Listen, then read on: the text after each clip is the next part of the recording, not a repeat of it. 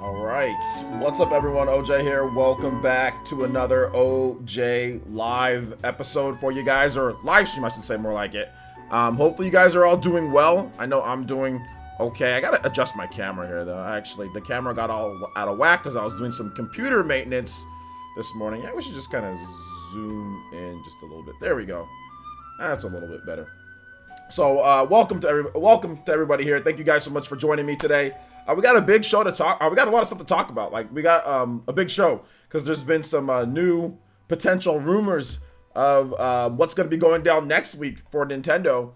Also, we've got we've got an interesting discussion piece because like I found it like, you know, we all come here and dude, like we all think that there's like a ton of games to play, and for the most part everybody thinks that like, okay, the Switch, there's enough to play, there's plenty of games, there's first party, like this is the most we've ever gotten. But apparently there's a whole other side that I didn't know about, you know, that I clearly obviously didn't know about, and was kind of shocked, you know, that when I saw that, which I guess if you watch certain content creators, you'll see that, you know, Nintendo content creators. And this is not to rag on anybody, but I felt that it would be a great discussion because there are clearly people who are like on one side of the fence and the other side of the fence, and the kind of people that are in between.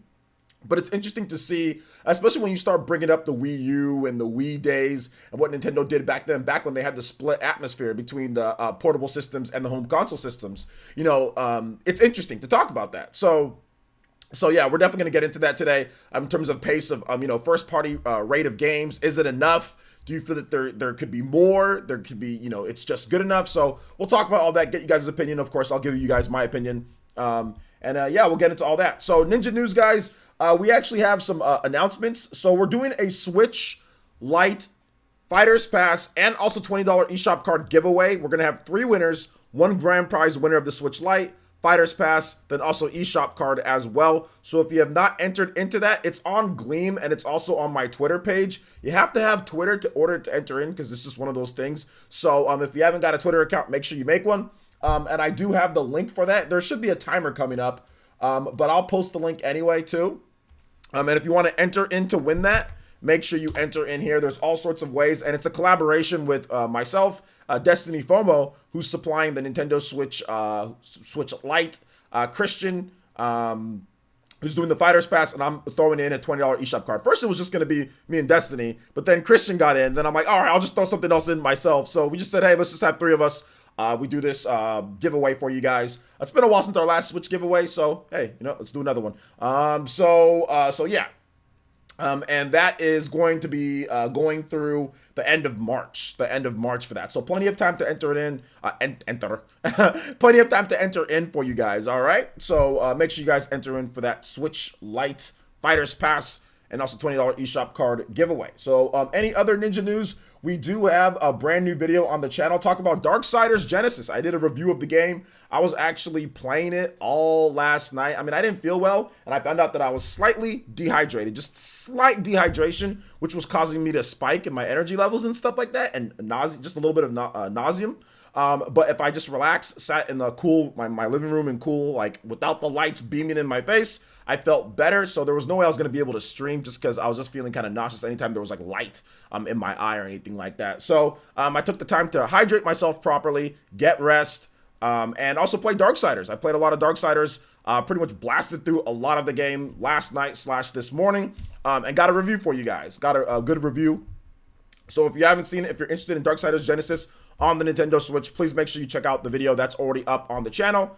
We do have a different thing that we're doing with Fire Emblem Cinder Shadows. This game is extremely difficult, the DLC. So I was gonna stream it for you guys, but it's not confusing, but it's too distracting to be talking to you guys on stream and be looking at chat and be trying to, you know, and like seeing like minor backseat gaming and stuff like that in terms of it. So it's just too difficult. So I decided that I'm just gonna play it in my living room, record it, then upload the videos in hour-long segments or whatever the case is. The first one is already done, and it'll go up probably tomorrow morning or maybe later tonight during the Spawncast. I'm not 100% sure. But the Fire Emblem Cinder Shadows, high quality, no death run, hard classic gameplay, that will be up. That will be, I'll do the full thing. I'll do the full playthrough of the game every single night. I'll just sit down, record whatever gameplay that I have. I'll record about an hour of gameplay on the dot, and then I'll stop it right there. Then we'll, you know, I'll get through a mission or whatever the case is.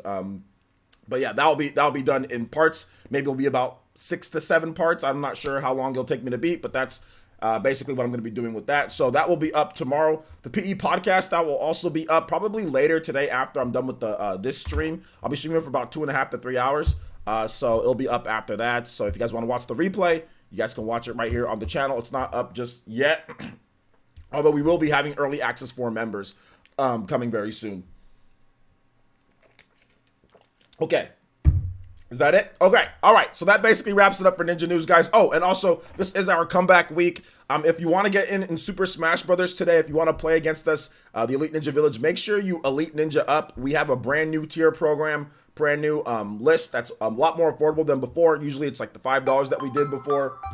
All right, yeah, somebody's calling me. My fiance, wife. Can't talk now. I'm streaming. Give me 1 second, guys.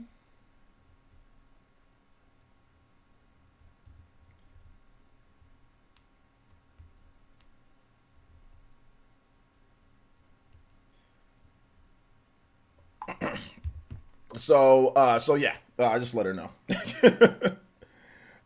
So basically, what was I talking about? Yeah, we have a brand new program in terms of that. So it'll cost. We have $1.99 that basically gets you in to play Super Smash Brothers against me in any arenas or codes or anything like that. So Mario Kart and Smash Brothers, we do that every single week.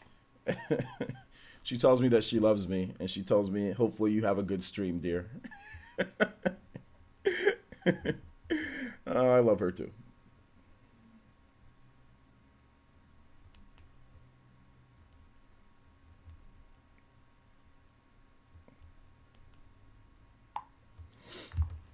All right. So yeah. So we have that. So if you want to get into Super Smash Brothers or Mario Kart, check out the brand new tune-in tier that we have. It's $1.99. I think it's pretty cool. We've already got a number of people already hop into that. If we do hit our goal, we're trying to hit a bonus goal. We're trying to get back to 170. So if we can get 8 new Elite Ninja, we'll have a user's choice bonus stream. And the user's choice bonus streams are going to be they're going to be actually pretty cool because they're going to be single player games. They're going to be single player games. You guys want me to go through a game, that you like or something, I'll have a list of different titles that you guys can pick from. You guys will be able to vote on Twitter. And you guys can just pick which one. You guys can pick which one you guys want me to play. Or we'll do a poll in the chat, which one you guys want me to play. Like it could be like Darksiders, or it could be like a different single player game, or we could play a multiplayer game. So yeah, you guys can pick whatever you guys want on that one. So yeah, Elite Ninja up and support the Elite Ninja Village. All right, so I think that is it in terms of Ninja news. Let's go ahead and get into shout outs. So if you're here in the chat, you want me to say hi, feel free to say hi. I'll be more than happy to say hi back. Yes, so yeah, Mr. and Mrs. Essence. Yes, there's Mrs. I should just say that, Mrs. Essence. There we go. We'll call her that from now on. Mrs. Essence. Mrs. Essence.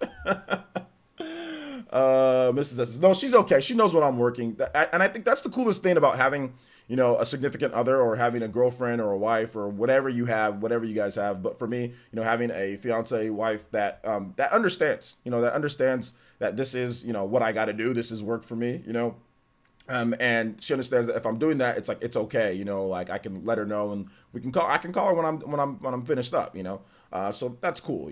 It's cool to have that. She's awesome. But anyway, let's say hi to everybody here.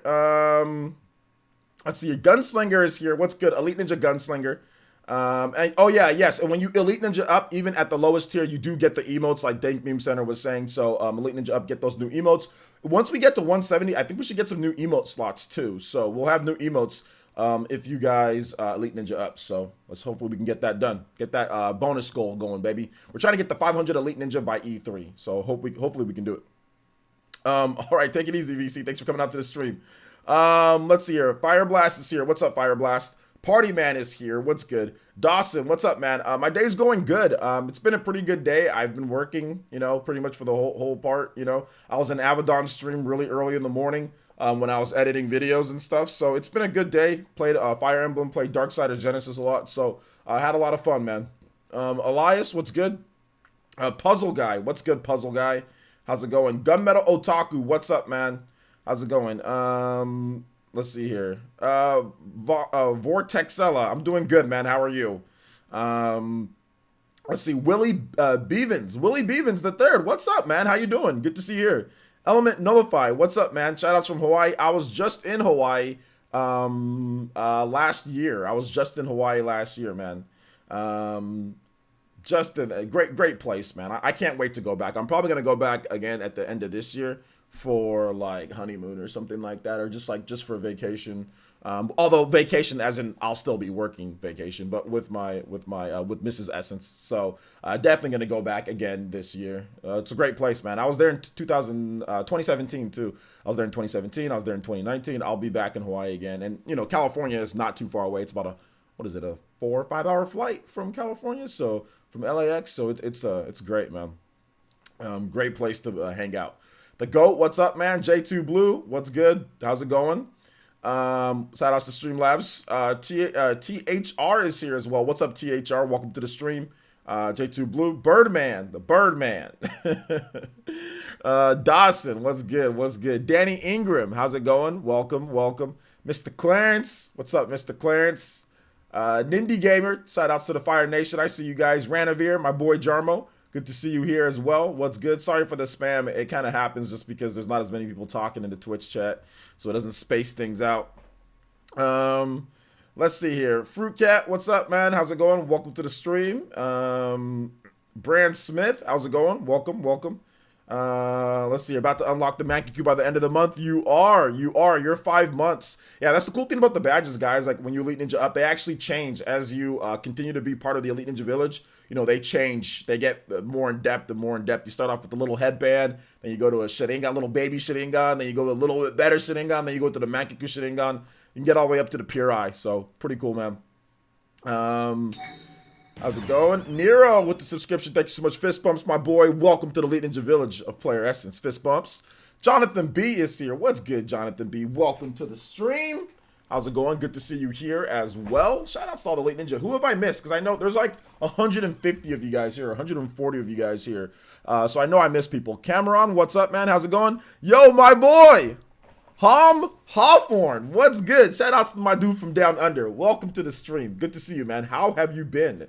Did I miss you, Dank Meme? Well, I didn't mention you saying, hey, Dank Meme said about these emotes. So what's up, Dank Meme? How's it going? Cool Breeze, EM Boast, Jaden as well, 3000 Duel. Yeah, I actually talked about that in my February Switch games lineup, top, best February Switch games. So definitely check out 3000 Duel. Looks pretty fun, man. I know I'll be picking it up at some point. It's only $10 if you pre-purchase it, so not bad at all. Old Manendorf as well. What's up, Old Manendorf? Welcome to the stream. Shadow King, Rinnegan Ninjas showing up. Let's go. Old Manendorf, when are you getting that Sharingan or that Mankey? Okay, next month for you too. I thought you've had it for a while, so I was thinking, yeah, you're pretty close. Positive Waves. What's good, Positive Waves? Dior Wilson is here. What's good, Dior Wilson? How's it going, my boy? Welcome to the stream. Astral is off the chain. Sweet Life of Dio Brando. Elias, Gunslinger. Anthony Rudd is here as well. What's good? Party Man the Bodyguard. I think I said you, but I'll go ahead and make sure I get it again, just in case. The GOAT, Squiddy Witty. What's up, Squiddy Witty? Yeah, the title was referring to the tweet because I went through. I mean, I'm not closed-minded. A lot of people might think that I am, or that, I'm just so set in my ways or whatever the case is. But I went through and I looked through the responses, and not to, like I said, no hate to Lonely Goomba. It seems like he got kind of pissed off at me. But no hate to him. No hate to him. He's definitely entitled to his opinion. I think he took it the wrong way when I quote tweeted him, which some people sometimes take quote tweeting the wrong way. But I think he kind of he got a little mad because he told me he said, "Oh, shut up," and I'm like, well, dude, I just got to jump on your head. You're just a Goomba. That's the first thing that came in my mind. I'm like, you first of all, what? There's no way in hell you're ever going to make me shut up. I don't care how many subscribers or followers you have. That's the first thing I said. But I didn't overreact or anything like that. I was just like, okay, well, just chill, man. Like, I'm like, you can make me shut up. If there's numbers that you got, let me know. Let me know if there's numbers, because he was saying like there's not enough games and stuff like that. And like he said that you would think that since the 3DS and the the portable and the home consoles are combined, that Nintendo would be making more games every single year, which is just, and I'm thinking like, bro, there's not enough. I mean, looking at the sales results and everything like that, people can't afford all the games that they even put out right now. And if you talk about indie games, third party, and also first party, there's no way Nintendo could somehow increase the output. Like let's just say by like 30%, right? 30% or 40% output of games, and then everybody be able to afford everything. It's just going to create some type of weird bottleneck to where people are just going to have even less money for stuff overall, because people already can't afford everything right now. Like I had a number of people reach out to me and say they want to buy Astral Chain, but they couldn't afford it, even if it was earlier in the year, because of all the games that they're going to buy. You know what I'm saying? And on top of that, like other systems as well. So, So I just thought it was interesting. Like I said, I wasn't trying to hate on anything like that, and like I just made a joke with the jumping on the Goomba thing, guys. I'm not trying to do any physical type of violence to anybody. I was just making a joke, but it seems like he got a little upset. But and I can understand why, because everybody was kind of going back at him with certain things and quote tweeting him and saying certain things, and some of them were being rude. You know what I'm saying to him? So I think at that point he had already probably read a number of rude messages from people. So maybe that's the reason why he kind of got a little bit more upset and, telling people to shut up and stuff like that, which I always find is interesting when people say that. It's like, you already know good and well that I'm not going to shut up. You already know people online aren't going to shut up. Like, you already know that's the case, because, like, I don't let anybody talk to me like that in person. Sure as hell I ain't going to let anybody over digital internet talk to me like that, So I always just find it funny when people use that type of language. Like, you're not going to make the person shut up. But anyway. So yeah, I want to talk about it, man. I want to talk about that because, like, I want to get you guys' opinion because, I was looking at the release list, and it would be very interesting if Nintendo actually did more. I mean, because you look at all the 3DS games, like, or 3DS studios. Pretty much every single 3DS studio that I know is making a Switch game. Like, every single studio that made, like, to kind of go against the point of, oh, well, you would think that there'd be more because we got, the 3DS is now combined with the home console. Every single major 3DS franchise, for the most part, is going to be on the Switch or on the Switch, right? Pretty much every single one. If you look at some of the games that they did before, Nintendo would have like their Mario Kart team make Mario Kart on the 3DS, make Mario Kart on the Wii U, right? But this time, I think what they did is that they said, okay, well, we just make one Mario Kart, I guess, right? Mario Kart 8 Deluxe, but we can also make a new IP. They took that team and said, let's make a new IP with ARMS. Or if you have something like, okay, well, Nintendo's like, hey, we published Bravely Default. Well, let's go ahead and get them. Let's publish Octopath Traveler. Let's get Bravely Default 2. You have something like Grezzo, who's continued to hire for HD development. And they also did work on, I think, Legend of Zelda Link's Awakening, right? So they were 3DS developers. Robbie, what's up, Robbie? How's it going, my boy? Welcome to the stream. Fist bumps. If you look at Fire Emblem, for example, I mean, people are talking about increasing the output of games. Dude, Fire Emblem got delayed twice. A lot of these 3DS developers, this is overwhelming for them. This is tough. It's game development is not, games don't grow on trees. You know what I'm saying? So it's like they had to delay the game twice in order for that game to get out. This is not 3DS. This is not 240p. You know what I'm saying? Donald Hurley with the subscription. Thank you so much, Donald Hurley. Welcome to Elite Ninja Village. Fist bumps, my boy. Look at Animal Crossing. Animal Crossing was delayed. That was a portable / 3DS game where we didn't get a mainline on the home console. That game was delayed for the health of the team over at Nintendo. So, now people are trying to say, oh, well, Nintendo should be increasing the output. They should hire more people. And they should get more games out. It's like you're trying to rush things. And I've never understood the logic behind rushing things and trying to jam pack the full year full of first party titles every single month. Stuff is going to get so overlooked. Games already kind of get overlooked as it is. Games are going to get super overlooked. Like this whole 2 or 1 first party game a month situation, that's just not going to happen. It's not going to happen when you have to have indies and third parties and all sorts of stuff. Like, people don't understand and not on top of that, game development doesn't work that way. It doesn't work like, oh, well, we're going to plan it to where this game is in January, and then this game is in February, and then this game is in March, because then this game is in April. That's not how it works. It goes on development cycles. It's timing, which Reggie Fils-Aimé talked about this. It's about timing.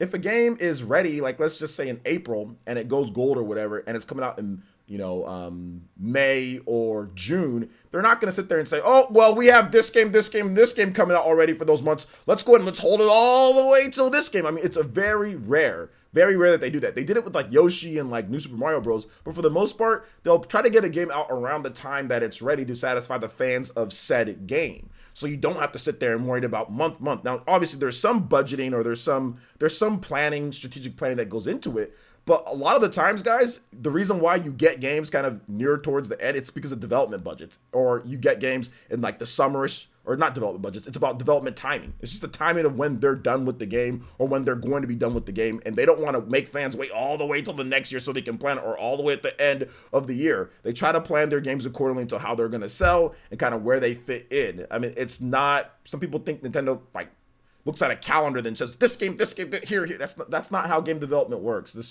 It's just not. I mean, sometimes you can do it. You can adjust things, like I said, with Yoshi and stuff like that. But for the most part, when the game's done around the time, you want to get it out around that time, because the longer it just sits there, the more money you lose, because development is over. You need to get the game out. You need to start making a return on your investment, because these are capitalist. This is a capitalistic company, So I think that people are ignorant to, or I wouldn't say ignorant, I would just say oblivious to how it actually works, and how HD development takes a lot of time for quality. It takes a lot of time to get quality out. You can't just sit there and rush games out. Guys are already having trouble getting games out as it is. Like, it really is. Game development is not easy, and people like to trivialize it because we're the consumer and we just look at it, let's just get all these games out. Like 3DS, it's like, dude, 3DS is 240p. 3DS literally is, it's 240p. It's somewhere between a Dreamcast and a Wii in terms of power. You're going from that to the Switch. You're not going to be able to get as many 3DS games out at the same time. I mean, you can try your best, but you're not going to be able to get as many games out like you did before. And I think that's also another reason why they're probably doing like a DLC expansion to Pokemon instead of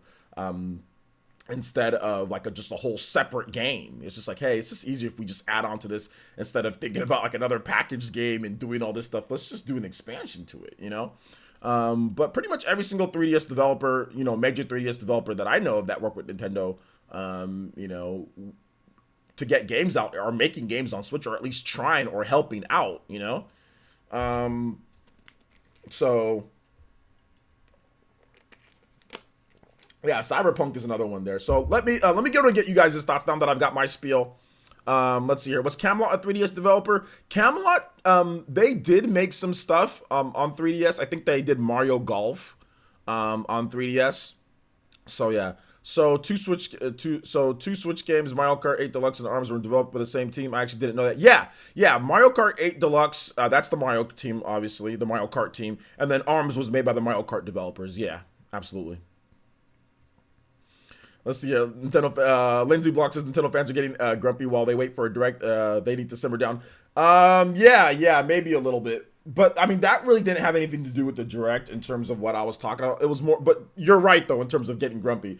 But in terms of just like the development, like I said, I wanted to talk about it. I actually have a video that I'm going to be working on probably Sunday night, kind of comparing the rate of games. Because, it's one thing for me to sit there and say this, but I need to actually back up my words. So I'm going to be looking at it. And from what I've done so far, the rate of games that Nintendo has, I mean, unless you do weird, like, hey, well, don't count ports, don't do this. The rate of games is the fastest that I've seen it, because they did combine the development atmosphere. When it comes to a home console, it's a faster rate than most of the other Nintendo systems, pretty much all the other Nintendo systems, to be honest. But I'll have the official, like I said, I'm working on a video for that. I'll be working a lot on Sunday, so look out for that. Well, it'll be up maybe Monday or Tuesday. Elias says people's argument is that Nintendo is only Zelda, Mario, and they didn't come up with any new IP in the past decade, apart from Splatoon, so that's why they say they don't have the games. Well, that's not their argument. That's not what they were saying. They were saying that they need, or at least that's not what the Goomba dude was saying, Lonely Goomba. He was saying that he was disappointed with the game output.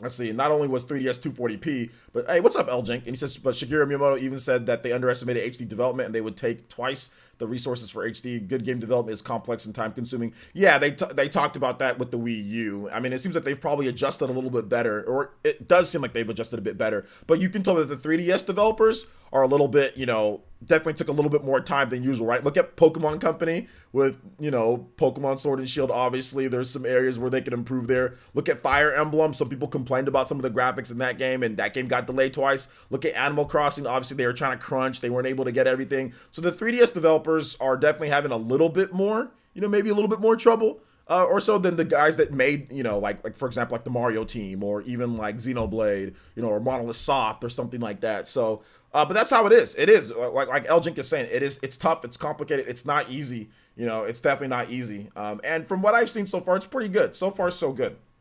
But I think that they're hitting their stride. I think Fire Emblem Three Houses, the DLC is very well done. So they're hitting their stride.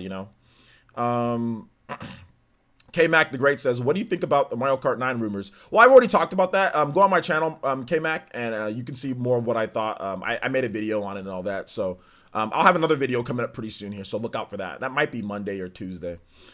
Peeps need to realize that 3DS didn't start to tune out the great games until year 2 or 3. The Wii U was begging for games.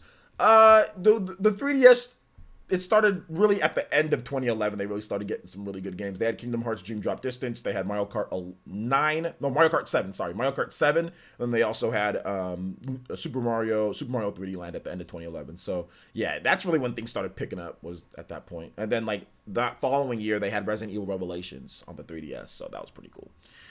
Yo, Corvin, what's up, man? How's it going? Welcome to the stream, my boy. Let's see here. It would be nice if games were better paced throughout, better spaced throughout the year. Even the games like Fire Emblem Three Houses was delayed from spring to summer 2019. It's not always their control. Well, that's what I'm saying. It's more about development and when the game is ready and when they're trying to do things. It's not like they're trying to have all the games put at this point all the time. I mean, if you look at like 2017, that was better spacing than 2019. Not because they did it that way. It's just because that's just how the games that's just how it worked out with when the games were done. Like Reggie said, it's about development time period.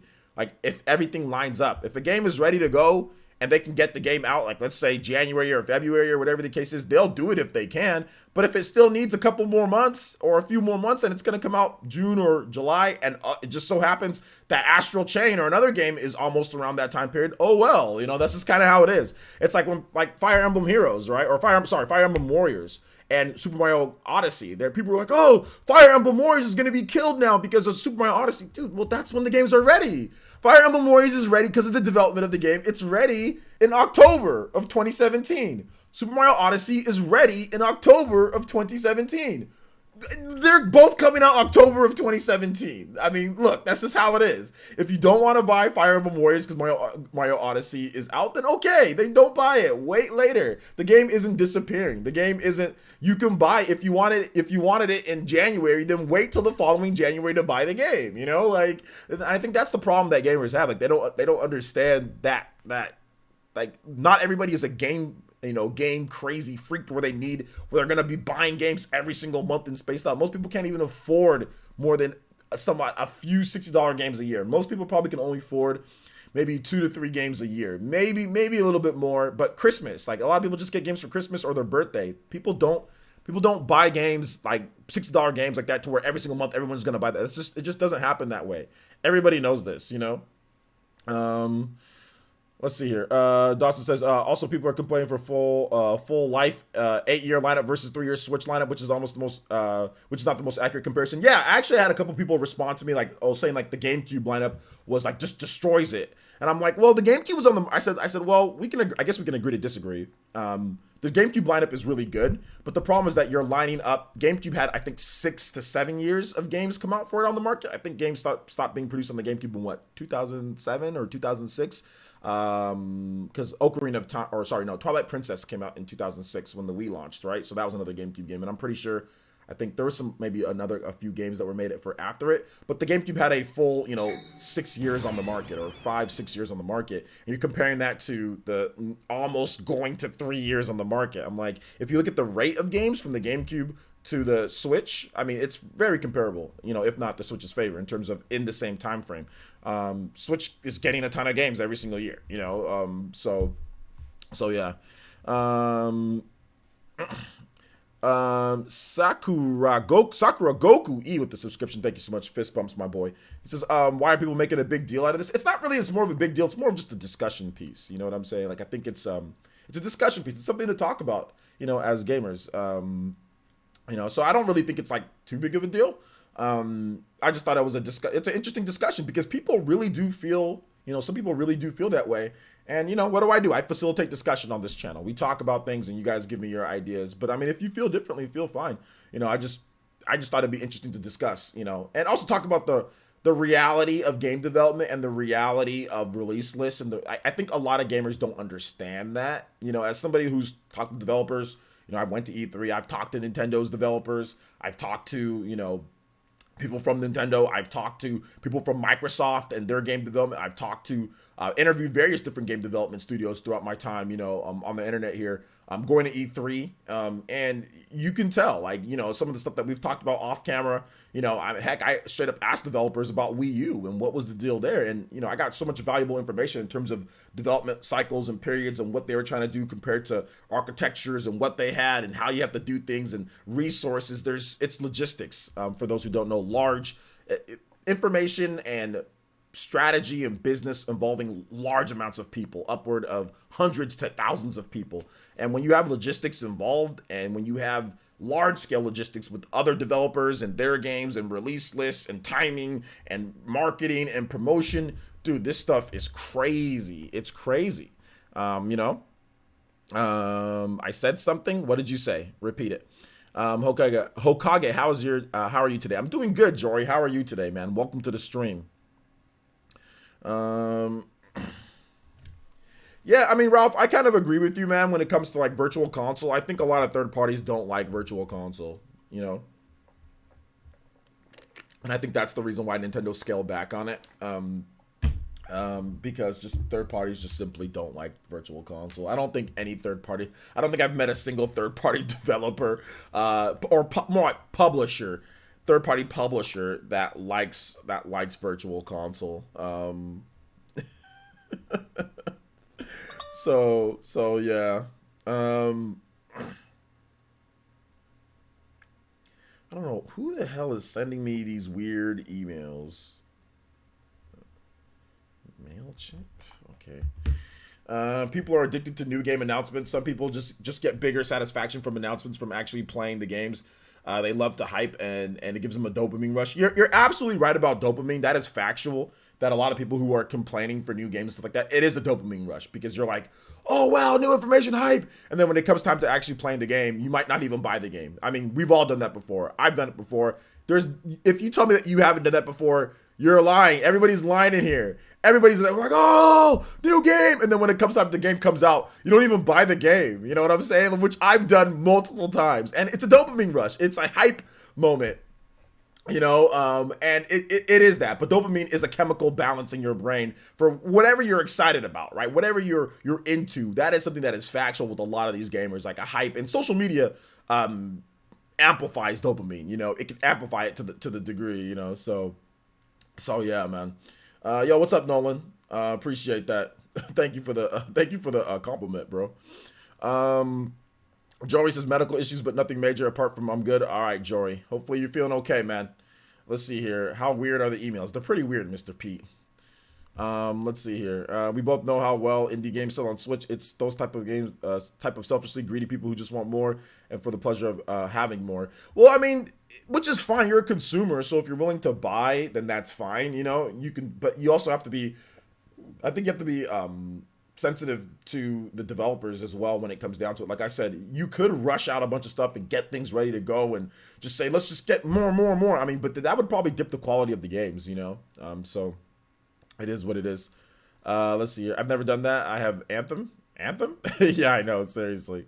I'm guessing the emails are feet pics also. Yeah, feet pics, Aiden Quinn. Definitely feet pics. Yo, let's go. Who is that? Jakin? Papa Jakin upgrading to the Ambu membership. Thank you so much, Papa Jakin, upgrading to Ambu, going up to that $9.99 tier. I do appreciate that. You guys give some love, respect, and emotes to Mr. Papa Jakin. That does get you some new perks, Papa Jakin. So make sure you check that out, man. Make sure you check it out, dude. Thank you so much for that upgraded Ambu tier, man. I appreciate that.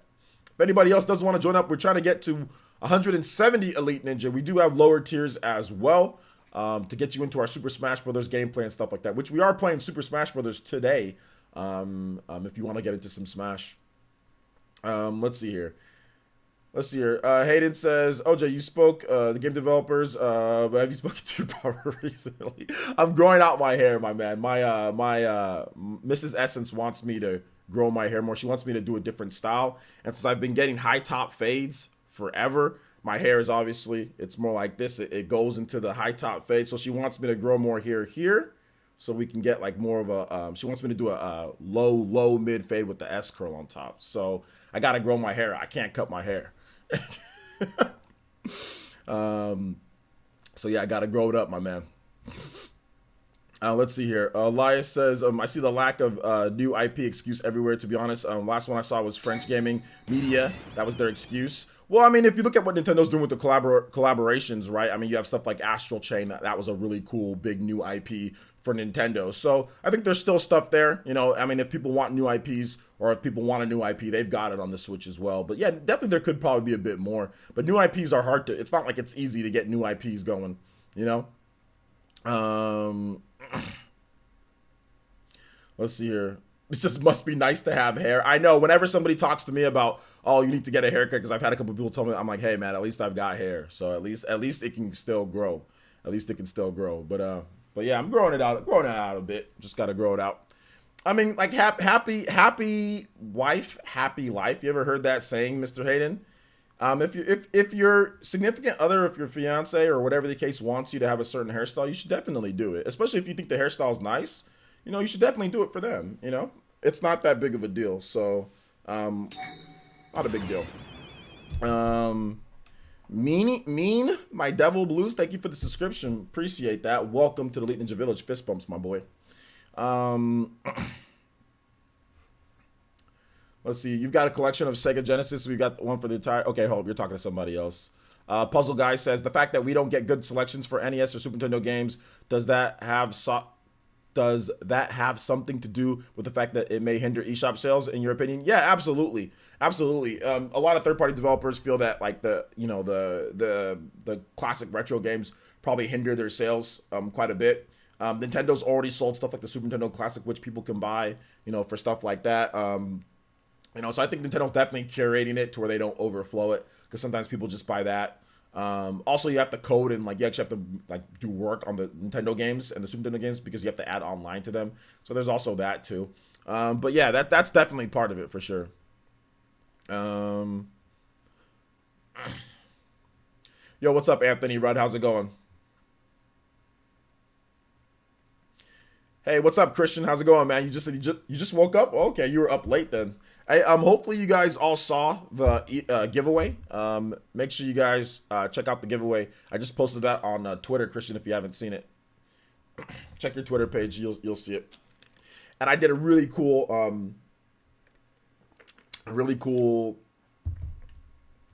like picture, like the picture for the giveaway. I spent a lot of time on that. That took me a long time to make that.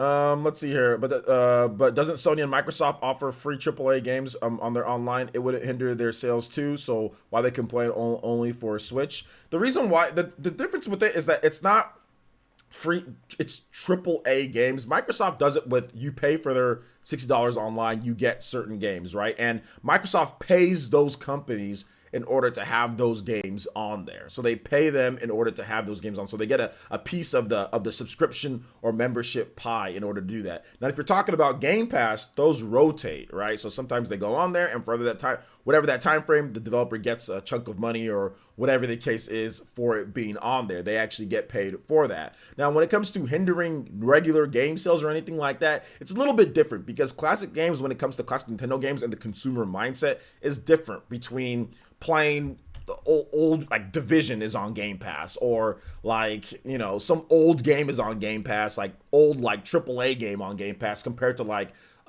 Super Metroid or Super Instant Classics. If you've noticed, there's not a lot of PS2 games. There's not a lot of classics like that on PlayStation 4 for people to go out there and pick up. There's some, but they don't overload it with some of these classic games that are like, that you can just get everywhere. So it's a little bit different, because Nintendo's background and history is different from Microsoft and Sony's, and what people and consumers will buy. From what I've seen and from what third-party developers have seen, they definitely feel that indie game sales are hindered by when you have all these AAA old school Nintendo games, right? So games that were AAA back in the day, because they're right around the same price. So that's the biggest problem. At least that's what some developers think. Now, is it 100% in practice if we see that with the Switch? Maybe, maybe not. But from what I understand, that's what they feel, at least. Maybe they're wrong. Thank you so much, Jack. Thank you for the follow, man. I appreciate that. Give it about 10 minutes. You should be able to comment. Christian says, you think we can get a reaction to my new post as well? The one I replied the dank meme. I tagged you. What do you think? Yeah, we'll do that in just a bit. Let's get through a few more comments, Christian, then we'll definitely get into that. The juice is back. Yo, what's up, gaming dad? I am back. Welcome. Devontae Hill with the subscription too. Thank you so much, man. Fist bumps. Welcome to the Elite Ninja Village, my boy.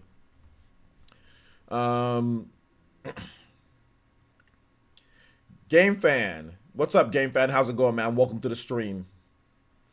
Let's see here. You should make a video talking about the shortcomings of the virtual console, so those who are obsessed with it come back and take a hint. I don't really think there's any need to do that. If people want virtual console, then people can have virtual console. Just because a third-party developer or whatever the case is doesn't like it doesn't mean doesn't mean people can't want it or like it. So I don't want to sit there and impede on people's emotions when it comes to virtual console. A lot of people have a lot of good emotions tagged to these games and they want to play them on the Switch. I personally just feel that you should just play them. Don't worry about the system, at least at this point. Just play them. They're on the Super Nintendo Classic. They're on all sorts of various different things. You can play them on. Heck, you want a virtual console? Wii U has it as well. But I understand for people who want to play it like on the go and things like that. It makes sense, man. Don't get me wrong. Like it makes sense. I get it for those people. Let's see here. Jonathan says, I think the eShop's bad UI is costing Nintendo developers money because it's so hard to find things. It possibly could be the case. People always talk about that, but eShop sales are always really good. So it's hard to really say that that's causing Nintendo so much money and how much money it's causing them. There's no facts. There's nothing in there to line it up because Nintendo's eShop and digital revenue sales are amazing. So it's hard to say when it comes to it. I don't really think any of the if you look at the Xbox One store, or if you look at the PlayStation store, I don't think any of them have really a good user interface. So I don't really think there's a good user interface for anything, maybe outside of Steam.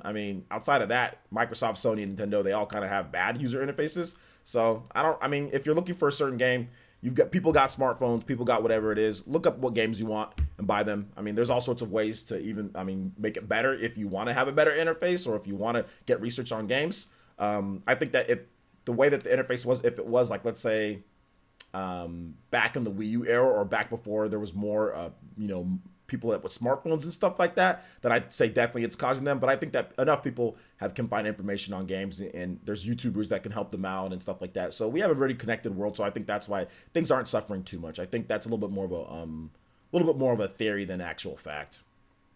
All right. Shadow King or Ben says, "What's up, OJ? Do you think Xenoblade X will make it to the Switch too?" Yeah, eventually. Shadow King says, "It's like people don't consider when hours get cut to where you have to choose between games. I myself had to cancel my pre-order for Languisher 1 and 2 because of that." Yeah, that's also true. And Shadow King, that's what we were talking about. We were talking about how trying to get games out to where not only making third-party developers happy, indie developers happy, big games happy, big publishers happy, your first-party studios, like trying to say, oh, Nintendo should somehow increase the output even more I think that's ridiculous. It's just, people just don't have that amount of money. If people had the amount of money that they're trying to say, like, for all these games to come out, then Astral Chain would have sold like 6 or 7 million copies instead of the 1 million copies it's sold so far. Games like Marvel Ultimate Alliance would have sold another probably 3 or 4 million copies, but it's spread. Even if the games came out later, or even if they came out earlier, it wouldn't matter because there's a finite amount of money. People schedule out what they're going to have or what they think is coming, and there's a finite amount of money for things. So, it's already rough for a lot of people as it is. Should I get a Wii U in 2020? If you want a virtual console, I guess, yeah. If you want a virtual console and you want to play Xenoblade Chronicles X, yeah.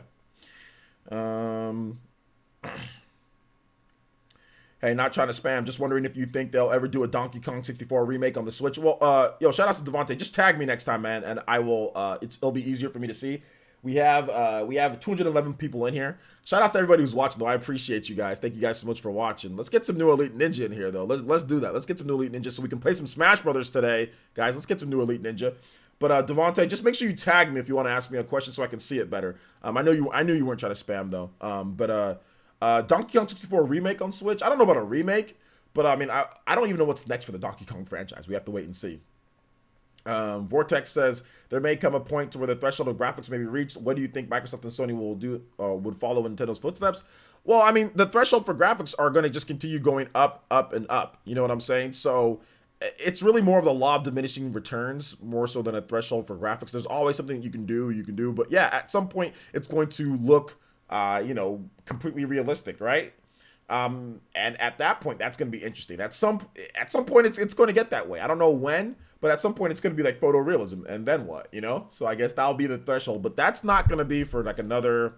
I'd probably say at least 5 or 6 generations. Maybe by the time, maybe 20 years from now, 20 to 30 years from now, we'll see photorealistic graphics. But I think it's still a couple or a few gens off for that. Game Fan says, did you see the direct could come after the Animal Crossing direct? Yeah, I already made a video on that, Game Fan. I talked about there potentially being two rumored directs for February, or 2 directs coming in a short amount of time from each other. So yes, I already saw that.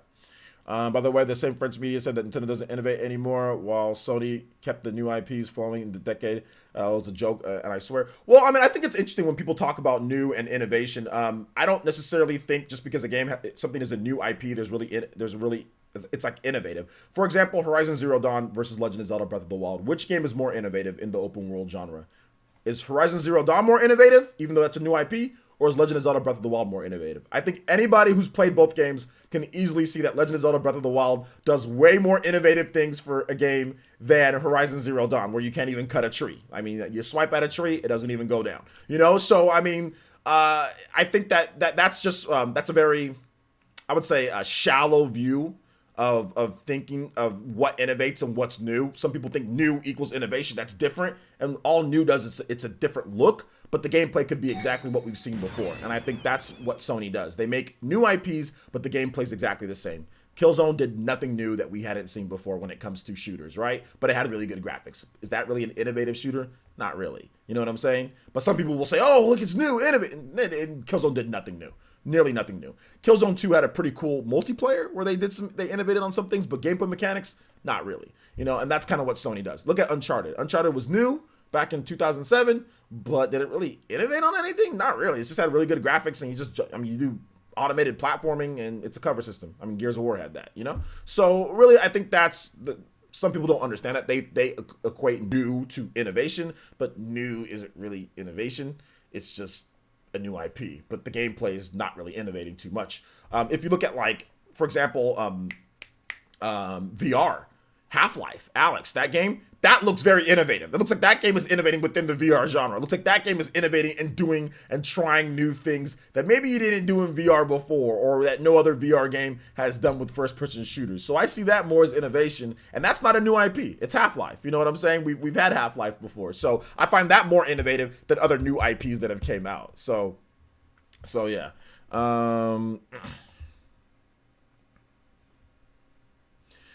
Let's see here. Horizon was better because my weapons didn't break. That doesn't make Horizon better.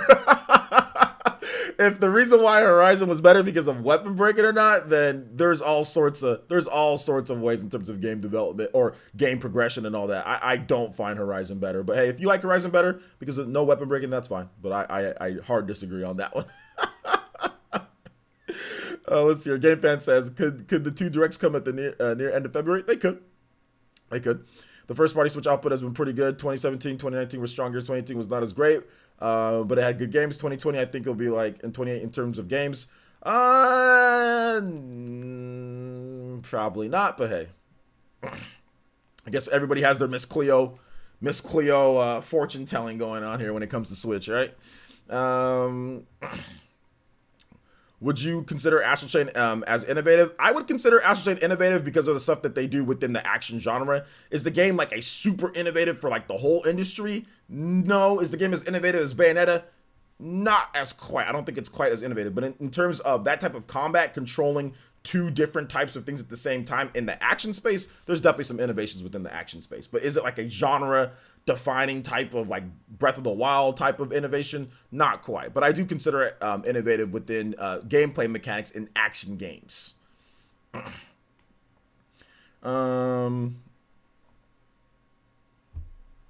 Let's see. Yeah, Breath of the Wild, all the way. I don't understand these exclusives just to hate on the. I don't think it's that. I mean, everybody has their own opinion, Elias. So if people think that this game or that game's better than that whatever game, that's fine, and they're free to state that. They're free to talk about it. But I mean, like, I don't think like Horizon Zero Dawn, you swipe at a tree and the tree doesn't cut down. like like you literally you swipe right through a tree. I will take weapon breaking in order to have the innovation of actually having real physics involvement, because to me Breath of the Wild, it really takes the open world and it makes it the game. Horizon Zero Dawn is a good game, but it's open world just because of the shock factor or the look at the graphics. You can't really, I mean, with the exception of some of like the stealth, there's no real open world mechanics that really take the open world and innovate within the gameplay. Zelda has all sorts of stuff. You're swimming, you're making ice blocks, you're using that to traverse, you're flying through the sky, you know, you're doing all sorts of things that integrates the wild, right? That integrates the actual game world of open world genre directly into the gameplay. There's all sorts of physics-based stuff that you can do in order to manipulate or solve puzzles. Horizon just doesn't have anything like that. It's just an action RPG in an open world, and that's it. Like, there's no innovation in the game. It's cool, and I like it. It's a great game, but to compare it to Breath of the Wild that it's better, I can't do that, considering how much more innovative that Breath of the Wild is than Horizon. And that's no knock on Horizon. I think Horizon's a great game, but it does, you swipe at a tree and it doesn't even cut down. Like, that's, to me, that's a problem. That's a big problem if you're an open world game and like you think that you're in this wildlife, you look at all this stuff, and then you swipe at a tree and you can't even chop a tree down. Like, come on, you know. Prince Owunsu, thank you so much for the follow, the subscription. Appreciate that. Welcome to the Elite Ninja Village. And I think Jink, and I think that you're right about that, about, you know, like that's part of like weapon degradation. That's part of it. All they need to do is just add like a forge, you know, at your home. That's all they need to do is just add a forge. So like when you go on like a long mission, right? And you got to make sure that you prepare yourself, but that's still management, right? Because you might go on a really long mission that's far away from, you know, where you're at or where your forge is, and you have to manage that, you know, while you're gone. So absolutely, man, absolutely. I think that it adds to the tension and it adds to it, but I think that they could just really add like a, you know, a crafting system or something like that, or even like a portable crafting system to help out, you know. Yeah, you guys can ask me random questions. If you guys have questions, feel free. Guys, I'll go over the rumor real quick. Looks like Emily Rogers is kind of hinting that there's going to be an Animal Crossing direct next week, because Pixel Par on Twitter said, "God, I hope there's a direct next week." And then Emily Rogers said, "Are you an Animal Crossing fan?" So it does seem like she is hinting that there will be an Animal Crossing direct as well.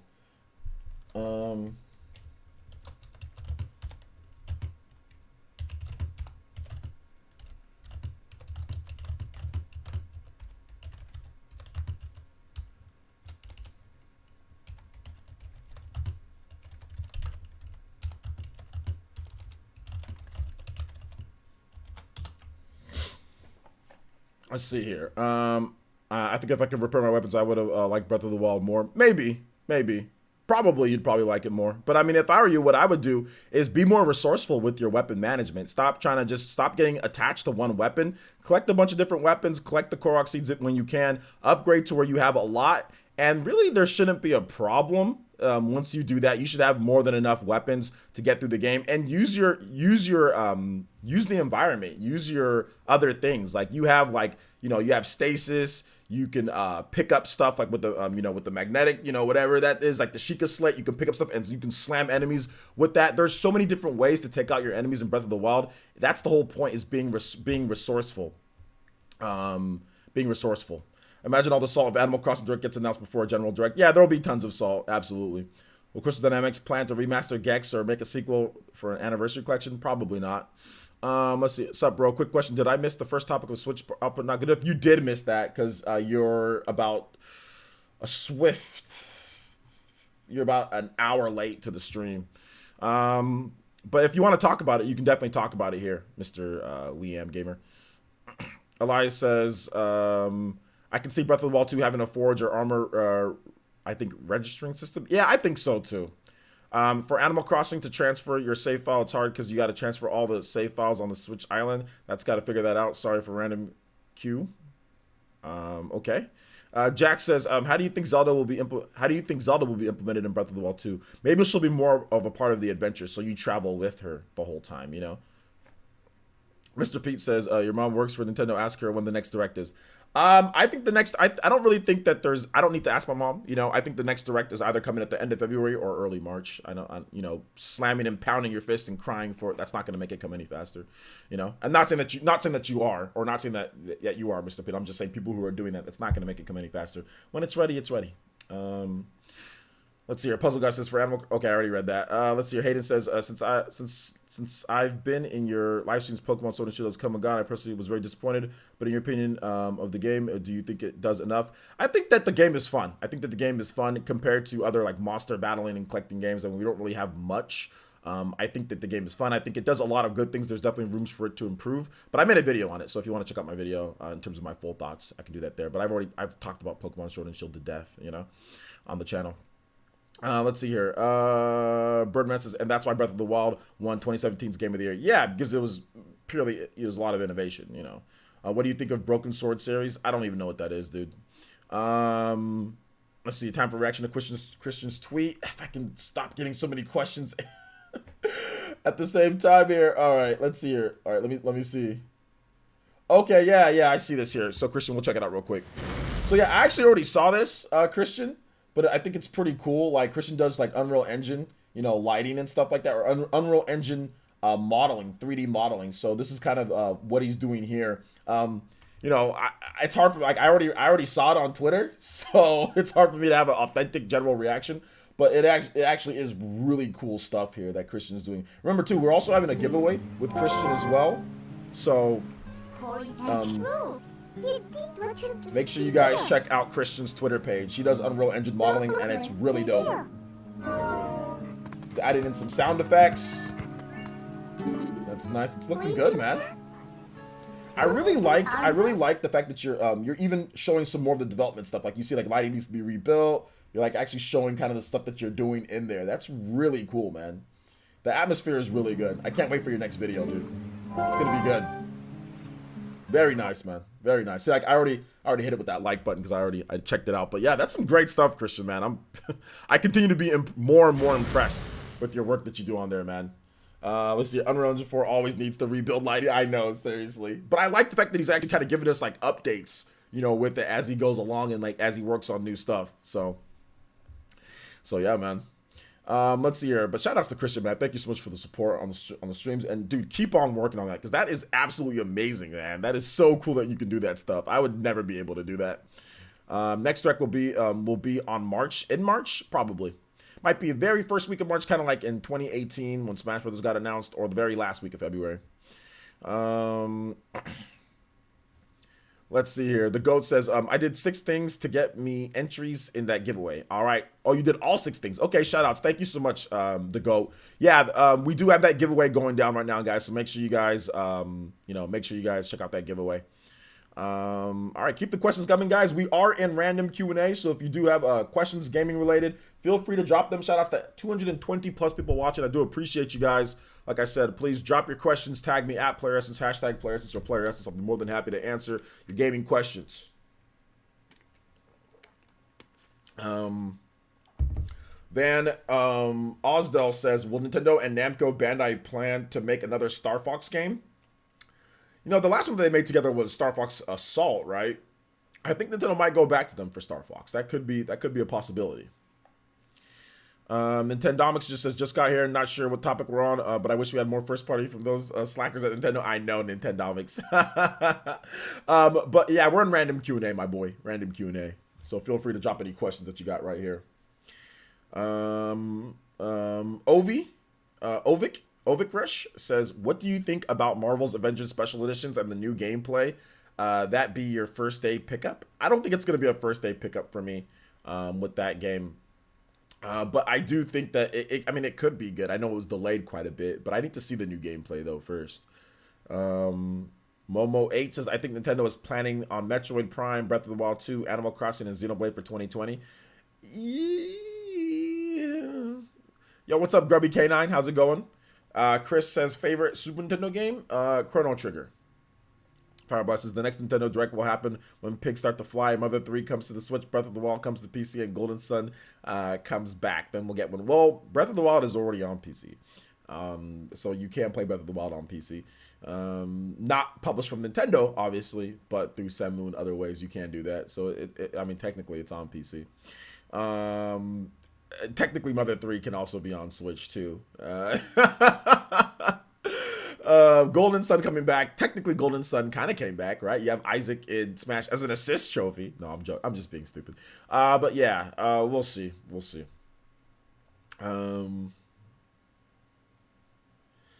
Let's see here. I got all 80 entries. There you go, Birdman. Thank you for the support, boys. On that Switch giveaway is we're already doing really well on that. We've already got over 6,000 entries. So 6,000 entries, and it just started. So that's a pretty good sign. Lucky Paul says, hey OJ, how are you? I entered the giveaway and I'm gonna wish some luck. Yeah, there's 3 winners. So somebody will win a Nintendo eShop card. Another person will win the Fighter's Pass, and then another person will win the Switch Lite. So we have 3 different winners. 6K entries, LMAO, rip my chances. Well, dude, that's just the first few hours of the giveaway. You know, it's going till the end of March, so there's gonna be a lot more than 6,000. But yeah, you never know, dude. Never know. I know you're not big on Kingdom Hearts, but are you planning on tackling the Remind DLC at some point? No. The story scenario gives you more context to the ending, and data battles and secret boss are fire. Dude, Kingdom Hearts is... I'd rather just watch... I'll just watch HMK play Kingdom Hearts. I'm not into that franchise at all. I've tried, and I don't think I like Kingdom Hearts. But it's cool. I think it's a cool franchise. What games would be your first pickup? Top 5 pickup? What games on, like, what do you talk about? Like, my top 5 games or something like that? Like, on Switch? I mean, like, you know, like Zelda, Xenoblade, stuff like that. Persona 5 Royal would be awesome on Switch, but nay. Yeah, I actually made a video on that. This is my channel. So check out that video that I made. Aiden Quinn says, remind everyone that the key to winning the giveaway is talking trash about it. Yeah, exactly.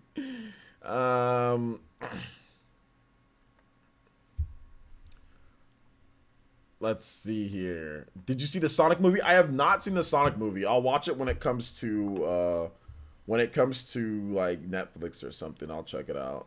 I don't know. I was thinking maybe I can go see it, but I don't know. We'll see, man. We'll see. Not sure.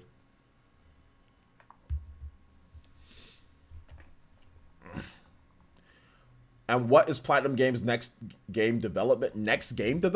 Well, they're working on that Babylon's Fall, that game for the PlayStation 4. They're also working, obviously, Wonderful 101. They're working on that. And they're working on Bayonetta 3. But I don't know anything outside of that. Yo, Abaddon! Bodying the chat! With the 3-0, the Madara coming through the first donation of this stream. Abaddon becoming the top stream ninja and also the stream Hokage with the 30. And he says, more money into the war funds. Also, music-wise, Maximum Carnage, Streets of New York, Genesis version. Okay, you hit the magic nail on the head there. Maximum Carnage is a game that I used to think that was really, really cool. I do like that game. It's a great game. Yo, you guys give some big love, respect, and emotes with the Madara coming through, bodying the chat with the $30. Thank you so much, Mr. Abaddon Smith, my homie. Brother from another mother, man. I appreciate you. Thank you for the 30. Elite Ninja love. And yeah, we'll get that going for you. Also, Lou Silver with the $4.99 through Super Chat and says, what's up, OJ? Just dropping by to show some love. Enjoy the stream. Thank you so much, Lou Silver. I appreciate the support, bro. I really, really do. Thank you for that, man. All right, so Maximum Carnage. When we play Maximum Carnage, I'm gonna play a bonus track first, Abaddon.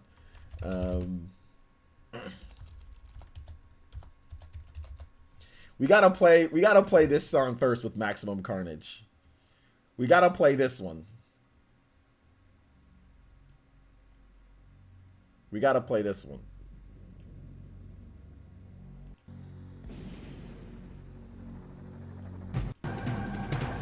No, that's not it. Maximum Carnage.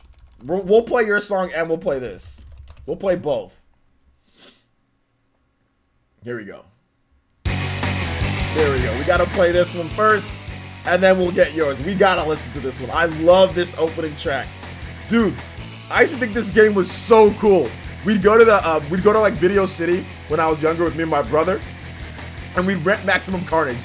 Not because we knew how good the game was, but because of the box art.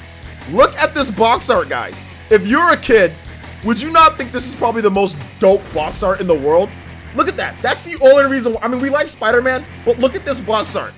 Holy smokes. This is probably like one of the greatest box arts in the world. It's all red. Look at Carnage.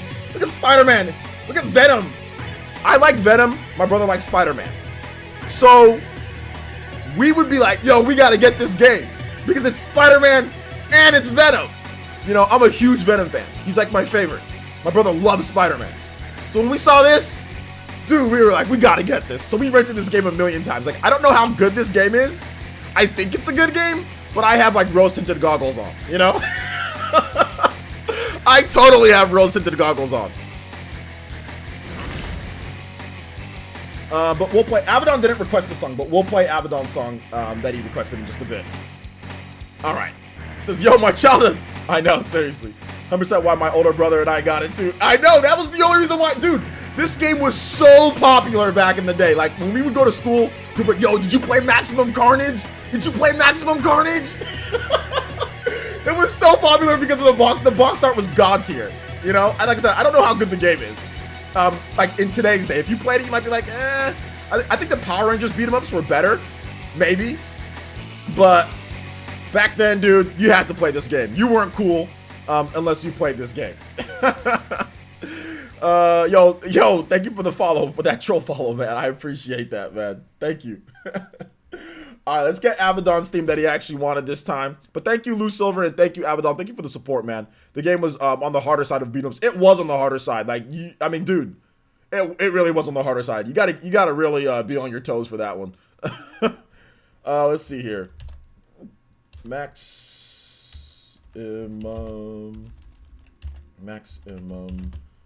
Carnage, new Streets of New York.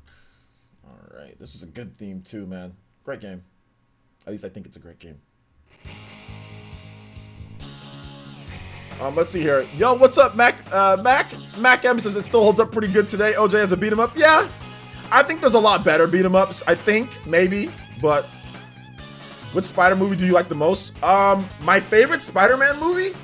I want to say the original, the Tobey Maguire Spider-Man, like the first one of the Tobey Maguire series, that Spider-Man, maybe, or Spider-Man 2. Maybe one of those two. I'm not sure.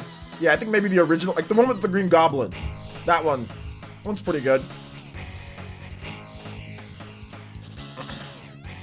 OJ, what unannounced Switch game do you want to see? Unannounced Switch game? Chrono Trigger remake.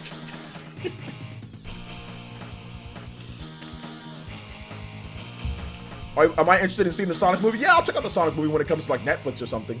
If Mrs. Essence was here, like right now at this point, then I would definitely go see it with her. Like, says, given the success of the Switch, do you think controversies around Bayonetta 3 will be bigger than Bayonetta 2, given that more casuals have the Switch now? I don't think so, but I mean, there might be some people raising something, but yeah, it could be. It definitely could be. It depends on what they do in the game, though, you know? Ovi says, do you remember about Watch Dogs 2 black main character problem in Twitter 2016? I hope we don't get another problem with Watch Dogs Legion.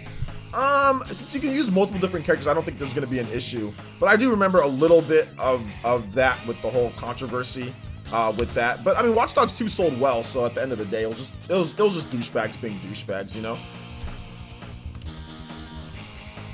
I actually made a video on that. You guys can check it out. Just type in Watch Dogs 2 black main character on my channel. You'll see what I said about it all those years ago. All right, thank you, Abaddon, for the support, man. Let's go ahead and get your name up here on the top stream board, man. And also Stream Hokage with the 30, man. I appreciate that. Abaddon taking the top spots on both of the charts here, man. I appreciate you, homie. Hopefully you enjoyed the music. Let's see here. What games would your first pick up for PlayStation, Xbox, and Nintendo? I mean, first pickup. Um, I mean, Legend of Zelda Breath of the Wild, I guess, right? I mean, Xbox. I don't know, something. And PlayStation would probably be like Persona 5. Let's see here. I've just finished Bayonetta 2 on the Switch, and I hope they don't change anything about the character. I don't think they'll change anything. I think Bayonetta is who Bayonetta is. Wasim Khan says, hi, OJ. Are you interested in Streets of Rage 4 coming? Are you going to pick it up? Yeah, I'm definitely interested in Streets of Rage 4. Streets of Rage is a big part of my childhood / teenhood / young adulthood. so yeah, I'm actually a big fan of Streets of Rage. So I'll definitely pick it up. I used to ride my bike to my friend's house to play Streets of Rage on the Genesis back in the day.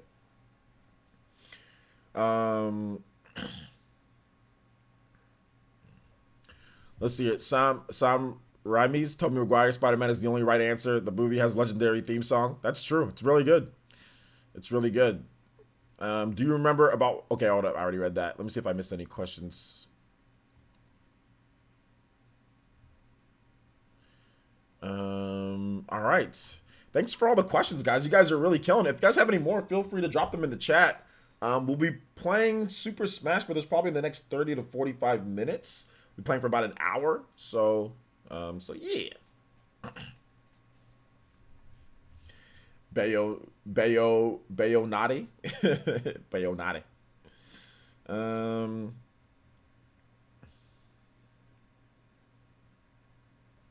Any other questions, boys and girls? So we all questioned out.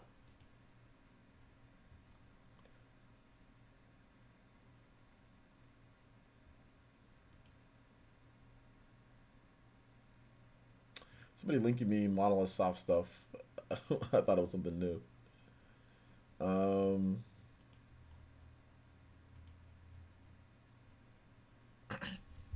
Remember The Simpsons? The Simpsons video game? Yeah, I used to play a lot of Simpsons games back on the day on the NES and the Super Nintendo.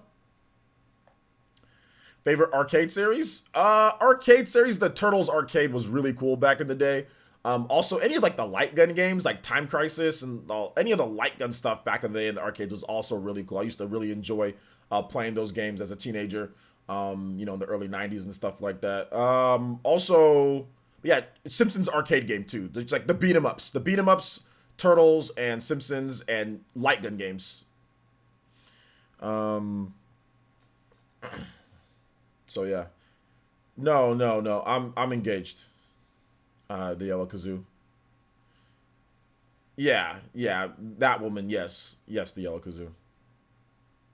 If it was just like a simple girlfriend, I never post pictures. I've never posted a single picture of any girlfriends that I've ever had. I would never post girlfriends on my Twitter. It'd only be somebody that I know for sure is gonna be like actually like forever, But no, I don't ever post girlfriends on my Twitter. Any girlfriend that I've ever had, I don't ever post them.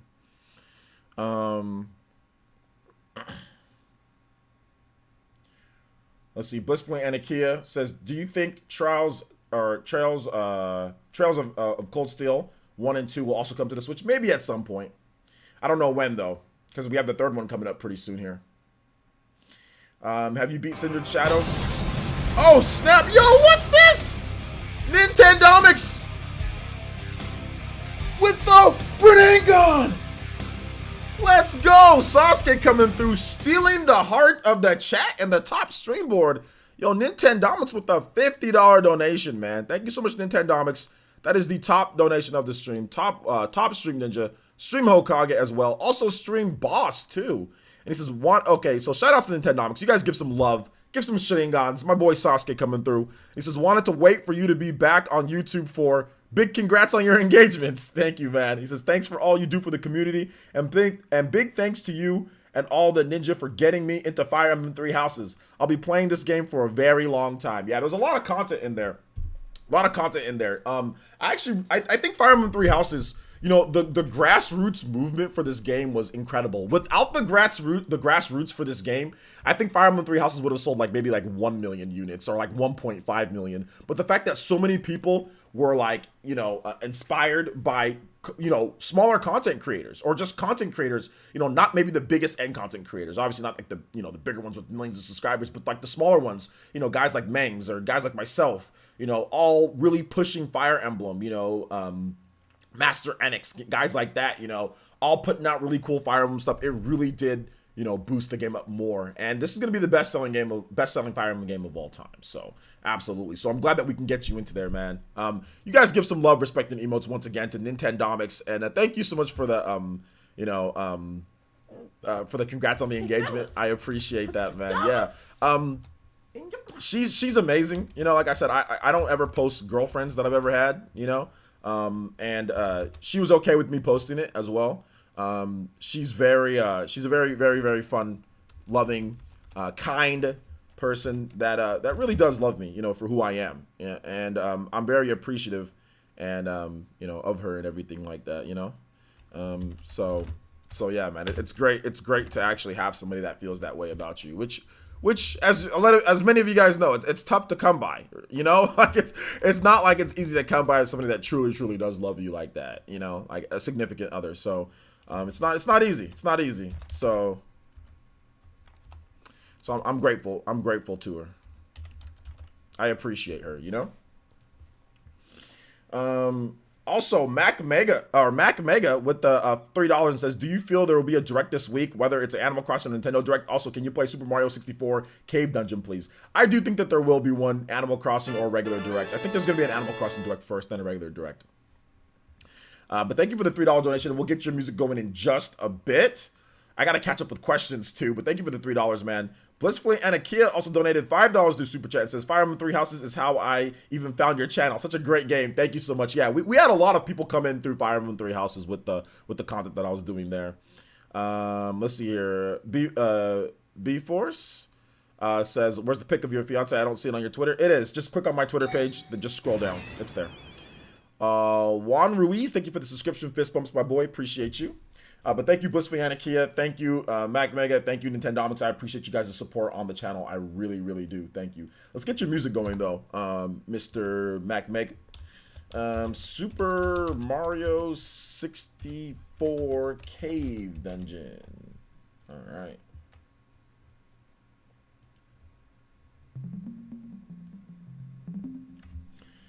All right, let me scroll back up and get these questions.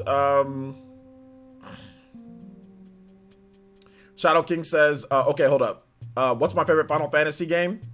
My favorite Final Fantasy game is Final Fantasy VI, I think. Final Fantasy VI. Shadow King says, have you beat Cindered Shadows yet? No, I haven't. The DLC is harder than I anticipated. Shadow King, you responded to my Twitter post. So I told you that I'm doing parts. I just finished the first battle, and that will be up on YouTube tomorrow. So you guys will watch me play throughout the whole game, or I'll have up. So you'll know when I beat it, because it'll be up on YouTube. Game Fan says, or Justin the Great says, you getting the Pokemon Sword and Shield DLC? Probably. Game Fan says, remember the episode where Homer became the Hulk? I do. It's funny. Game Fan says, okay, he's spamming. Okay. I think absolutely, Nintendomics says, I think you're absolutely right. Been holding to that one for a while. 2020 is going to be a great year, brother. Absolutely, Nintendomics. Thank you for the support, bro. Let's see here. Jonathan B says, your hype and passion for Fire Emblem Three Houses made me want to pick up the game. Thank you, man. I appreciate that. What's up, OJ? Watching during my 12-hour shift. Yo, shout outs, man. Xavier, thank you for coming out to the stream, man. And it says, you don't speak about girlfriends, but you do speak about the fat chick back in college, OJ's Bizarre Adventure. No, I said I don't post. I never say I've spoke about previous girlfriends, but post pictures. I've never posted a single picture of any girl that I've ever dated on any type of social media or anything like that. There's not a single one. Not a single one. But talk about? Sure. Post? No. Let's see here.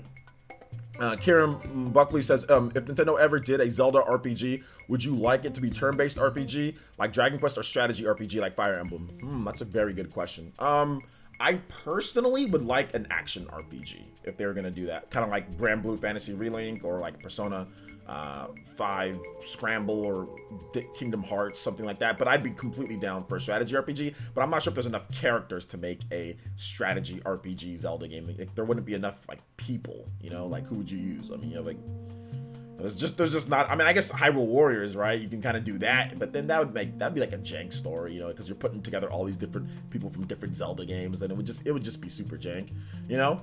So personally, I would like, you know, something like an action RPG where you just use like Zelda, Link, and really that's it. It can be like Zelda and Link, and like you can switch between the two. Maybe there's some co-op action, like just a co-op action RPG. I'd be completely down for that. Let's see. Do you think Breath of the Wild 2 will come out winter 2020 or spring 2021? I think there's a possibility for both. Not really sure which one it'll be. Final Fantasy VII Remake ends when you leave Midgar for the first time. How do you think Square Enix will market future entities of the remake? Just graphics. Just say this is graphics and look at how we've expanded the game. Skip It Production says, whoa, Sega did something smart. Hatsumiku sold out in Japan. The physical, this is what happens when they put their stuff on Switch. That's true, but I also think that there's probably low shipments of the game. But yeah, you know, Sega's Sega. Let's see here. Ian Bose says, or I already read that. Puzzle Guy says, hold on, Super Fanboy says, I got into Xenoblade 2 because of your channel, and 250 hours later, I've had a blast, and now looking forward to Xenoblade Remake for the first time. Dude, you are going to fall in love. You think you fell into love with Xenoblade 2? Wait till you play Xenoblade Chronicles Definitive Edition. You will fall into super bliss love. That game is pure Xenoblade. You know, it's the only purest form of Xenoblade is Xenoblade Chronicles, maybe Torna. That's a very pure form of like combining the old with the new in terms of Xenoblade Chronicles 1 and 2. But Definitive Edition, it's the first one, so it's gonna be a great ride, man. I'm looking forward to that game. Puzzle Guy says, an Animal Crossing Direct should be to get new players in, because 100% of old players on 3DS are already buying it. 3DS version didn't back up your town, so it's new casuals making a big deal. Got it. Van Osdale says, the only Nintendo Switch games I want to try out is Astral Chain, Legend of Zelda: Link's Awakening, Yoshi's Crafted World, and Mario + Rabbids Kingdom Battle. Okay, well, try them out whenever you get the opportunity. Mario + Rabbids Kingdom Battle does have a huge sale. It's like only $14 right now. Elias says, I purchased God Eater 3 after seeing your vid and getting advice on it, and the game is a ton of fun. Thanks, man. Yeah, it is, and there's a ton of content too. So, ton of content in the game. So you'll be playing for quite some time. Vortex says, off the wall question, but do you remember when I gave my word I wouldn't change my name? Well, I kept my word. Thumbs up. All right. Bayforce says, just sub. Shout outs, man. Fist bumps. Thank you so much for the subscription. I appreciate that. Xavier says, OJ, how does it feel that you are the reason for so many of us to get into and fall into love with certain games like Three Houses and Astral Chain? Honestly, that is the highlight of my whole YouTube career. The fact that you guys are saying, yo, OJ, like, I got into this because of you. Thank you so much. That makes me feel all warm and fuzzy inside, man. It really does. And I appreciate you guys. That's like the best compliment that I get. Like, yo, OJ, I got into this, you know, because of you, you know. So thank you guys so much. It makes me feel great, man. It really does. There's no better feeling in the world, like, you know, that I can, you know, get you guys into a game, and it changes your life. For some people, it really does, right? What games you play, you know, how you see things changes your life. Look, I'll be honest, like anime for me, man, there's like some life-changing animes that I've watched. I think stuff like JoJo's Bizarre Adventure, Golden Wind, completely different outlook on life. And I just finished watching that. So content, whether it's movies or games or whatever, it really can be life-changing for some. So it really makes me feel good, you know. Yo, Jeff G, thank you for the subscription. Appreciate that. Fist bumps, my boy. Welcome to the Elite Ninja Village of Player Essence. Dank Meme says, are you done with Stadia? Because Aaron won't subscribe until you do. Yeah, I know. I'm done. I'm completely done with it though, guys. I'm completely done with it. It's actually behind me. I have Stadia. It's behind me all packed up, you know? And you can't see it though, because I think it's behind, what is it? It's behind my Pokemon box that I have back there. So yeah, I don't know. I'm thinking about changing though, swapping or at least swapping some of the cool stuff that I have over here and putting it over here. I'm not really sure. I have a bunch of, all my systems are right back here. But I have like 15 switches back there. But yeah. Let's see here. Are you, Elias says, yeah, I can relate. If it weren't for video games, I'd be somewhere really dark given where I live. Yeah, man. Exactly. It gives people hope. It gives people light, you know, it gives people entertainment. So Joel Jones with the subscription. Thank you so much, Joel Jones. Shout outs. Welcome to the Elite Ninja Village of Player Essence, my boy. Thank you for coming out to the stream. Thank you for subscribing.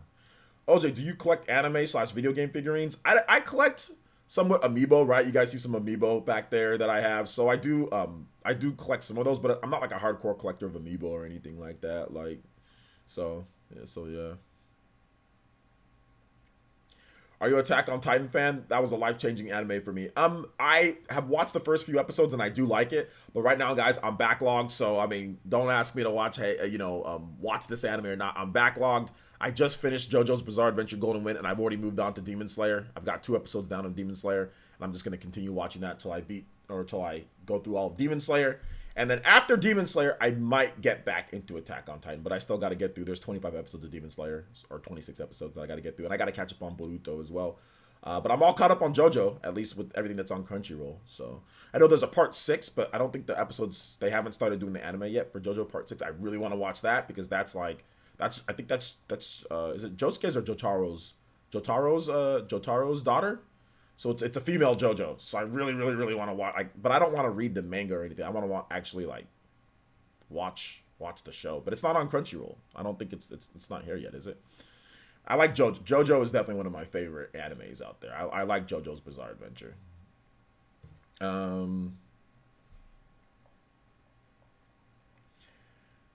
Xenoblade remake, dude. Xenoblade remake on that one, dude.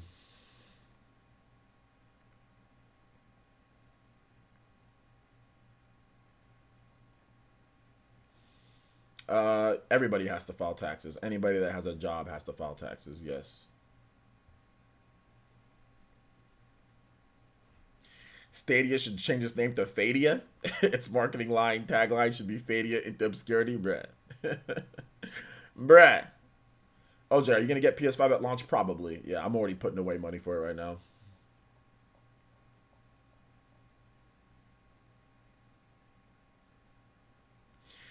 Edgy says, Edgy says, hey man, do you think the void Etika left will ever be filled? I miss him and his content. One direct we got since he's gone just didn't feel the same with him. Nah, there'll never be another Etika. Etika had a very unique look. He had a very unique style. Anybody who tries to be Etika, you'll be like, oh yeah, you're trying to copy him. You know, he's a big old tall 6'4", 6'6". You know, somewhere with his fro, he's maybe even taller than that with his gal fro, man. But no, etiquette can never be replaced. The void that he left, it'll never be refilled. It's almost like, you know, whenever any other celebrity types die, you know, or something like that. But the way that he went out was just horrible, you know. But no, you can never have another Kobe Bryant, or you can never have another, you know, Satoru Iwata. You can never have another Etika. You know, that's how big his impact was. I mean, dude was crazy, you know, when it comes to things. And man, I cried for a week and a half straight, dude. Like, no joke, just randomly. I'd be editing a video, something I see on Twitter, it would just get me teary-eyed. I literally, no joke, like dead ass cried for like a week and a half after. Week and a half after he died, you know, just randomly, just because I was so upset. But no, he'll never be replaced, and the void will never be filled. Never. Mr. Pete donated $1. Says, can you play Dire Docks from Mario 64? Dire Docks is unfortunately copyright trolled. So I cannot play Dire Docks, Mr. Pete. But I can play something else. So just tag me in the chat and I'll play maybe a different track. But unfortunately, Dire Docks is copyright trolled. I wish the Neon Genesis Evangelion manga was made an anime video game adaptation based off of it. Yeah, that'd be cool, dude. And a good reaction. Okay. Let's see. Aiden Quinn says, I'm happy to be an owner of an English physical version of JoJo's PS3 fighting game. Yeah, you do have that. I'm so stupid for not buying that back in the day. I saw it too. That game's worth like, I think $150 plus. J2 Blue says the production team behind David Production is currently working on another anime, Fire Force, so it'll be a while until we get more JoJo. Okay. I gotta check out Fire Force too. I heard that's pretty good. So maybe I'll watch Demon Slayer. I'll get through Demon Slayer pretty quick here, probably in the next week or so. So maybe I'll check out Fire Force or Dr. Stone. I was thinking about one of those two. Or maybe Attack on Titan. Maybe I go back to Attack on Titan. Probably Attack on Titan. Yeah. Probably Attack on Titan. Let's see here. How about Slider from Mario 64? We can do that.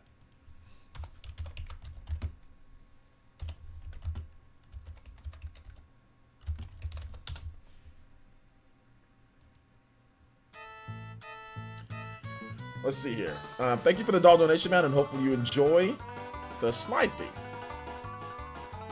Remember when some fans thought that Etika was taking a long break as if he didn't pass away? Yeah, some did because of his style, but it's sad, man. Have I seen Black Clover? I have not seen Black Clover yet. Maybe I'll get into that, but I already have. Like I said, I'm already backlogged on anime, man. I got a lot to watch. I'll probably get back into Attack on Titan.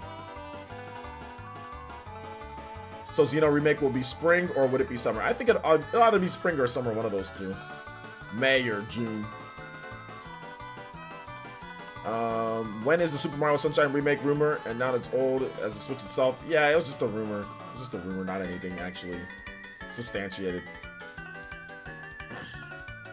I will forever wish there was an OJ Etika LTG collaboration. That would have been so epic if we all collaborated. You know? Oh my god, man! It's unfortunate that we didn't make it happen.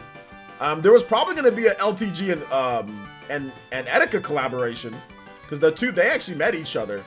I think at Evo or something like that one of the years, and they were working on some things before Etika passed away. Etika showed up into Low Tier God streams donating and stuff like that, and everybody was like, "Yo, what's up, Etika? You know, how you doing, man?" And like, you know, people were interacting with Etika. But to be honest, man, it brings back painful memories because Etika was saying, you could clearly tell what Etika was saying that he wasn't right. He was saying all sorts of. I mean, I wish maybe LTG preserved those streams, so we could see what. But Etika was saying all sorts of just.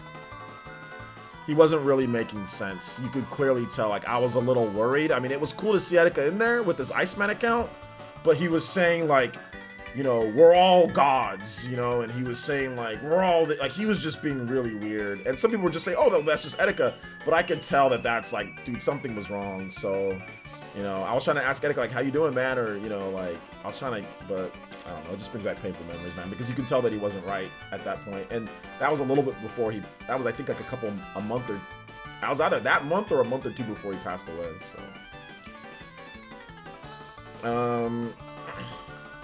why didn't anyone stop him from the bridge? There's nobody that, I mean, from the security camera footage that we got, nobody was gonna stop him because he was leaning over, he was like this, just looking over the bridge, and then he just decided to jump in. Nobody could have thought that he was going to, and not on top of that, we don't know what time he jumped in, you know, because we don't have an autopsy, so we don't know, or well, there is an autopsy, but it's not made public, so we don't know exactly when, you know, what the, like when he died and like what time he jumped in there. I mean, I just think that it was probably nighttime and he probably just jumped in so nobody would stop him, you know, like, so I don't think there's anything anybody could have done, you know. After watching JoJo's Bizarre, I hate to relate this to anime, man, but it gives you perspective. After watching JoJo's Bizarre Adventure Golden Wind, I don't want to ruin it for people, but, you know, at the very end, you realize, like, sometimes there is just fate for some people, fate or destiny, and I truly believe that was just, the time that we got him was a blessing, and this was his destiny, that was his fate, you know. This is his fate. We got him for 29 years, you know. We can just love and cherish and enjoy the time that we did get him. It was better to have him than not have him at all, you know.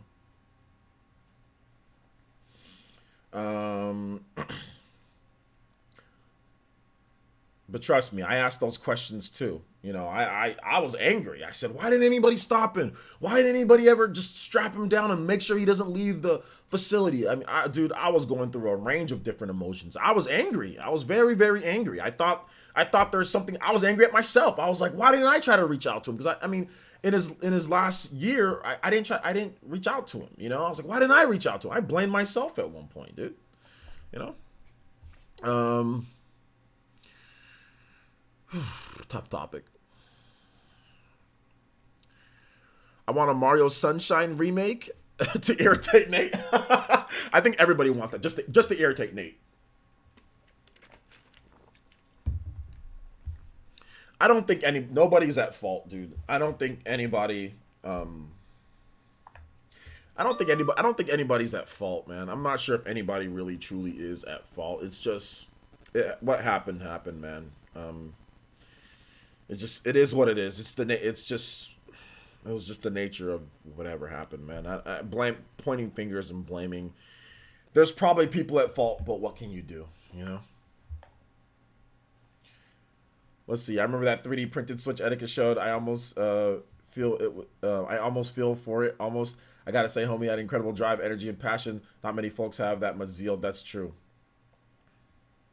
It'd be cool if Nintendo could somehow make an etiquette memorial or some kind of etiquette quote in their games. Yeah, they're not gonna do that though.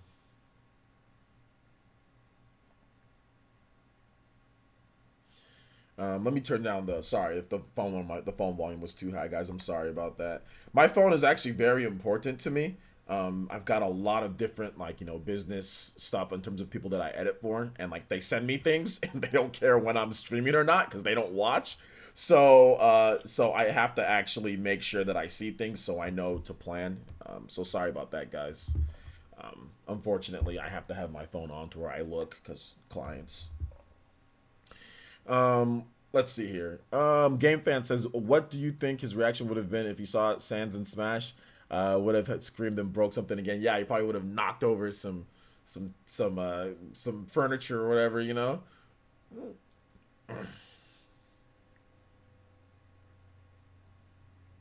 I don't know, man. Maybe two. I think two things Golden Wind would have done to Etika.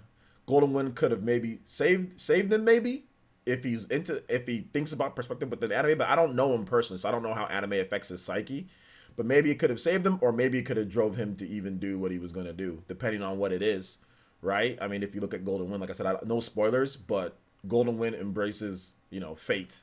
So it could have had a positive, maybe a fate to where you can change it, right? Because they do, but or it is what it is, and so I don't know how it could have affected his psyche, but I don't know how some people don't care about anime. It doesn't affect their psyche to like even if they watch it, they just take it for what it is. Some people actually take lessons from anime and apply it in their life. So I have no idea how Etika would have taken the information that was provided in Golden Wind.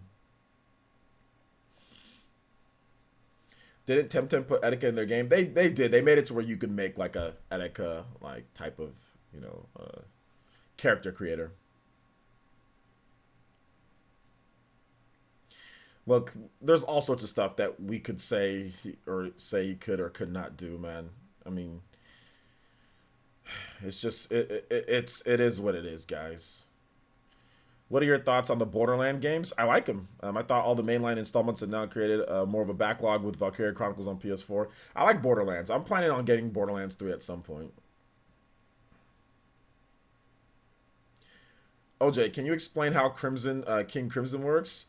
Basically, what the Crimson Emperor or whatever does is that any action that you take, he skips time. That's all you really have to know. Any action that you're going to take, he can basically go into a void and he can erase that time period. And what you see in your actual real life is that everything just skips. Whatever you did or whatever happens, and he can do what he wants within that void period of time, within that given time period. So that's essentially, at its very basics, that's essentially what it does. It's essentially invincible. That Crimson Emperor, whatever. He erases time. He erases time for you, and you only while he can react to it. So think of Star Platinum the world, but better. Star Platinum freezes time everywhere, and then you can react and do something within that, which is really good, which is also really, really good. But this one literally erases it, and he can move around for it. So,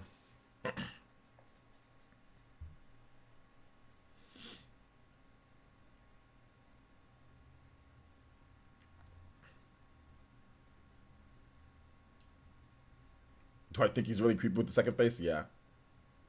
It's good so far, but no spoilers here. Yeah. Yo, what's up, DJ King?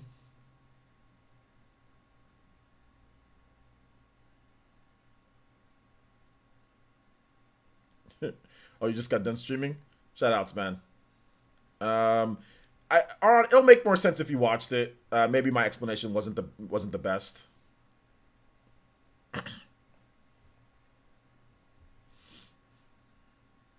OJ, not sure if you're aware, but the American subs changed the stand's name in JoJo. They originally have it music band names like, for example, Green Tea, Metallica, etc. Oh, okay, yeah, yeah. I didn't know that. I just know that. Yeah, they probably have to do that for obviously licensing purposes. Hey, fellas. Yo, Juice Man Vaughn with the $5 donation. Says, yo, VC brought me here. LOL. Anyways, can you play Electric Fountain from Tekken 6? Absolutely. Shout outs to VC for the raid. VC, your name though. I'm not so sure about that name. what you call your I'm not so sure, but you might want to rename that once you get bigger. Not so sure about the name, but thank you for the raid, dude.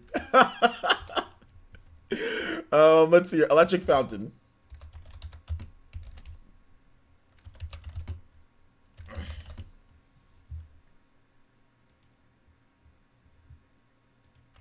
All right.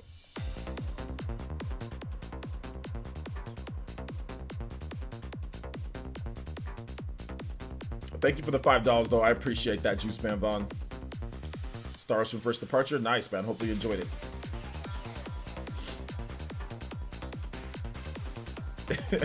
All right, man. All right, no problem. No problem. I haven't seen anything past part 5 when it comes to Golden Wind. Golden Wind is the farthest that I've watched in JoJo.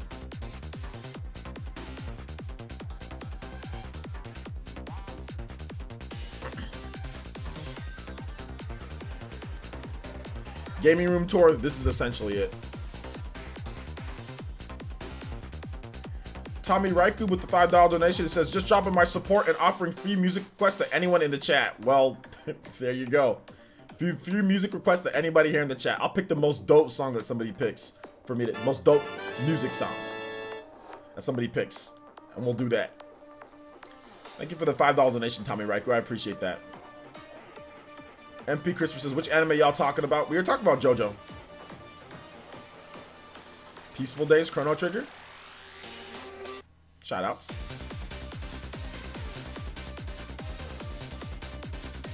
Breakout for Persona 4 Ultimax. Okay, Persona 4 Ultimax. I like that game.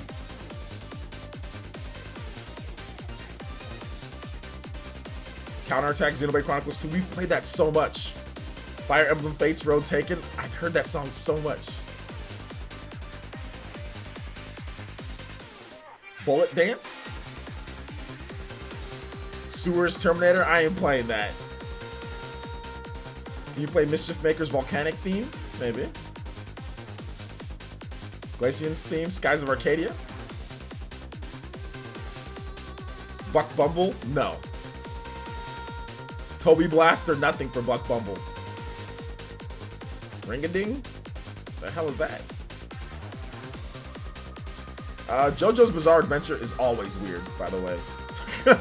I mean, every single one is weird as hell. They're all weird. I guess it can get super weird, but they're all weird. I mean, it's called Bizarre for a reason. Last Surprise Persona 5R. Can you play insert song name here? Kobe Bryant courtside theme?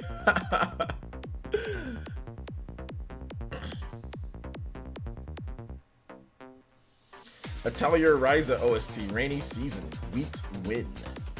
Okay. All good tracks. Batman NES boss theme? Batman music from the NES is copyright trolled. Mischief Maker's theme is really bumping. You should listen to it, OJ. You'd be surprised. I've already listened to the Mischief Maker's theme. Fire Emblem Conquest. I play so much Fire Emblem music already on the channel. I refused to watch JoJo for years because it looked weird and the character designs were so different, but after I gave it a chance, I changed it. It changed my life. JoJo's Bizarre Adventure, that's the thing, it does look weird. It looks very weird and it looks very like the first season looks corny. The first and second season look very corny. The third season looks like they're on steroids. The fourth season looks awkward, but it looks cool. And I think the fifth season is where they really kind of find their balance between, you know, how it looks, how muscular the people are and everything. Like, I think the fifth season has the best art style out of all of them.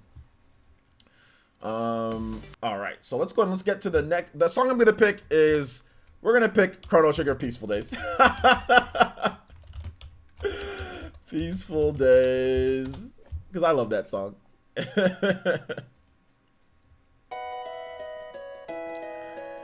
We already picked Peaceful Days. Sorry, I already picked Peaceful Days.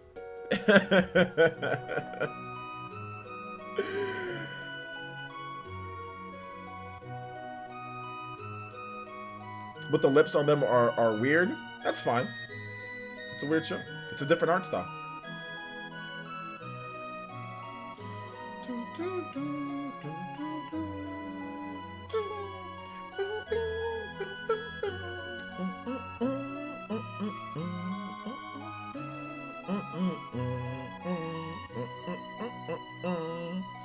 Gotta love Chrono Trigger, man. Gotta love Chrono Trigger.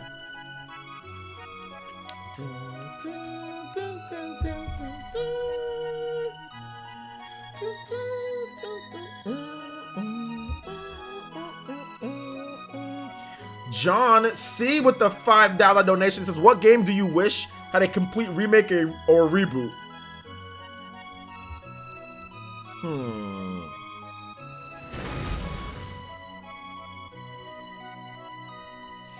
What game do I possibly wish had a complete remake or reboot? Let me think.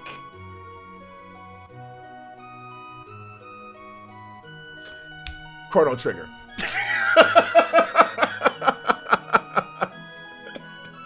Chrono Trigger. There's no ifs, ands, or buts about it. Chrono Trigger. 100%. 100%. This game is freaking sick. Even still, it's the most, I think it's the most playable, outside of like Super Mario World or like maybe even Super Metroid. It's probably the most, it's aged the best. Out of RPGs, it's still better than 99% of RPGs that are released. You know? Just like Super Mario World is still better than most platformers that are released. Chrono Trigger is still better than most RPGs released today. Juice Man Vaughn donated $3 and says, play that Kobe Bryant courtside theme next. All right, man. But yo, thank you, John C. Thank you for the $5 donation, man. I appreciate that. But yes, Chrono Trigger is absolutely the game that should be remade next, especially after Trials of Mana. I think Chrono Trigger should be next, man.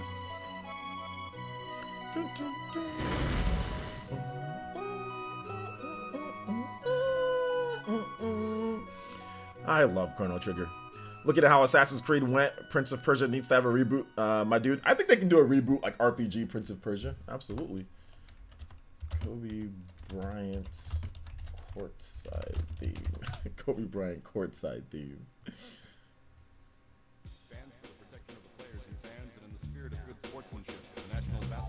Rose tinted glasses on Chrono Trigger? Maybe? No. Absolutely not. Absolutely not. Nope.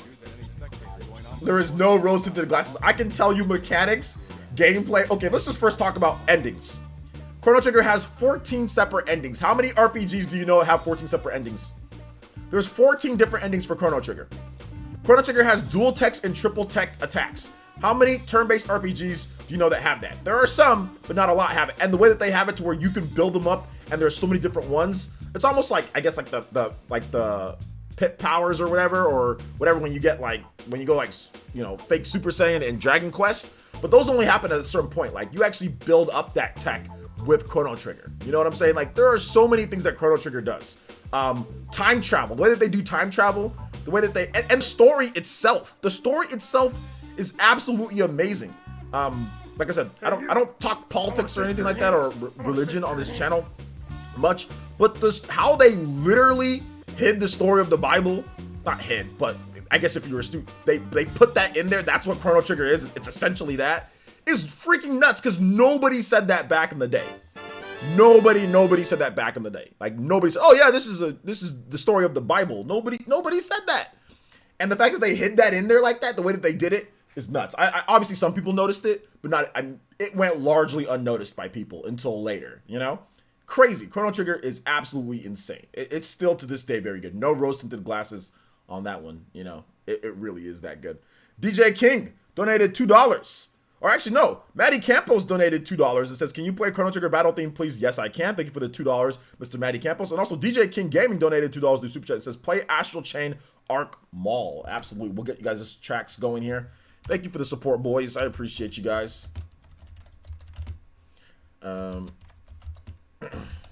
Detroit's not an RPG. Detroit's not an RPG. It's a simulated talking simulator game. It's not an RPG. I said RPG.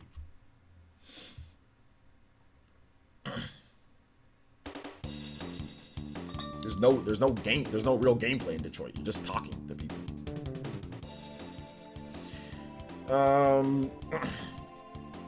Superman 64 needs a remake. It totally needs a remake.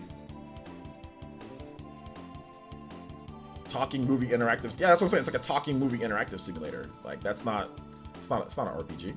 RPGs are harder to do separate endings because you want the story to follow a certain path, right? You want things to happen a certain way in an RPG to tell the story, and you don't want it to be too confusing. The more potential endings you have, the more confusion you can have among fans, and it also makes things worse. Like, what do you pick as canon if you do a sequel? So that's why a lot of developers kind of shy away from like having so many endings, but Chrono Trigger did not shy away from that. It was the real definition of a AAA game. It was a blockbuster game that cost a ton of money. Not marketing, okay? Not marketing money, but actual development.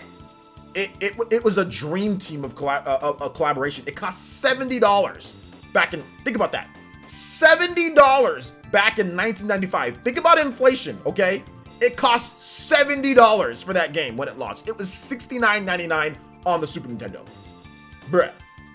That's a true AAA game. The development of that game cost Square Enix, well, I think it was Square Enix. It cost Square Enix or Squaresoft back then, Squaresoft. It cost them an arm and a leg.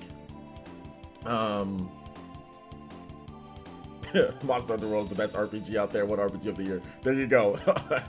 I can sense the sarcasm through that. The Patch Universe. What's up, man?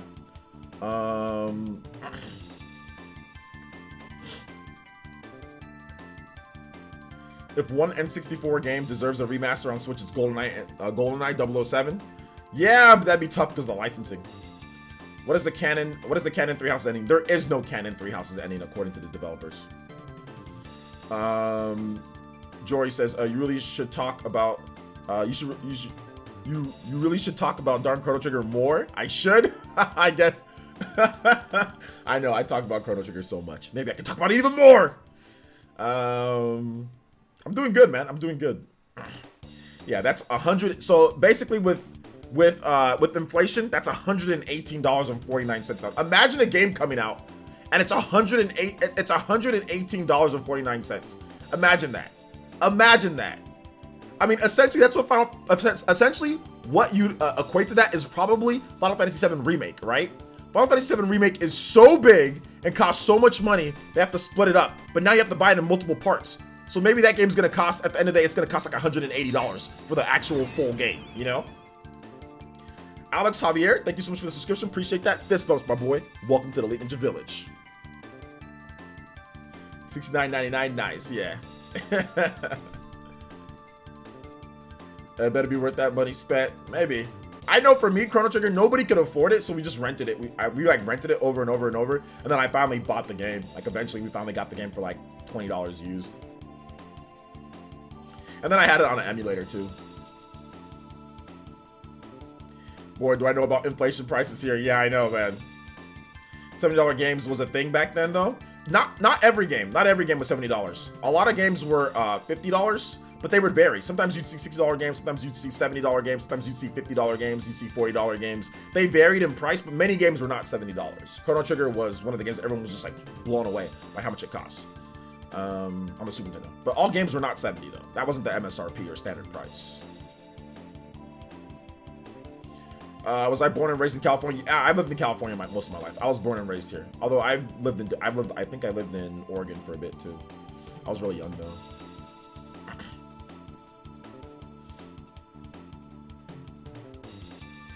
I think Final Fantasy VII Remake fully will cost you more than $200. I don't think they'll complete the entire story of Final Fantasy VII in 3 parts. I think they might, now that they have the engine down and everything, and like everything's running, I think they could probably get a little bit more out of it for the sequel, right?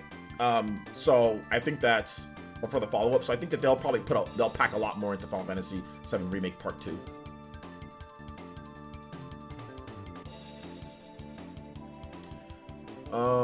Let's see here. Have you played Rainbow Moon? If you like Chrono Trigger, you'll like Rainbow Moon. Don't know what that is. Maybe I'll check it out at some point. All right, let's get the next music going here, boys. And that is Astral Chain. Astral Chain, Arc Mall.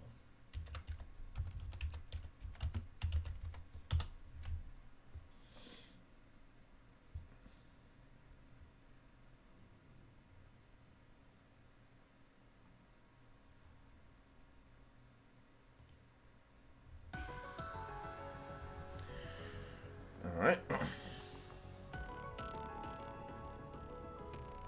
All right, take it easy, Tommy Raiku. Thanks for coming out to the stream, and thank you for supporting as well, bro. You gonna be on the Spawncast tonight, OJ? Yeah, I'll be on the Spawncast tonight.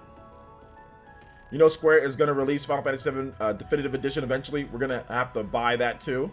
Well, you don't have to buy anything.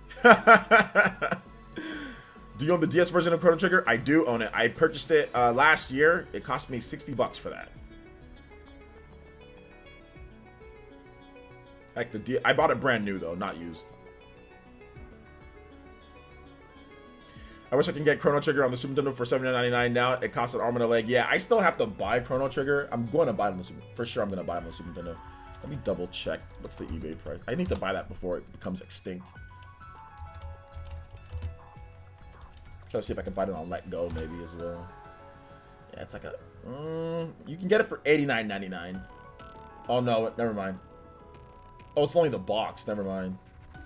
You can get it for like $150. Pretty much. People are 150, 160.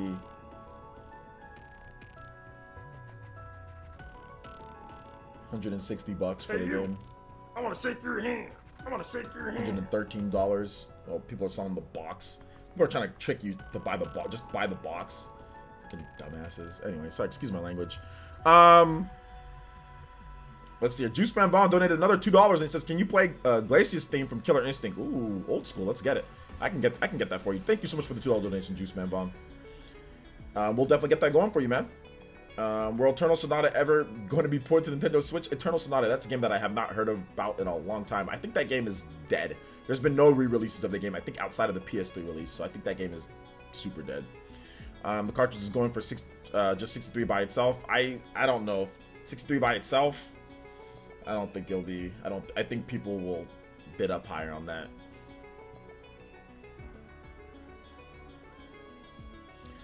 $89 for damn. People are just trying to trick you. It's not even about. Or people are just trying to, like, if you have the cartridge, you can buy the box. So people are taking advantage of, like, Super Nintendo games coming in, like, flimsy boxes, you know? According to Zippo, Sabi's friend, there will be 2 directs this month. Emily Rogers reported on Animal Crossing recently. Possibly this week we'll get an Animal Crossing direct. Yeah, we talked about that earlier. And I made a video on that whole, what Zippo said. I think I talked about it.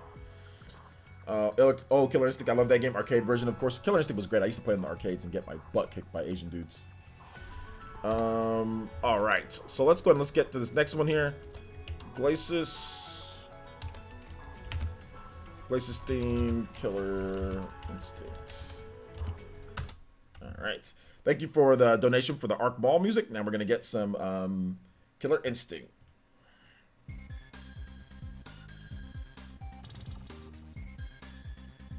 I missed the amazing day when I was 11 finding a second of N64 for $1. Yo.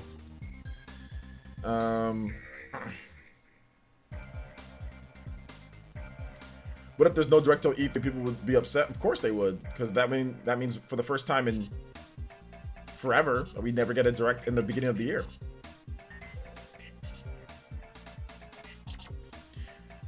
Is Emily Rogers still relevant since there are more credible leakers out there? I wouldn't say she's not credible. She's been right on multiple different things. And what other credible leakers are there outside of Emily Rogers? Like, she's not even really a leaker. She just says stuff sometimes. This is Killer Instinct, yes. KX, what's up, man? How's it going? Welcome to the stream, homie. Like Sabi, Verdban, etc. Guys, they've been wrong on things. Everybody's been wrong on stuff. But I mean, hey, if you want to start saying this is credible, that's not credible, whatever. I don't care. Elias says,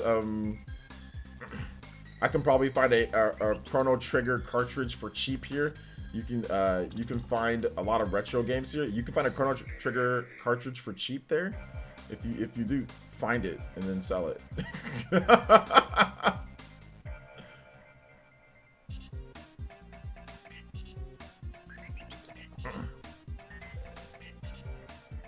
Hey you, I want to shake your hand. I want to shake Mr. your Pete, hand. I want to shake your hand. Thank you for the doll donation. This is how about Killer Instinct Orchid theme? Yeah, I like Orchid. Cool. Beat Orchid. Thank you for the doll donation though, Mr. Pete. Appreciate that. You didn't know it's expensive. I didn't know it's that expensive, so I probably will. If you can find it for super cheap, I would totally, and then sell it. That's what I would do.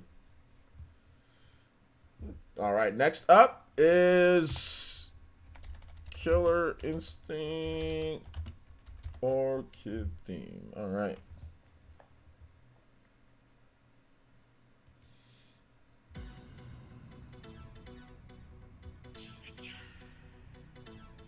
Breath of the Wild 2 playable at E3?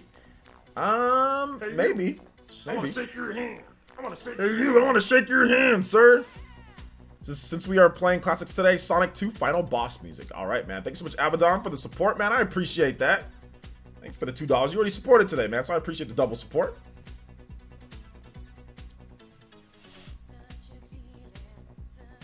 Let's see here. Thank you, thank you, thank you. Yeah, I didn't know that it's expensive. Okay, I already read that. All right, take it easy, Chris Osborne. Thanks for coming out to the stream, man.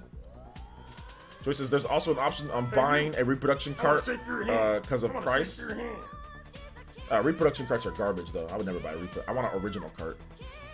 Juice Man Vaughn donated $1. Says play TJ Combo's theme next. Absolutely, we'll get that going. Shout out to Killer Instinct boys here. I hope we don't get a direct so people can learn some patience. Yeah, that would definitely, people would tear their hair out after that, man. But people definitely need to learn patience. Like, people need to learn patience, and people need to learn that the world doesn't run on your whim. Like, if something isn't ready, or if something needs more time to get going, then they need to do that. Like, they need to get that ready. Like, I get that you want one, but like, you want to direct them, I get that. But being rude or being angry and tearing, like, you know, going on and, you know, trolling all day and doing all that stuff, that's nonsense. There's no need for that, you know? There's no need for that. But people are allowed to say what they want, though. People are allowed to say, you know, if they want this or that, that's fine, you know? Does it kind of look like TJ Combo? Not the first time that I've got that. I think if I shaved and then I also did like the high top fade, that for sure. All right, Christian, we got you. I'll play it.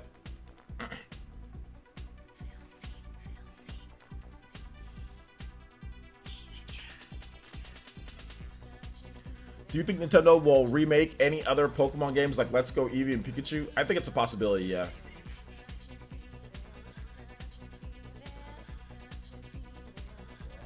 OJ, do you ever attend Comic-Con or Anime Expo? I think I want to start going to some Anime Expos. But no, I don't really. I've never went to any of them.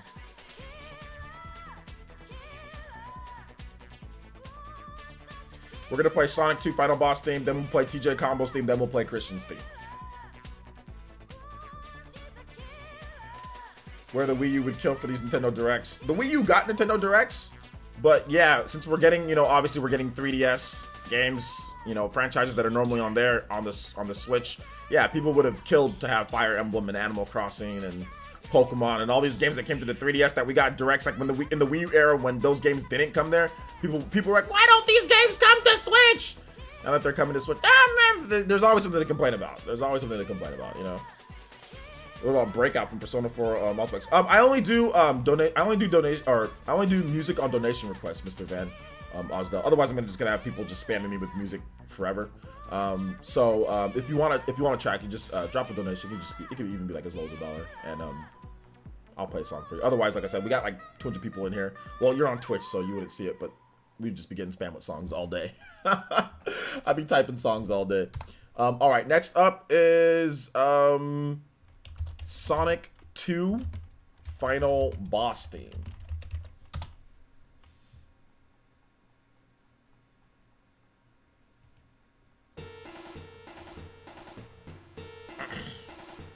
What do you think of Digimon fighting games? I haven't really played them. Ever played Dragon's Dogma? Yeah, I actually played Dragon's Dogma. It's on the channel. If you go on my YouTube channel, I have Let's Play of it. Aron donated $5, and he says, can you play Fight with Seymour from Final Fantasy X? I can play Fight with Seymour from Final Fantasy X. I can. I'll get that going for you. Right after the TJ, or right after Christian has Saberwolf. But we have this one, then TJ combo, then Saberwolf, then we'll play yours, Aron. Thank you for the $5, man. I appreciate that. I want to shake your hand, sir. Or was that dolls in your pockets? Just added a new pick. I think you might like this one. Can you react to it? Sorry for asking. Oh no, it's you don't have to, dude. Christian, you're cool, dude. You're cool. Let me get through some of these questions first, and then we'll react to it for sure. Actually, how about this? We'll react to it during your when we get your music. How about that? We will react to it as soon as we get your music going. So right after the TJ combo. But no, Christian, dude, you're good. You don't never have to apologize for asking for something. You're good, man. You are good, man. You're the round table.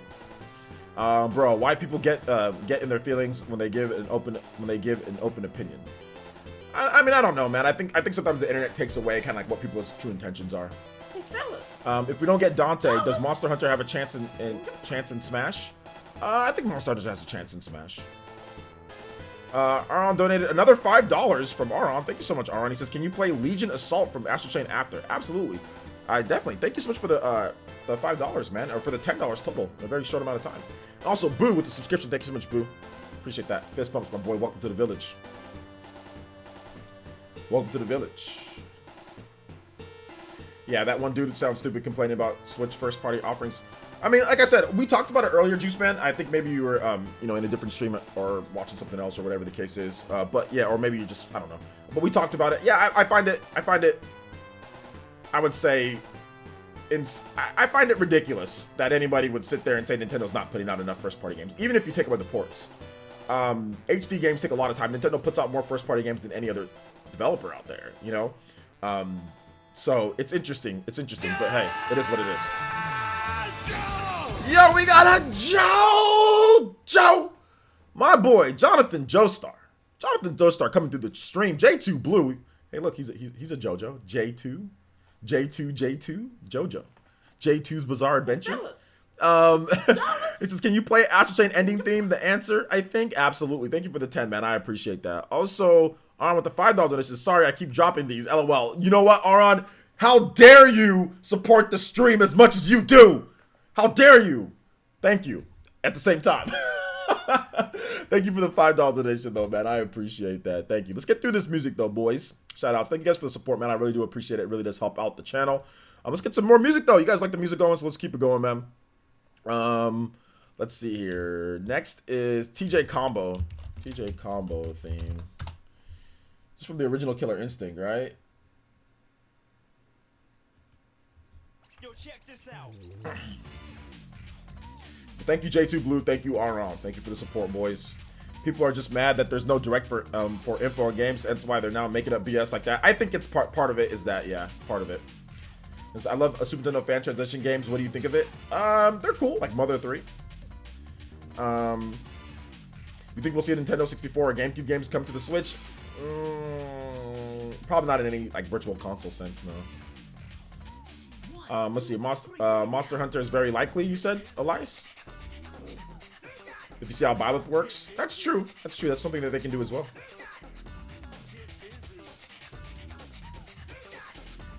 Let's see here. K-Toad Gaming says, places, what happened to the new PE podcast? I don't see it. Yeah, it's still unlisted. It'll be up probably tonight or tomorrow. Okay, so the PE podcast will be up very soon. Sorry about that, guys. I know I usually get those up on Saturday morning, but I had Darksiders to do instead, so I wanted to focus on my Darksiders video.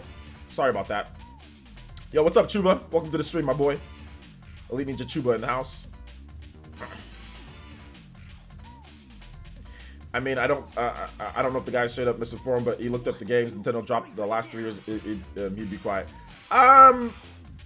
You know, once again, you know, like I said, everyone's entitled to his opinion. If he's disappointed, then he's disappointed. Maybe you can't please everyone. You know, at the end of the day, you really can't please everyone. You know, you really gotta. I feel that the output's pretty good, but you know, some people might not feel the same way. You know. But I think the Switch sales speak for itself. The fact that it's doing so well, people are happy with the output of the games, you know. All right, next up is Saberwolf theme.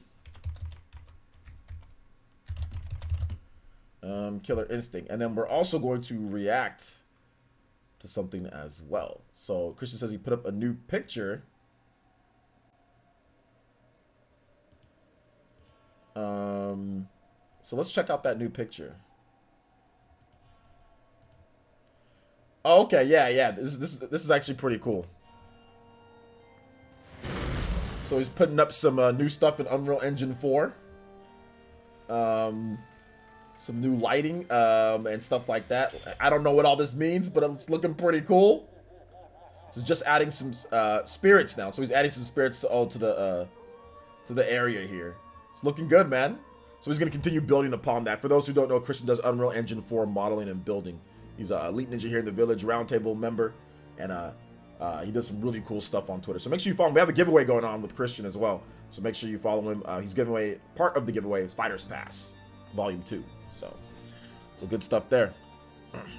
All right, no, but dude, Christian, like I said, continue to just be really impressed with all this, man. I can't do this at all, dude. Like I have trouble using a graphic calculator. So so that's the thing, man.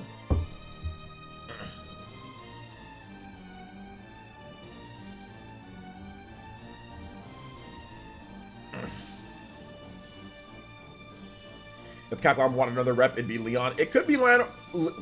It could be Leon. It could be Dante, or it could be a Monster Hunter character. Monster Hunter is more popular than Resident Evil.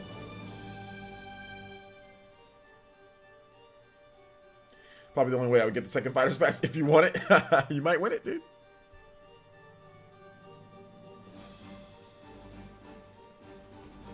This thing really picks up right here.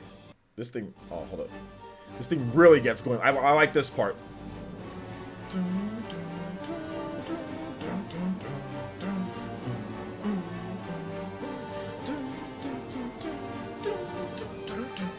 This thing freaking slaps, man. It's so good. So what new 6 characters are going to be in Smash Bros? Dude, I have no idea. OJ, what kind of music do you listen to? Like anime and video game music.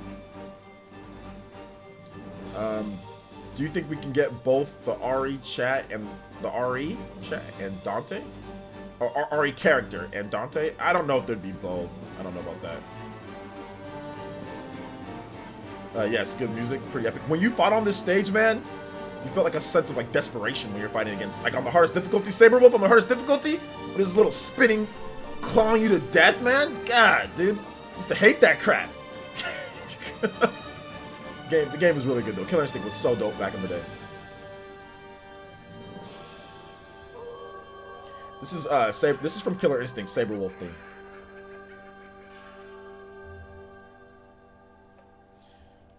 All right. Next track up is Fight with Seymour. Oh God! Yo, we've got a Toby Buster! Let's go! The 4th Hokage swooping through the ninja village. Mr. Pete, 1985, donated $15 and he says, you know what to play. Oh, man. Oh, man. We know what to play. All right, Mr. Pete. Okay, Mr. Pete. Okay, Mr. Pete. Okay, Mr. Pete. Okay. I already know what he wants. Buck Bumble. We'll get it. Thank you for the $15, though. You guys give some big love, respect, emote, support to Mr. Pete supporting the Elite Ninja stream.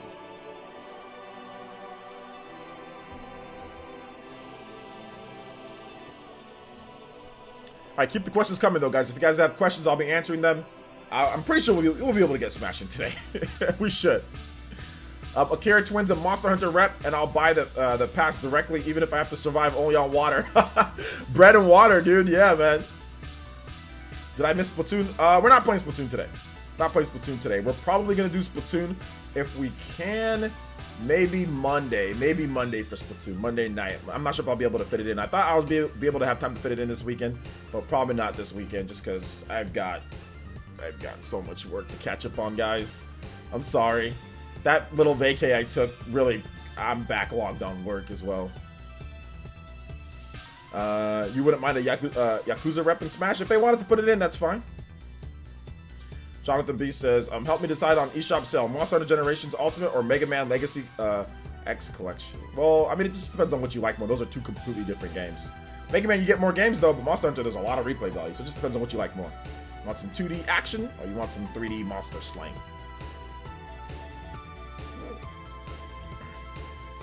Bro, who's actually gonna use Gino if he gets an Ultimate? I know I'd use him. Goku Kaioken, Goku SSJ, Goku SSJ2, Goku Base, God Form, Goku UI, Dragon Ball Fighters DLC, baby. Let's go.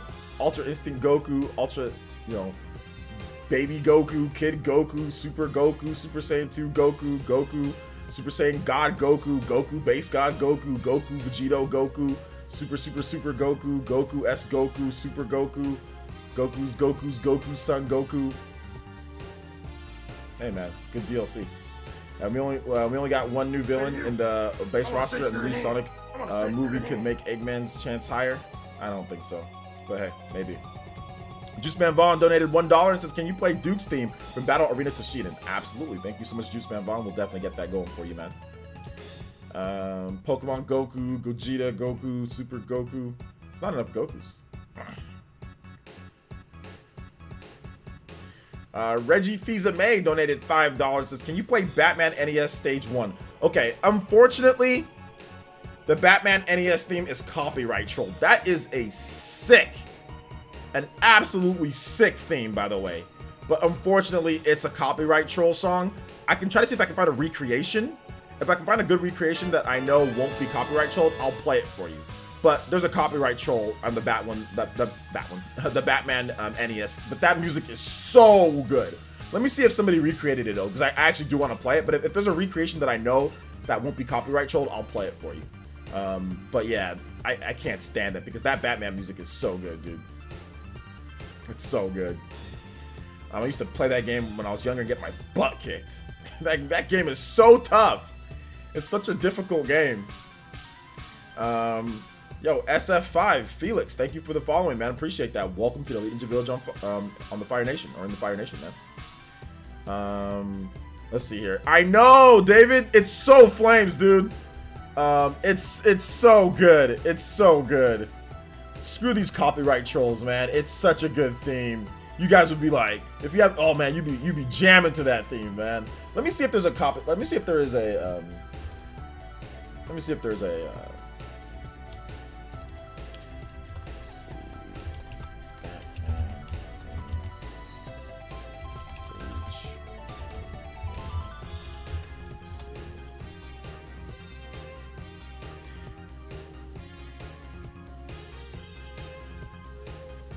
There's a remix here. I'll play a remix. I guess I can play a remix track. So I'll play the remix one. That won't get copyright trolled. Because I see so many people remixing it, so that won't get copyright trolled. Copyright troll, never heard of that term. It's when people try to claim that something's theirs when it's not. They try to claim like they own the copyright to like a piece of music or IP when they don't. So YouTube has a copyright troll problem, you know?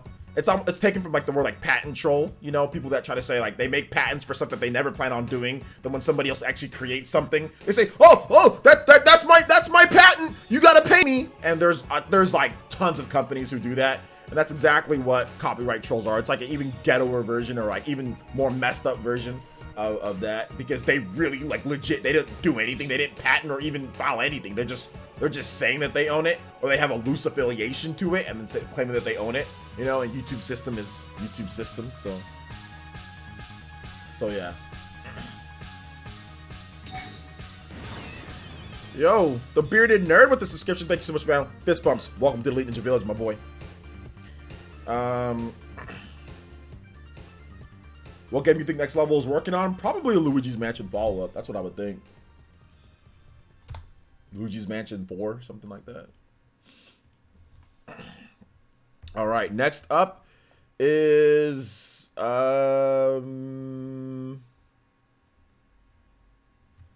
what is next up?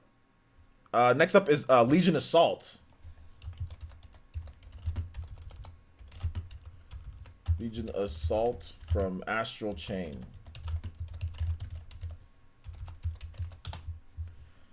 Legion Assault. All right. Luigi's finally getting some well-deserved love. He is. YouTube has a problem with their copyright system in general. They do. It's jank. What game you? Oh, I already read that. Nintendo deals with hundreds of patent trolls. They do. If Inti creates makes an NES style Batman games, that'd be kind of cool.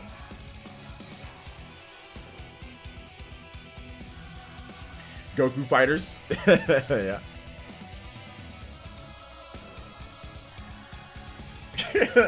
YouTube's algorithm, it can be a benefit to you or it can be really bad, I guess. It can push your channel to new heights or it can completely ruin you.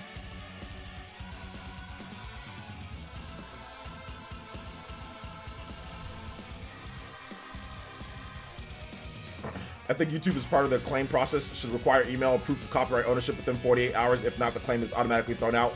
Shadow King, that sounds logical. That seems like a very logical... I wouldn't even say 48 hours. I would say you need to provide proof on claim. Or you need to provide proof within 12 hours. You know? I would say you need to provide proof right away. You know? That would be my thing, but hey, whatever. Thank you so much, Buscando. Thank you so much for the subscription. Just don't risk it, don't play. No, it's all good, man. I can scrub it later too, though. I'll play the remix one. Won't get copyright trolled. Trust me. It's you can't copyright troll remix song. Remix songs are very hard to copyright troll. You know, so you'll be okay. I'll be okay. I think YouTube is. Oh, I already read that. Let's see here. Has Atlas confirmed P5S is coming to the West? They haven't, but they've confirmed that the other Asian version, so in the surrounding areas, is coming out in June. So I'd suspect it'd be June. All right, so I gotta play the next theme here. I gotta get through because there's so many songs to play. Astral Chain ending theme, The Answer.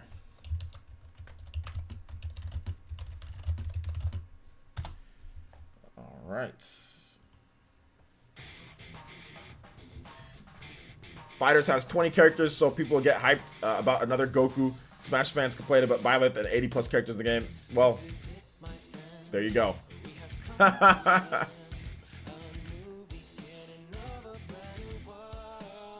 Let's see here. Who would want a Fire Emblem fighting game by Soul Calibur team? Tekken did Pokemon. Soul Calibur team could make a great Fire Emblem fighting game. They can see themselves point to Final Fantasy or Soul Calibur 6 to the Switch. Yeah, I'd be down for like a Soul Calibur style Fire Emblem fighting game. I'd be completely down for that.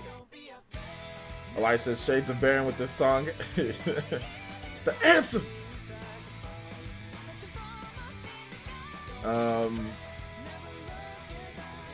Van Osdell says my choice of characters for Smash would be Geno, Rayman, Crash Bandicoot, Dixie Kong, Shantae, and Zidane Tribal. That is I guess that's an interesting list. Yeah. Let's see here. I listened to the Batman NES theme. Holy bleep! It's really good for NES game. It is really good. That theme slaps even on the NES with the limited, sound chip and music that you can do. That is one of the most. That theme is so good. It super slaps.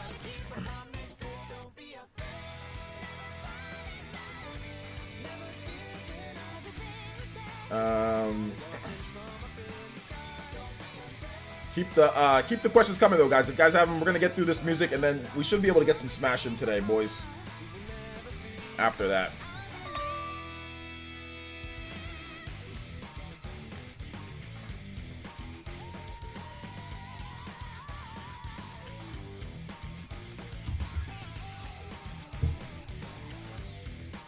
My only wish for Smash Fighters Pass 2 is Yuden from Dragalia Lost.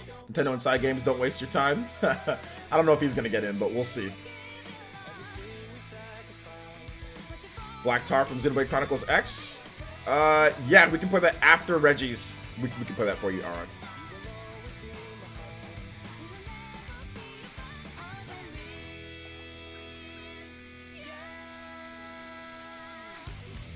Some of the most fire beeps and bloops ever existed. Yeah, pretty much.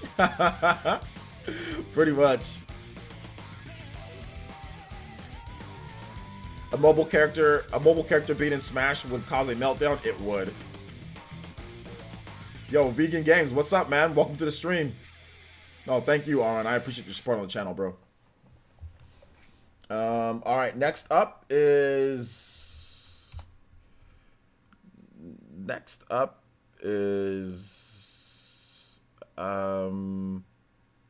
We're gonna play that Black Tar theme because Aaron donated that 5 and didn't put that song in there, so.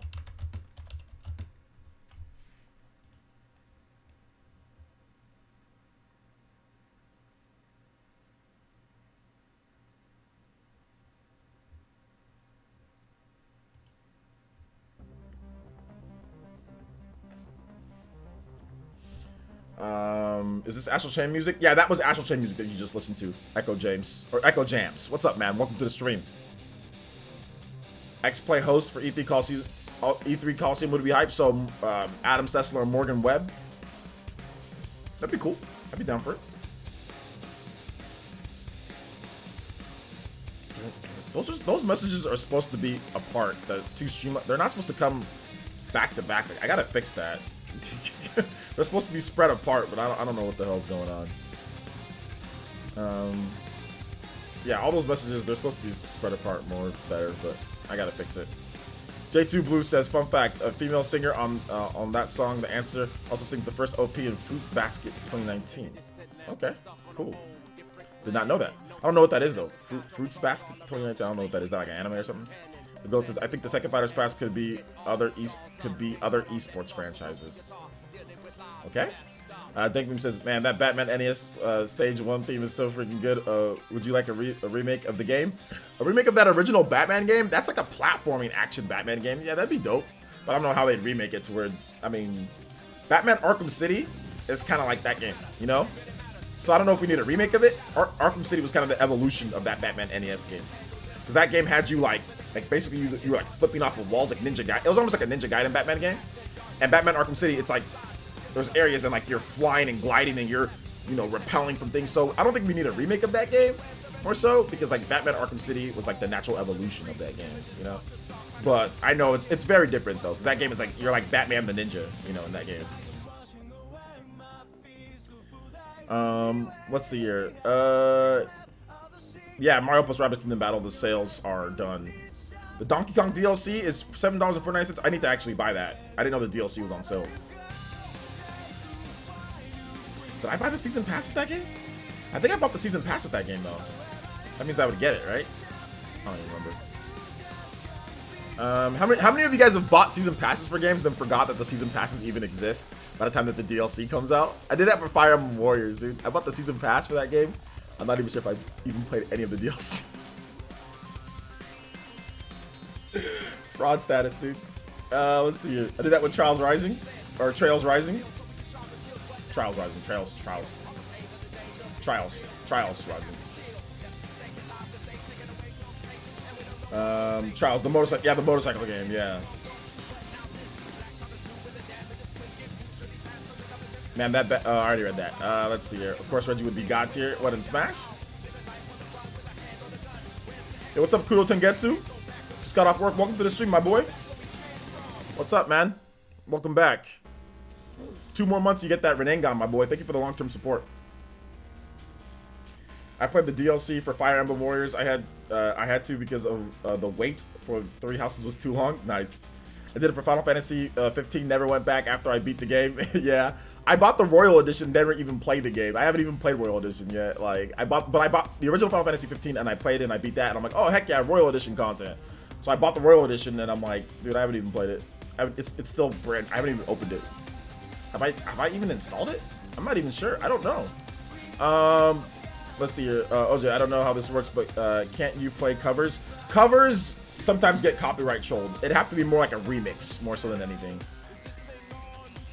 Time to hit the sack. Thanks for the great stream. All right, take it easy, man. Thanks for coming out, Elias. Glad I could stream earlier for you, bro. Have a nice night. Yeah, it's a reboot of the older anime Fruits Basket. Fruit Basket 2019 follows the manga more accurately. I think FMA Brotherhood. Okay, I got you. Haven't seen it before. But all right, sounds good.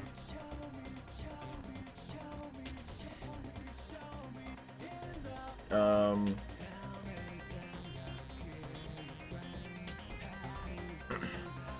right, any other, keep the questions coming though, guys. If you guys have questions, we still got quite a bit of music to play. So I'll be more than happy to answer, entertain what you guys got in terms of questions and stuff, man. Let's take a look at this Switch Lite giveaway, guys. Switch Lite giveaway, we got 8,000 entries so far for the Switch Lite Fighters Pass and eShop card giveaway. So make sure you guys enter in. Also, guys, make sure, we're playing some Smash probably today. So make sure you guys check out the Elite Ninja memberships if you want to play Smash with us and play against the Elite Ninja Village. And also our private Discord too. We have a brand new cheap tier at $1.99. So check that out, man. And also get your emotes too. Cool emotes for the chat.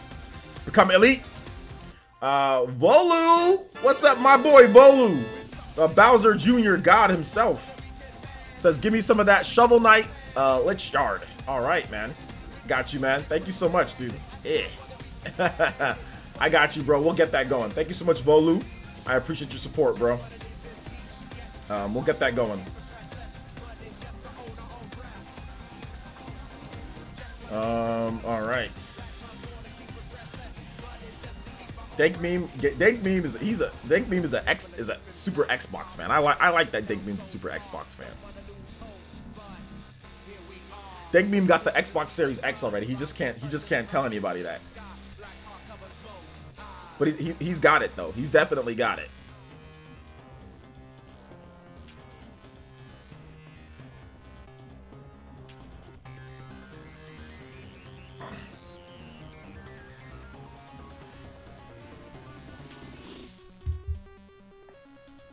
Are you getting Doom Eternal on March 20th? Or are you waiting for the Switch version? I don't know if I'll probably put the Switch version when it comes out, but I'm not really like, you know, like super like excited for Doom Eternal. First person shooters make me nauseous. So, question: What if Agumon from Digimon got into Smash? I guess it'd be cool for Digimon fans. I'm not a big Digimon fan. All right, next up is Buck Bumble. All right, y'all ready to jam? Y'all ready to jam to this? What about now? It's time to rock with the biggity buck bumble. What about now? It's time to rock with the biggity buck bumble. Bump to the bump to the bump to the bass. Bump to the bump to the The Buck Bumble. bump to the bump to the bump to the bass. Bump to the bump to the bumble. Bump to the bump to the bump to the bass. Bump to the bump to the bumble. Bump to the bump to the bump to the bass. Bump to the bump to the bumble. Bump to the boot to the boot to the boot boot. Bump to the bass to the bass bass. Bump to the boot to the boot to the boot. Bump to the bass to the bass bass.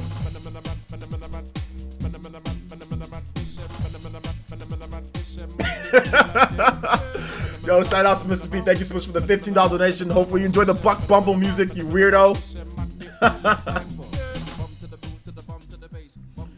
Buck Bumble. See you guys spam those Buck Bumble emotes. PE Ninja Bumble. I better not get a shiny while playing this. Bump to the base. Yeah, man. Keep the questions coming though, guys. If you guys have questions, I've got answers. Shadow King does not like Buck Bumble music. He's not a Buck Bumble fan. Hey you, I want to shake your hand. I want to shake your hand. Hey you, I want to shake your hand. Mr. Matty Campos donated $2 and says, do you think there'll be any nosebleeds in the next direct? Also, can you play Castlevania Invitation of Crazed Moon, please? There should definitely be a nosebleed or two, maybe. Maybe. This should be pretty cool. You know, there should be something pretty cool. But we'll see. Mr. Matty Campos, thank you for the $2 donation, man. I appreciate that. Buck Bumble would be great in Smash, right? Yeah, Buck Bumble would be the best character ever to be in Smash. I can never unhear this tune. Too catchy. It's too catchy. Where's Buck Bumble 2 at? It's coming. Don't worry. Ubisoft is working on that. But Yeah, Mr. Ratty Campos, dude. Nosebleed in the next direct. We'll see, man. There should be something cool. There should be something really cool for you guys in the next one, maybe.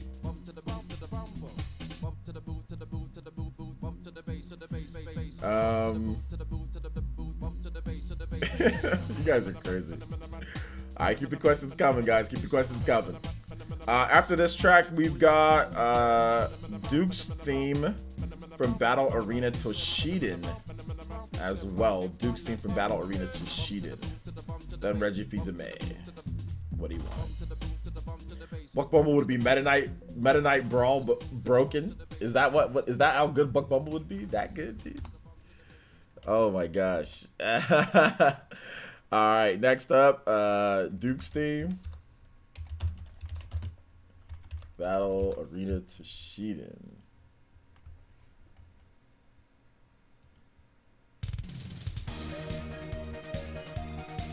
Alright. This has a very 90s feel to it. I love it.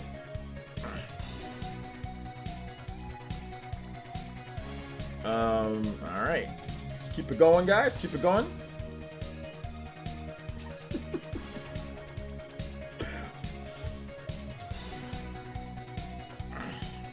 That is definitely the best quality of life improvement for Sword and Shield is the boxes anytime. I agree.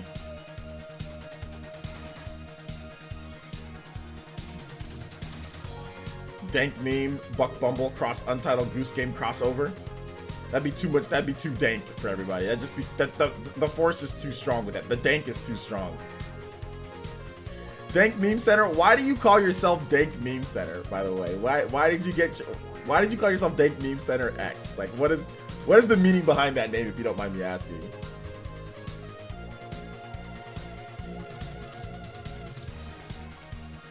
Battle Arena Toshiden has epic music. It does have epic music. It really does.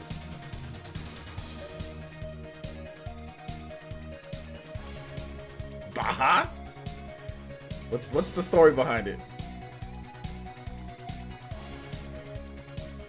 I know what dank means in terms of Urban Dictionary. I know what that means.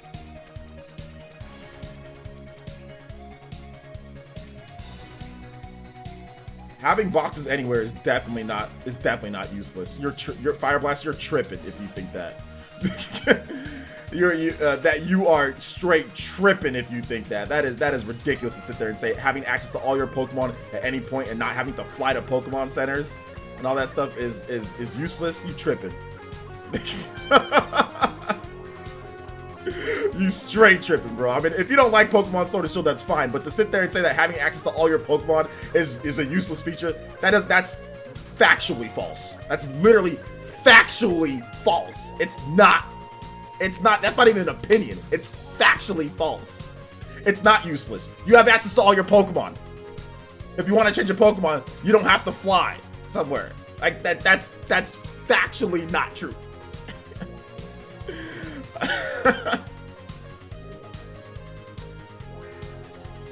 Dank Meme posts his dank memes on Instagram. Okay, is that what it is?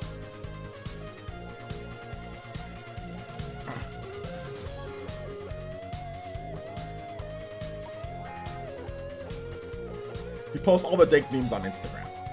All of them are on Instagram. So follow Dank Meme Center X on Instagram. Follow him there. Hey, anytime you tell me, you convince me, Fire Blast.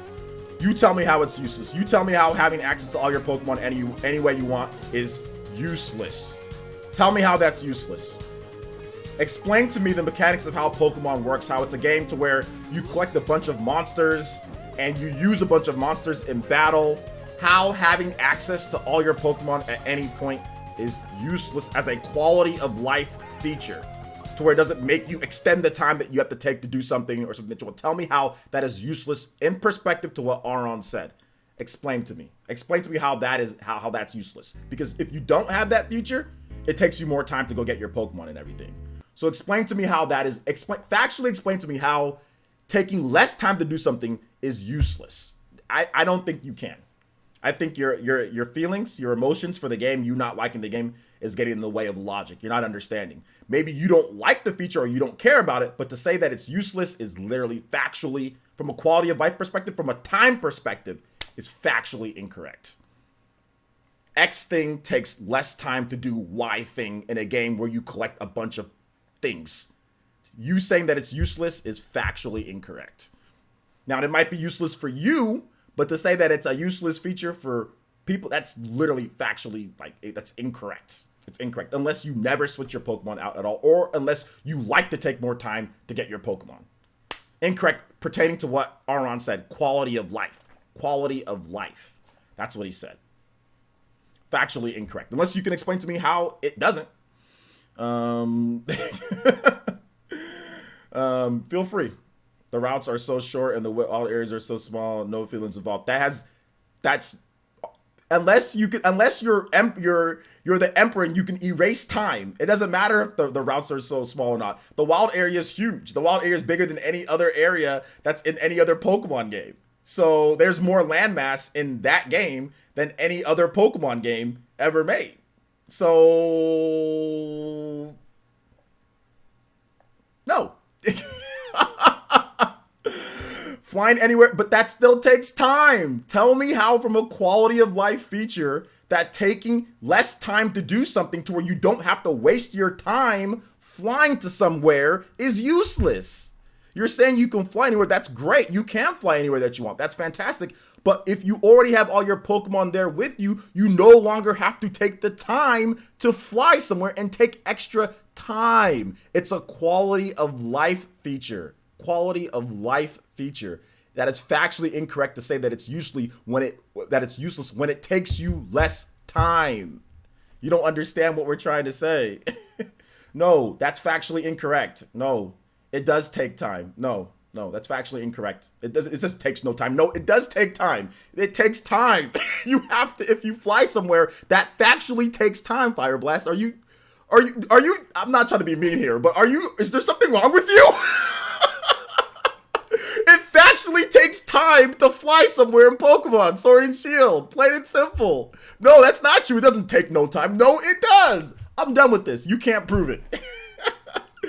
He says, OJ, that's their opinion. No, it's not an opinion that it factually takes time to fly somewhere, and having your PC box takes less time than it takes to fly somewhere. And look, that's not an opinion. It's factually incorrect.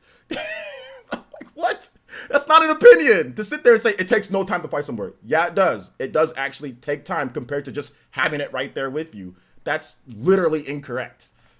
Now, if it's an opinion that the time is negligible on there, like, hey, well, it doesn't take that much time, that's okay. But to say it takes no time, no, that's not true. It does take time. And then if you times that with every single time that you'd have to fly to the Pokemon Center over the course of playing the game for, like, let's say 300, 400, 500 hours, all of that adds up to extra time that's there. It's factually incorrect. I'm not trying to be mean, but Fire Blast sometimes says things he tries to push his opinion as fact. That is incorrect. Over the course of playing, it would take you time to fly there. It would take you time. And over the course of playing, let's say you play the game for 1,000 hours, every time that you'd have to fly to the Pokemon Center, that would be time accumulated. To sit there and say that, oh, well, it's useless. That's not true. It's just not true. It's not about opinion. It's about, he's trying to say that it takes no time, and it's not a big deal. But it's a thing.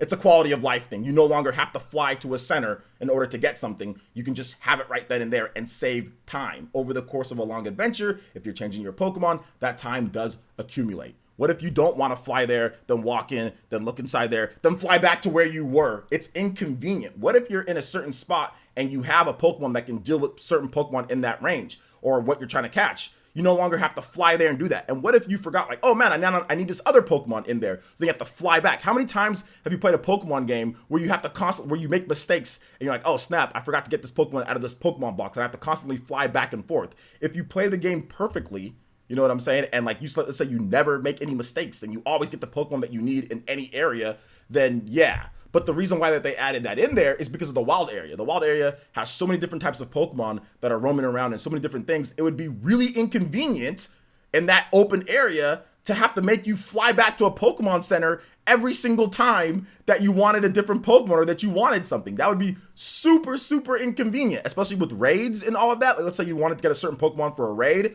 and with the multiplayer, that would be really inconvenient. So no, like I said, no. But anyway, I'm done with this. All right, next up is music. We've got the Batman theme. We got a remix of the Batman theme. So let's see how this is. This is what we talk about. Fireblast started to say that having the Pokemon boxes anywhere that you want is a useless feature, and it takes no time to fly to a Pokemon Center. But he doesn't factor in making a mistake, not getting a Pokemon that you would want, online gameplay in terms of having a certain Pokemon for a raid battle, having a certain Pokemon for a trade, things like that. Because in the open area you trade things, so he's being Fireblast right now. Let's see here. Also, competitive breeding requires the use of a box a lot, and this saves so much time. Yeah, exactly. He's not thinking throughout. He's just thinking his own personal view. He's not factoring in everything single thing, which is fine. Fireblast often sometimes does that, which is fine. Plus, are we getting more wild area with the DLC? Yeah, that's true. We are. So I think that it would be worse if they made you fly back to a Pokemon Center every single time. That would not be a good thing, especially like with all the stuff that they're adding in and what's already in the game. So, but hey, if you think that it's useless, that's fine. But it's factually incorrect when you talk about time. While asking his viewers, is there something wrong with you? I said that there's something wrong with him because he said that it takes no time, which is factually incorrect. That it's incorrect over the course of a whole length of it. He likes to continue to argue that it's not like it takes no time. That's factually incorrect, you know. So I asked him what's wrong with him. Why would you say that? Like, why would you say something like that? I don't get it. You know, like that's really pushing your narrative like hardcore. Like I said, even if you don't like something, which is fine because Fireblast doesn't like Pokemon Sword and Shield. Even if you don't, it's fine if you don't like it. That's not the problem. But continue to sit there and say it's not. It's like it's no time. That's so ignorant to everybody who plays the game. To sit there and make them say, go back and fly back to a Pokemon Center every single time that you need to get a Pokemon, especially if you're trying to play online or breed or do it. It's so ignorant to that. That's such an ignorant thing considering the type of game. It really is. It's really an ignorant thing to say. So that's why I asked him what's wrong with him. That's really ignorant. You got to think about that. Imagine if every time you wanted to do something in a monster collecting game, you have to completely go back somewhere, and there's these huge areas and everything that you that you want to be able to have a variety of Pokemon to deal with every time you fly back to the Pokemon Center. Like you can do that in old games, but in this game, it's not something that would be good, you know. Let's see here. I think Sword and Shield is okay. I don't hate it. Oh, that's fine. I know you don't like it though. You've had many things that you don't like about the game. So. And I just find it interesting that one of the best things about the game, you say that it's not you don't care for it. It's useless, which is just, I don't think. How many hours have you put into Pokemon Sword and Shield, by the way, Fireblast? Should we see the 6th character in the next direct? Like, do you do the online? Do you do the competitive and all that? Or you gotta put him right? He just kept going, man. He just kept going. He couldn't explain to me anything factual, so I had to let him know, man. Like, bro, come on. Like, what's wrong with you on this one? I didn't call him any names though. Didn't call him any names. Didn't insult him in terms of like, you know, calling him stuff. So 55 hours. Okay, that's the reason why you're saying what you're saying. You don't play the game. You don't play competitively. You're not trying to catch everything. You're not trying to. You just play through a little bit and then you were done with it. All right. Back. That's why you said it. That's why you said it's useless. That's why.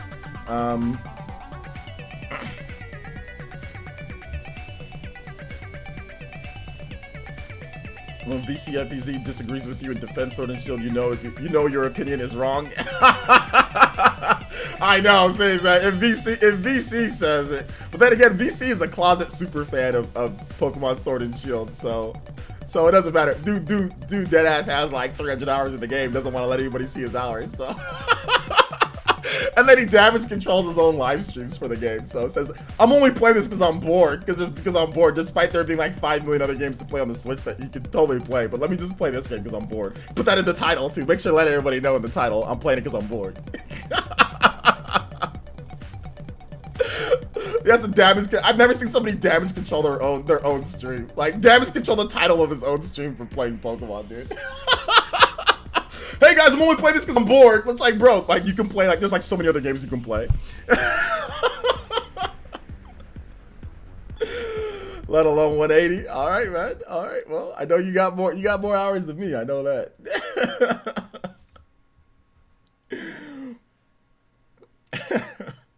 Also, what happens if he's farming Pokemon in the middle of a cave? He has to escape. He has to escape room back to the cave entrance, then fly, go to a Pokemon PC, then go back to that spot in the cave. Exactly. So he's not factoring in. He's not factoring in playing the game. He's just factoring in just going through the game like the first time and not really catching every Pokemon, not really doing things within the game because he only played it for 55 hours. That's it. So he didn't really do much. Excuse me. Let's see here. All right, so let's next track here is Shovel Knight. Shovel Knight,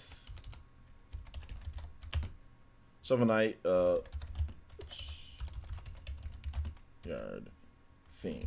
All right.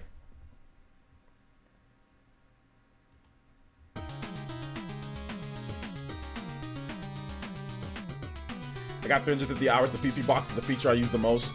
Yeah.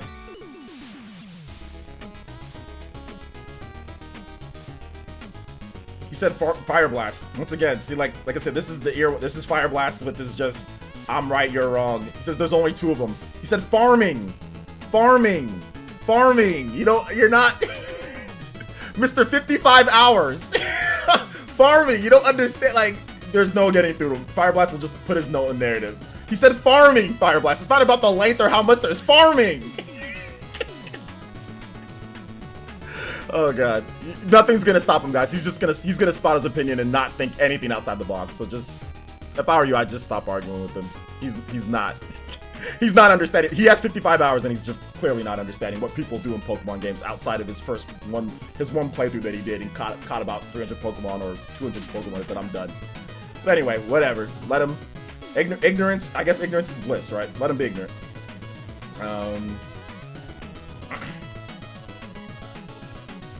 OJ, do you know someone that works on Sword and Shield or something you really like damage controlling for the game? How am I damage controlling? Everybody here is literally agreeing for me. So explain to me, light the fuse, explain to me how I'm damage controlling, talk about the PC box being a good thing for the game. Tell me how I'm damage controlling. If you tell me how I'm damage controlling, I won't time you out for 300 seconds. Explain to me how I'm damage controlling for literally explaining how the PC box is a good feature in the game. Explain to me how. What am I damage controlling on here? Go. Explain. No, why'd you delete the message? I said no, I said he has time to... I said he has time. Damn it, you shouldn't have... Why'd you time him out? Yo, JoJo'd him. When he comes back, we'll let him explain. I'm like, people say that I'm a dictator, that I'm always so quick to ban people or whatever they disagree with me. Feel free to explain. Y'all JoJo'd him. Don't time him out anymore though. When he comes back, let him explain himself. Even I, someone who doesn't like Sword and Shield nearly at all compared to the other Pokemon games, can agree. Quality of life change for the PC box is a great addition. Yeah, exactly. I mean, the funny thing is that, like, even though I've said that I don't like certain things about Pokemon Sword and Shield, you know, but how dare me disagree with somebody else? You know what I'm saying? How dare that? How dare there be conversation of people who like the game? How dare that? Otherwise, you're damage controlling. You dumbass. Anyway, let's see what you gotta say. Sorry, I guess I called you a name. My bad. Jose, don't take the bait. It's not about bait. It's about entertainment. Let him talk. This is my stream. It's entertainment. Everybody here is being entertained. As long as you guys are being entertained, it's cool. He was instigating for no reason. Yeah, I mean, he probably shouldn't have. I mean, he could have said that, like, hey man, why are you always defending the game? I mean, even though I wasn't really defending the game, I was just simply, we're talking about a feature, you know, that's good in the game. Like, I don't think anybody's gonna sit there and say, like, having your Pokemon anywhere that you want is a bad thing. You know what I'm saying? Like, who says that, you know? And in my review or in my gameplay of Pokemon Sword and Shield, I noted its faults. Like I said, hey man, the graphics stuff, it could be better. You know, there's certain things that could be better, but no, I don't think it's the worst thing in the world like some people are. Like, holy hell, sorry for liking the game when you don't like it, you know? But when he comes back, we'll let him explain.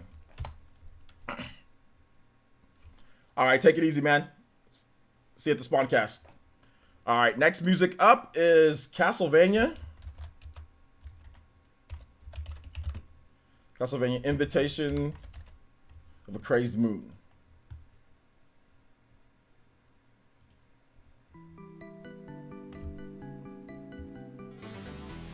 Everyone is explaining why the feature is so useful. Nothing to do with defending the game. Yeah, nothing to do with it. It's not like somebody said, "Oh man, the graphics are, you know, like the graphics are bad," and I was like, "Oh yeah, okay, yeah, no, the graphics are freaking amazing. The graphics are so good. What are you talking about? The graphics are It wasn't like I was doing that at all. You know, Aron simply made a statement about the quality of life with Sword and Shield because he's playing the game, and I agreed with him. Yeah, it's a good quality. And then Fireblast is the one who came out and said it's useless. You know what I'm saying? He's the one who came out and started saying something, it's useless, and then started making up. So that's what happened. There's nothing to do about defending anything. We're simply talking about how it's a good feature in the game. There's no defending at all. I don't think VC's on the Spawncast again. No, I just think that he's gonna see me in the chat there.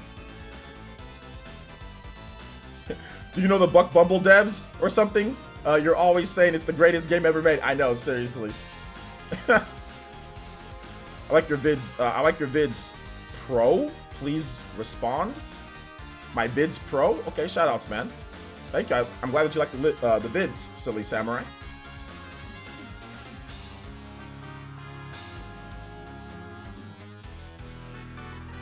I'm glad that you like the vids. Any other questions though, guys? Keep the questions coming.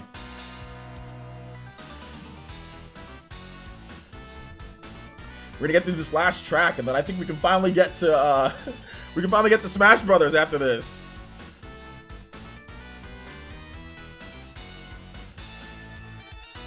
I'm waiting for Light the Fuse to come back if he's still here. I want to hear this. I really want to hear this explanation of what I did that was damage controlling. Yeah, he's still here. So I'm still just waiting for his timeout to be up, so then he can explain. I think it's good entertainment for you guys. You can get a good, different point of view. I'm down for people who disagree with me. If you disagree, let's hear it. But you got to be logical. When you disagree, that's fine. But if I ask you to explain, gotta explain. Since you want to say I'm damage controlling something, feel free to explain it. Yeah, he's still here. I think he's waiting for his time up to be done.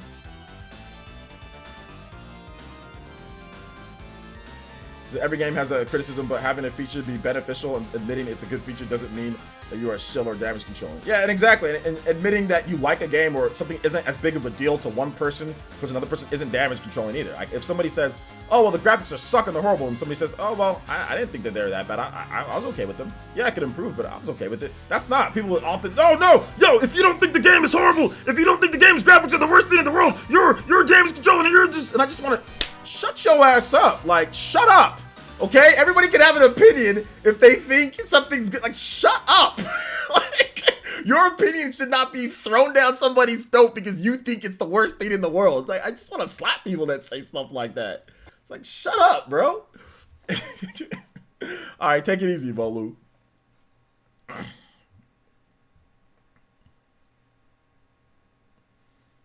I can't comment. You can comment. I see your comment right there. Explain to me how. What I said about a feature being good. How is that a problem?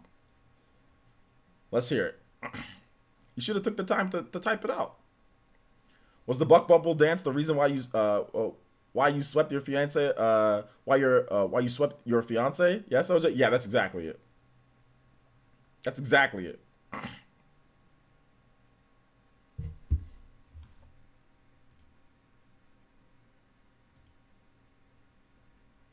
So spending less time to access your mons is a bad and has no benefit? Okay, I guess.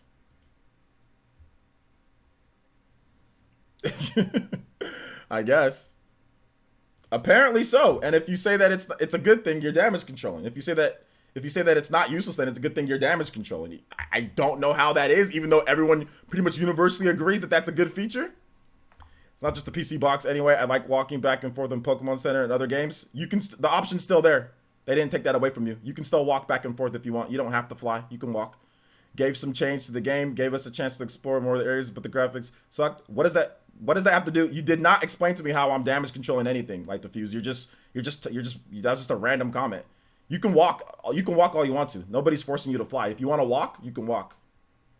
This is the way you yell MVC. Wait. Nobody's defending anything. Nobody's defending. You're an idiot, dude. What the hell? He says, there you go. You're defending it. What are you? Nobody's forcing. I'm simply talking about what you just said, bro. Anyway, you're an idiot. Anyway, time out. See you later, bro. Nobody's defending anything. You said, I like walking. I said, nobody's forcing you to not walk. That's not defending the game. You're an idiot for choosing to not do that option. Get out of here. Just get this man banned. He's sitting there. He's trying to set bait. This guy is trying to bait. What kind of stupid comment is that? What kind of stupid comment is that? He didn't defend the choice. He's trying to get me to defend something. Say, oh, there you go. You defended. Ha, got you. Ha, got you. You defended that. Nobody defended anything. I simply told you something. I said, bro, you can simply walk. If you want to walk, if you liked walking in the previous games, nobody's stopping you from walking now. What are you talking about? And I didn't defend the graphics. I didn't say, oh, well, the graphics are good. What are you talking about? I didn't say, if you think the graphics suck, then the graphics suck. Nobody, get your ass out of here, fraud. He just baited. That was just a bait. That was a bait. It was a really bad bait though. It was a really bad bait because the dude didn't even explain why I defended what we were talking about previously. He simply just brought up something new to try to get me to do something. And I didn't defend anything. He said, oh, I like to walk. I said, bro, nothing's stopping you from walking. That's not defending the game. That's telling you, you're dumbass, that you can walk. What are you talking about? I'm telling your dumbass that you can walk in the game. Nobody's defending the game at all. You can still walk. What are you talking about? What? Nobody's defending anything. Freaking idiot, dude. Yeah, that was a bait, but that level bait was like a 1 out of 2. Like a 1 out of 10. Sorry, not 1 out of 2. That was like a 1 out of 10. Nah, he's banned. Light the Fuse is banned. Nobody defended anything. Dude, I didn't defend the graphics. He said the graphics, like, I didn't defend it. I said, dude, you can still walk. Nobody took away did they take away the walking in Pokemon Sword and Shield? Am I wrong? Did they take away the ability to walk and not have to fly? Like, am I wrong on that? Aron, people who have played Pokemon Sword and Shield, did they take away the ability to walk places? If you want to walk, did they take that ability away? I don't know.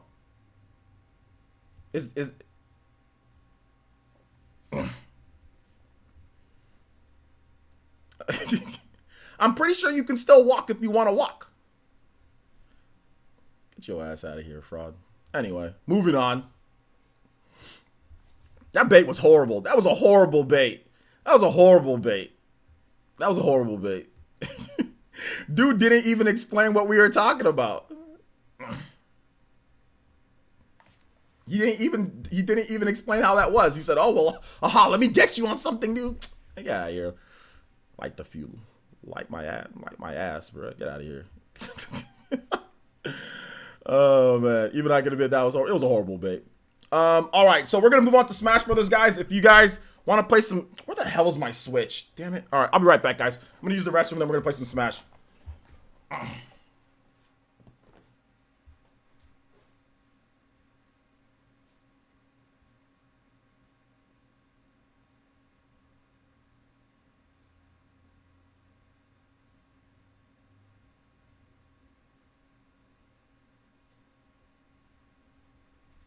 Yo, that's like me saying, man, in Super Smash Brothers games, I like the fact, that's like me saying like this. In Super Smash Brothers games, I like the fact that there's a limited roster in the games because I had less characters to pick, and with more characters, there's just too many characters for me to pick. So in previous games, it was better for me to pick. Then if somebody says, well, you can just pick the characters that you want to pick. Oh, you damage controlling, you defending, you damage controlling. Man, get your, because somebody gives you some simple things to say about a game. What an idiot.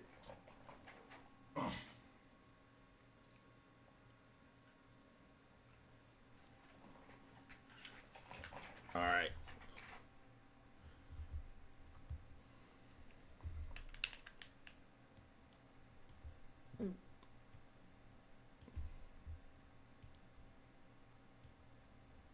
No, you can walk. I imagined it. It was a thing of my imagination.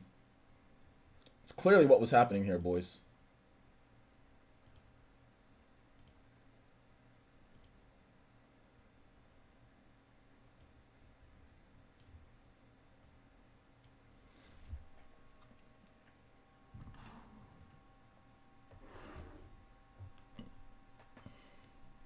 I'm purely just talking about like just using characters. Like there's too many characters to use. In previous games there was less characters, so therefore I like that one more. It's like, bro, you can use whatever characters you want.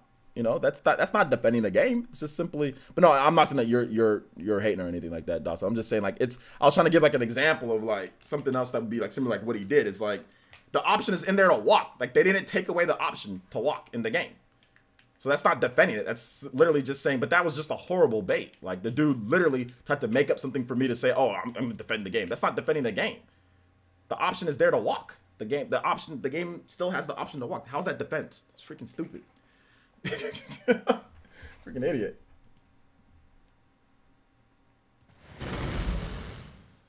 Yo, what's up? What's up? Is it Bertham? All right, I'll be right back, guys. There's a copyright troll on this sort of or World of Light song, believe it or not. All right, if you're on the Discord sign up, feel free to hop in. Whoever's first on the sign up, I'll be right back. I just gotta use the bathroom real quick. You going to Japan on March or in March? Nice.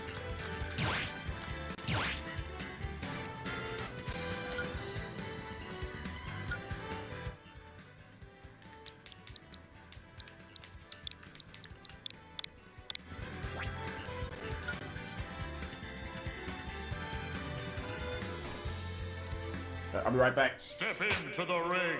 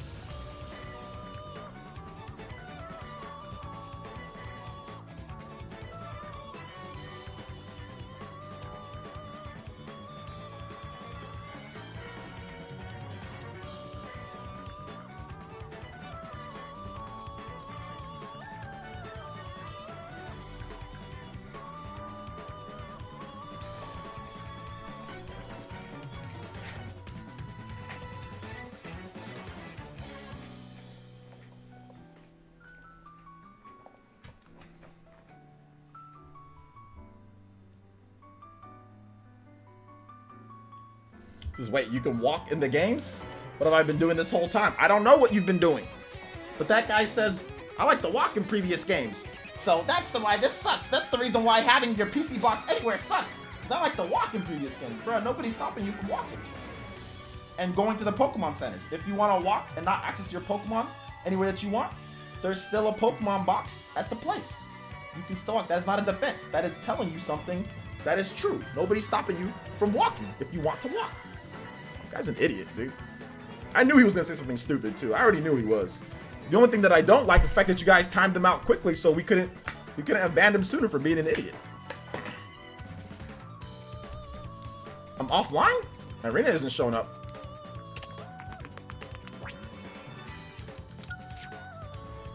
Am I on the wrong switch?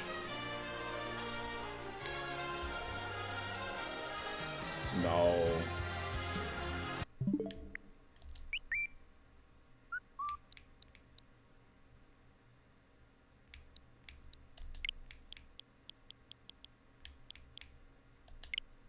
It says show me online when I'm online, right? Display friend, receive, yeah. Display online status to friends.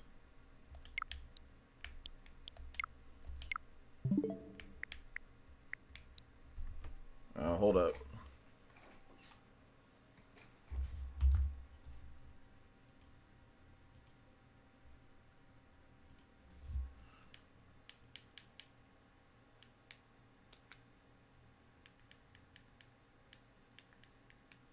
Maybe there's something with the internet?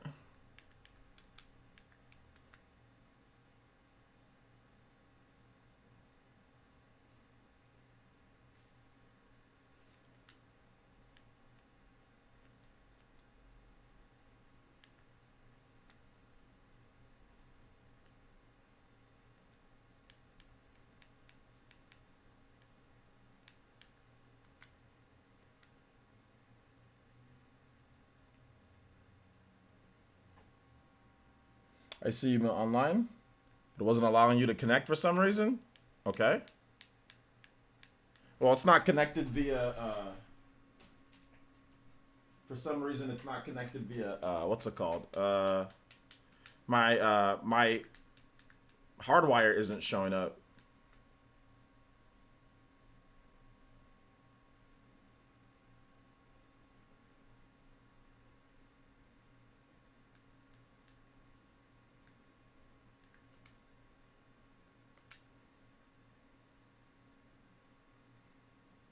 All right. So I just connected via LAN.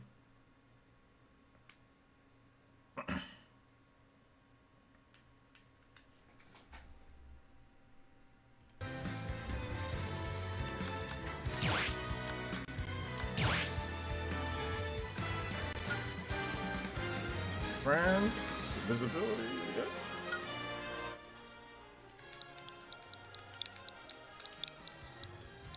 Actually,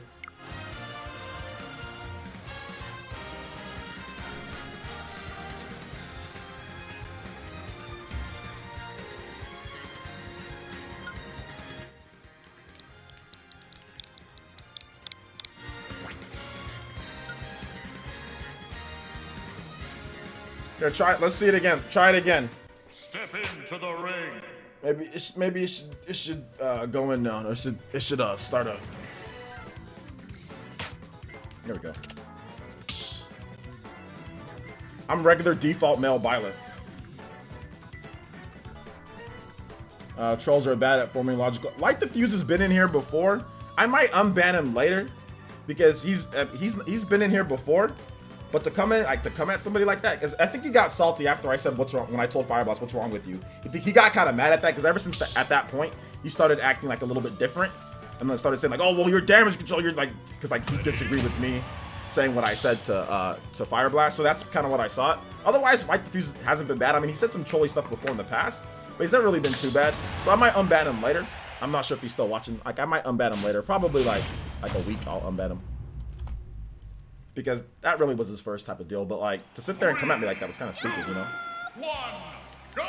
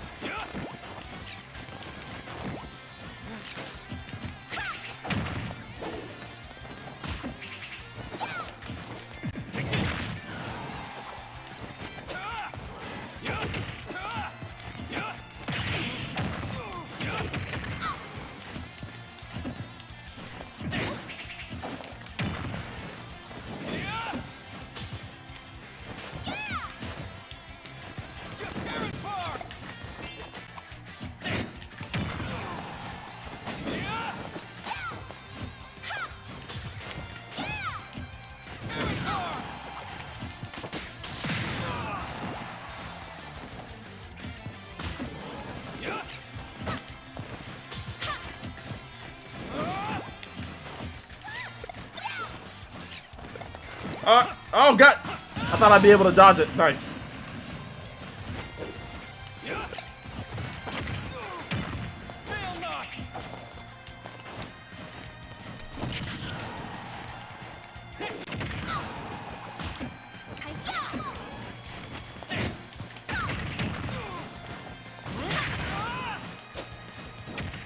Can you grab me out of it?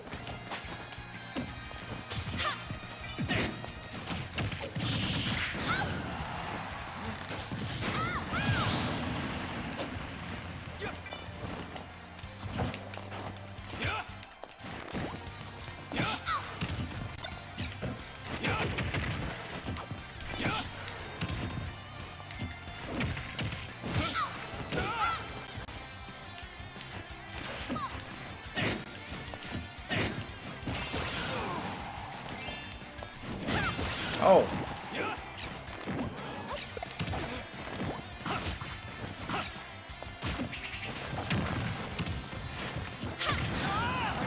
Oh, I didn't DI good enough. I thought I'd survive.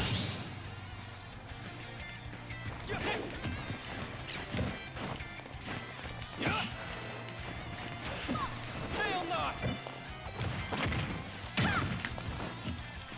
Air it far.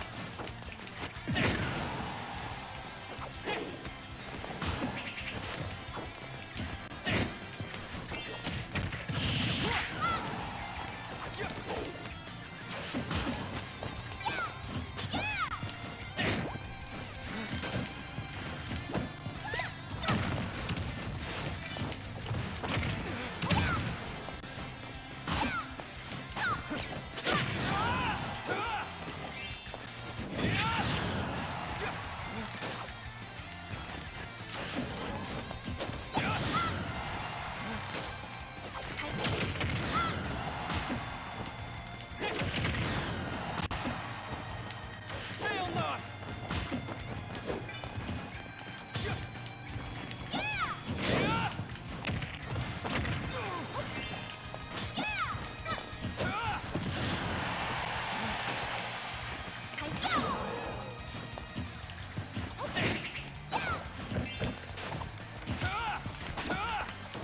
Take this.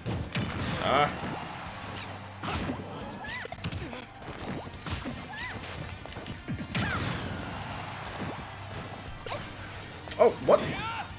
Ah! Nice, nice game. Nice game. Gotta do better on the first stock. Definitely didn't do good enough. The second stock was better, but then 150, 155. Hold up, Juice Man Von. I'll let you know when it's your turn. We don't want too many people in the place. It could potentially add lag. So we'll let you in when it's your turn. Good game though, party man. Alright, so the second stock I definitely gotta play better on the first. The first stock was not good enough. The second stock I played good, but I couldn't get his second stock off, so I gotta get him to that last stock. Too many forward smashes getting punished on too. Like too many times where I just like forward smashed. Go!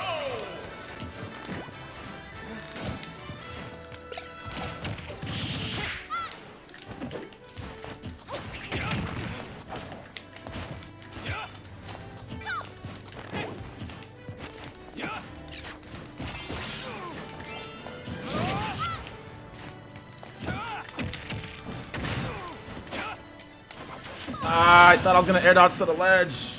Messed up.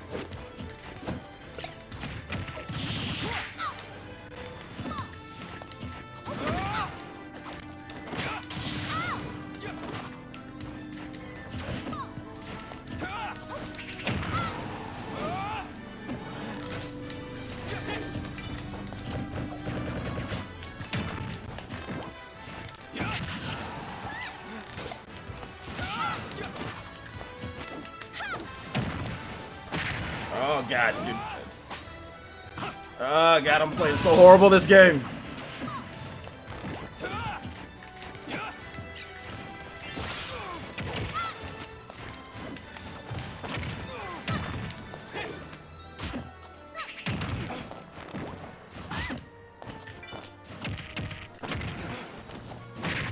Oh god, that's gonna be death.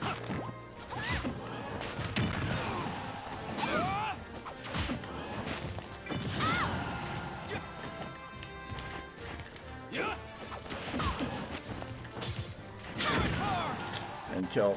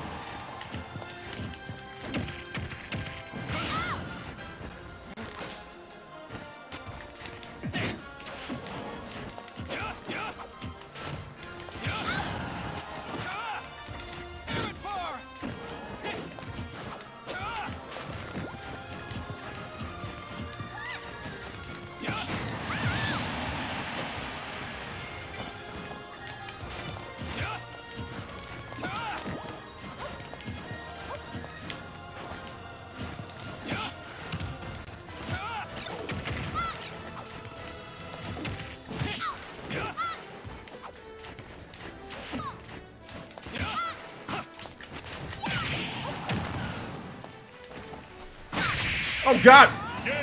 Nice. Oh, the SD on the stock cost me.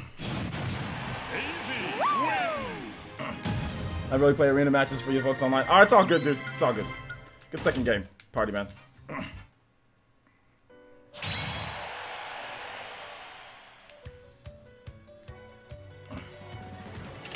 Let's try. Choose your fighter.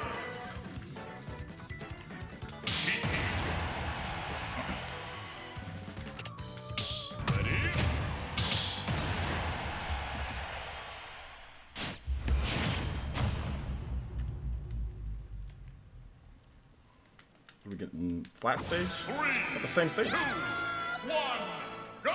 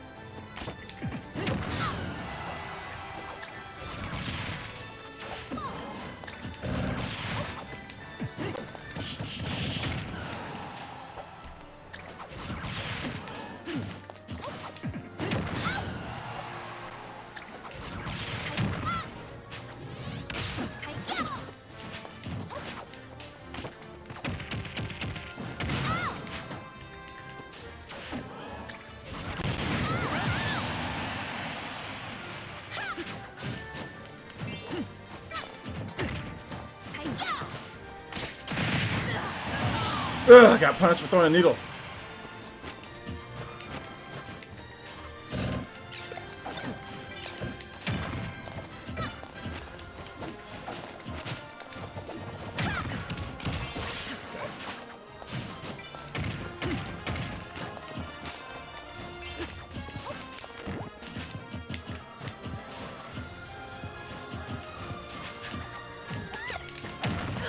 I'm too afraid of that.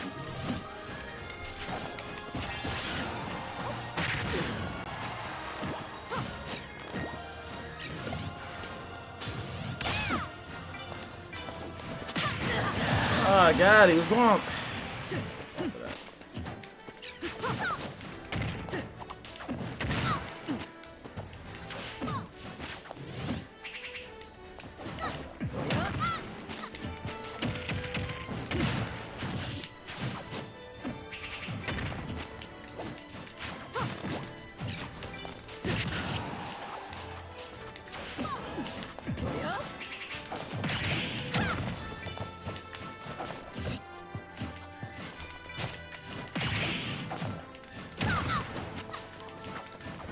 Yeah.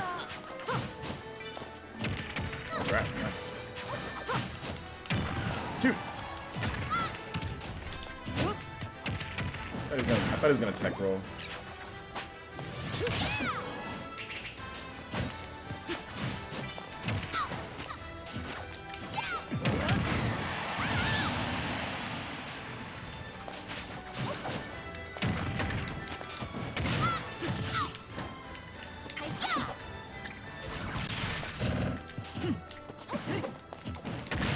Grab me first. Oh God, Stitch face.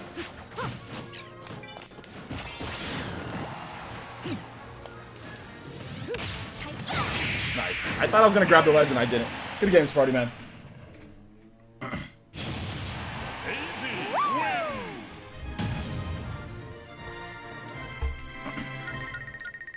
All right, whoever's next up can hop in.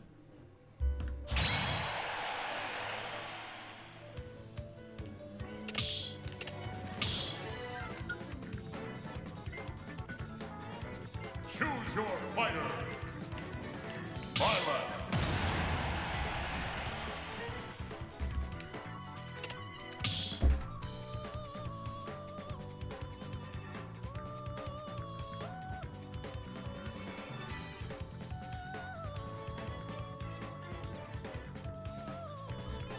Sheik buffs, still not good enough. The buffs are good, but Needles the Bouncing Fish is the confirm that she's got, and that's just online. Needles the Bouncing Fish is just interesting. People can see it coming. Like the problem with Needles the Bouncing Fish is that you can just see it coming. Like if Sheik jumps into the air, she's gonna Needles the Bouncing Fish you in kill percentage. That's the only thing. But then again, I'm not super good with Sheik, so. HRA, what's up, man? Whoever's next up in the Discord, please hop in.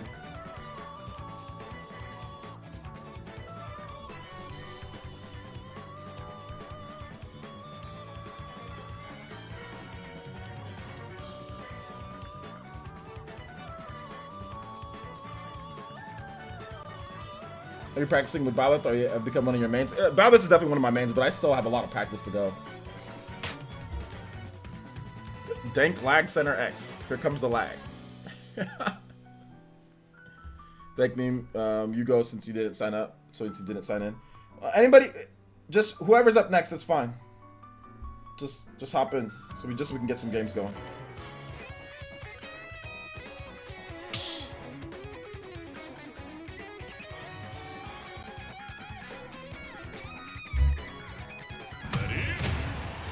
Rob. But Byleth is definitely a character that I want to get better with. But I gotta check out some, like, I need to see some more high level play with Byleth.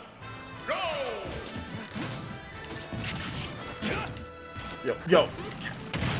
Notice that when Dank comes in, here comes the God, dude, it's pausing. The lag's worse.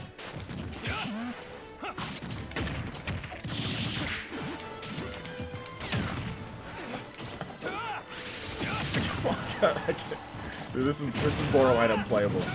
This is borderline unplayable. Dude. It's like, dude, this is horrible lag, dang. You really need better internet connection, dude. Like, it's literally freeze framing. It's freeze framing. Dude, I can't do anything with this thing.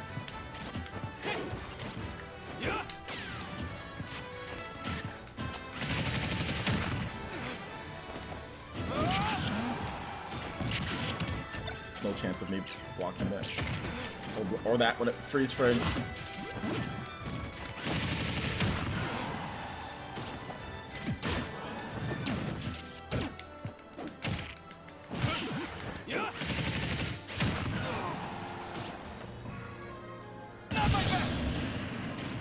Alright, Dank, some other time, man. Alright, Dank, I'm sorry, man. I'm not going through 3 games of this. You've got to get better internet connection, dude. You've got to get a better internet connection. Like, that's too much. That's too bad to sit there and play through the whole thing. That internet, like, I got a new rule, man. If your internet connection is that bad, like, you've got to do something, like, try to see if you can get a bump up in the internet speed or something like that, or try to get a hard wire. Not really sure, but I can't. I'm not gonna play through all. Dude, it's not fun at all. All right, good game though. That was like that lag is like way too bad for me to like sit there and play a normal game.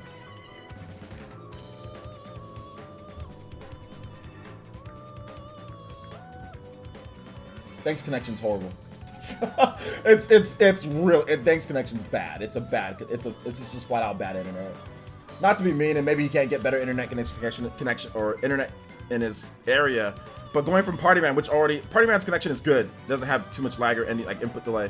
Has a bit, but nothing too crazy. Maybe like 4 or 5 frames. But Dank's not only does it have input delay, it has straight up freeze frames where it just pauses. So if you press a button during that, it doesn't register, and then you just have to try to play again. I mean, it just leads to mashing and bad habits. That's all it does. That's all that type of connection just leads to really, really bad habits, like trying to mash out of things because you're freeze framing and stuff like that. And just, I don't really feel like playing that right now, man. Maybe like a different day I'd play it, but not right now.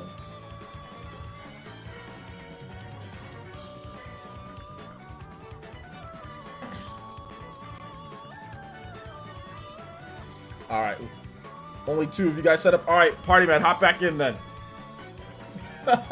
Only 2 of you guys signed up. I thought I saw Juice Man Vaughn. Well, no, wait, hold up. Juice Man Vaughn, hop in. Because I know Juice Man Vaughn wanted to play. Or any Elite Ninja that want to play here in the stream, let me know. You don't got to sign up in the Discord. Just let me know in the chat since we have a lack of people signing up.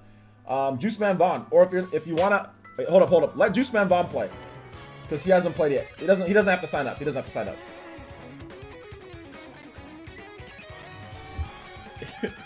Thanks, lag. I'll admit that lag. Rob and lag triggered me. Or Rob and freeze framing. That I'll be honest, that triggered me.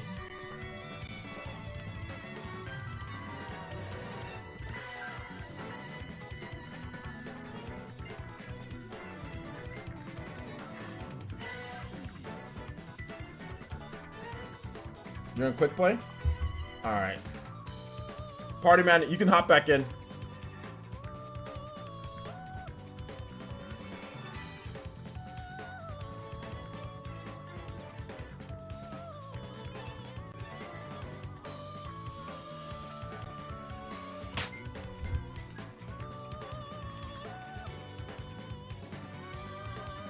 The fact that he was playing well in lag says a lot. Well, if you play in lag all the time, you will learn how to play in lag. Like, I've stopped playing in lag. When somebody lags online, I don't play them. Like, if the lag is really bad, I don't play them at all. If the lag is really bad, I'll just DC. I'll just disconnect. You know, so I don't really play in any type of freeze framing or lag. Like, Dank plays, I don't play in freeze framing. If there's freeze frames, I'm gone. I don't care. I'm gone. I will not play. So that's the reason why, like, when Smash first came out, I was a little bit better maybe at playing in freeze frames. But with freeze framing going on, I'll just quit. I literally have no patience for freeze frames. Like, if it stops, you know, completely stops, like everything comes like, stop letting them the world.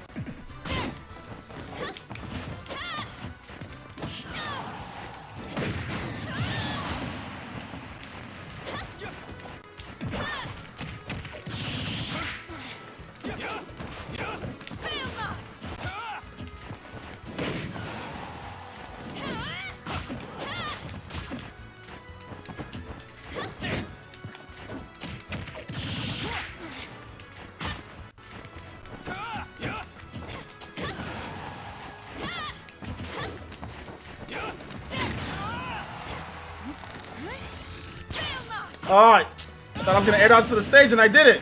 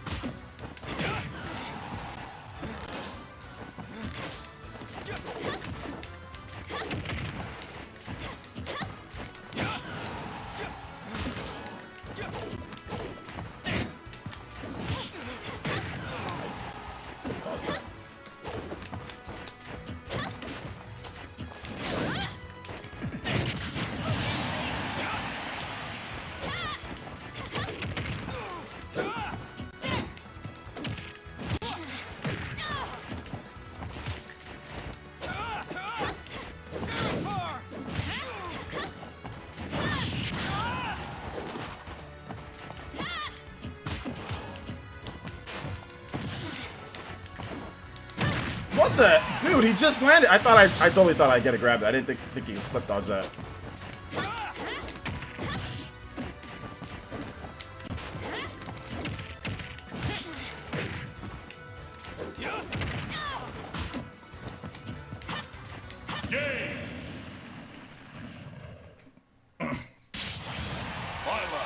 OJ betrayed the Black Eagles.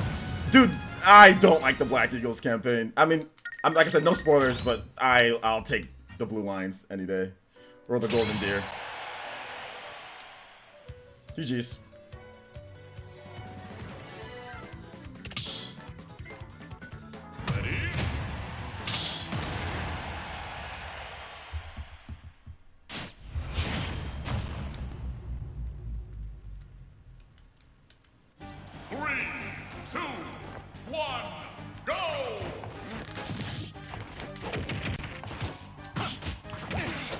Fail not!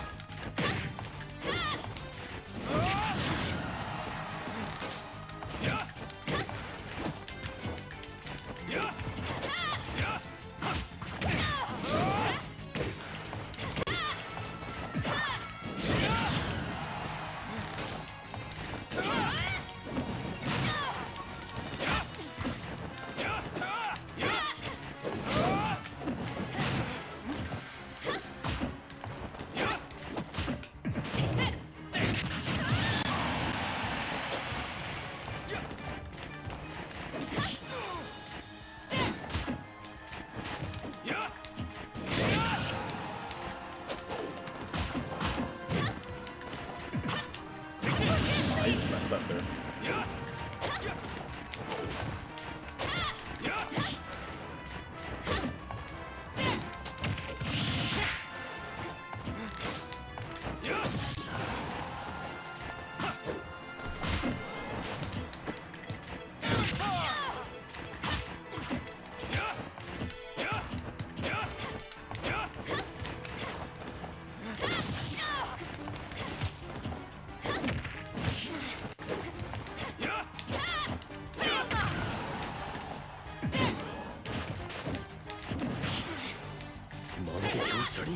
Yo, brand new tune in. Yo, let's go. Thank you for the support, bro.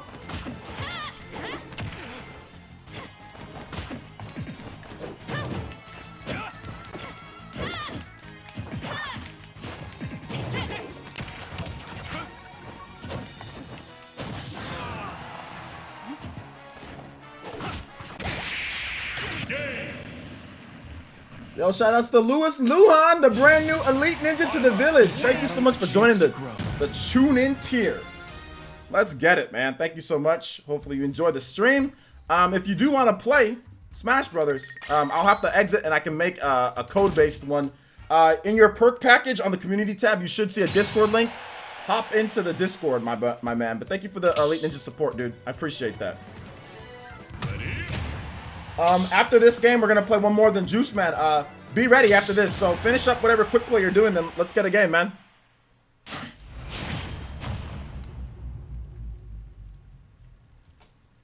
3, 2, 1, go!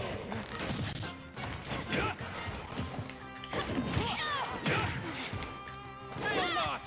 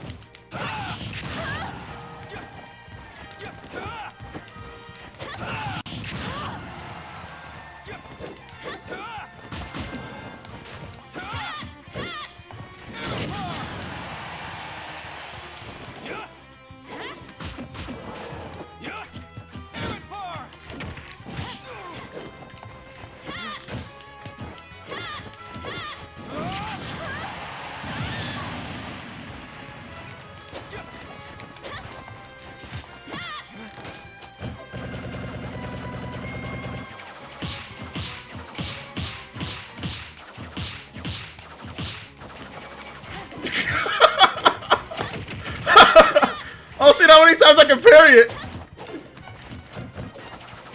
I was trying to block those.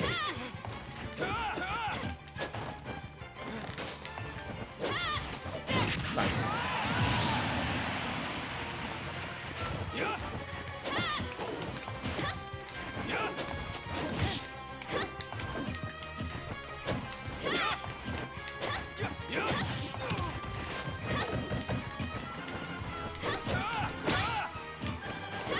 Fail not. Oh!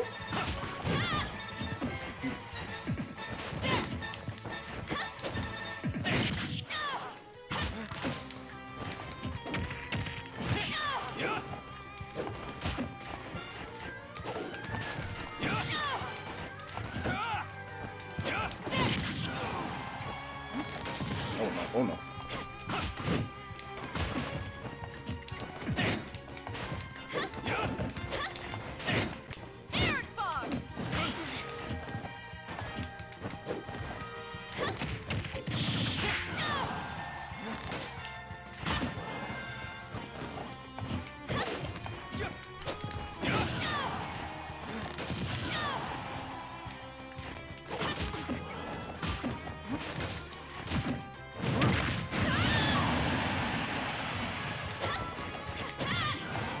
Oh, God, dude, that was so stupid of me. I used my jump. I got back here.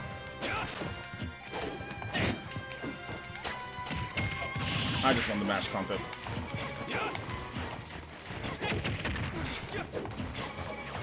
I'm mashing too much.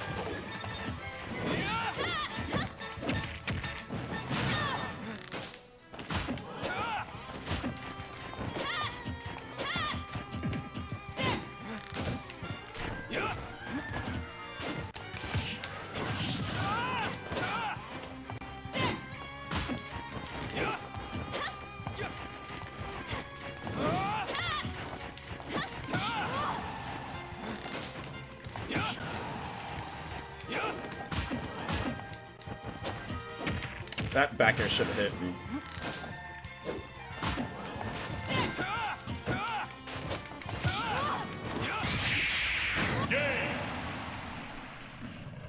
Good games, party man. No hesitation. What's up, Louie? What's my favorite Fire Emblem 3 House's waifu? Lucina.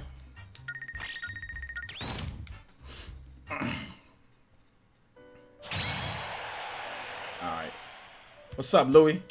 Alright, we're gonna let Louie play. Good games, party man.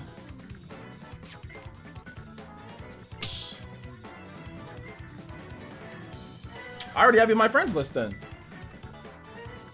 Okay, cool. Oh, so you used to be a member? What's going on? Why do I have you on my friends list? Oh, I think you're probably from Twitch Prime, huh? Oh, he said 3 houses? Oh, okay. Let's let Juice Man Vaughn play, Louie, and then you can hop in right afterwards. Hold up. Louie, let's let Juice Man Vaughn hop back in. Because he was waiting. Juice Man Vaughn was waiting. So, Louie, hold up. We're gonna let Juice Man Vaughn play, and then you can hop in after 3 games. So let's just do a set real quick. So Juice, hop back in.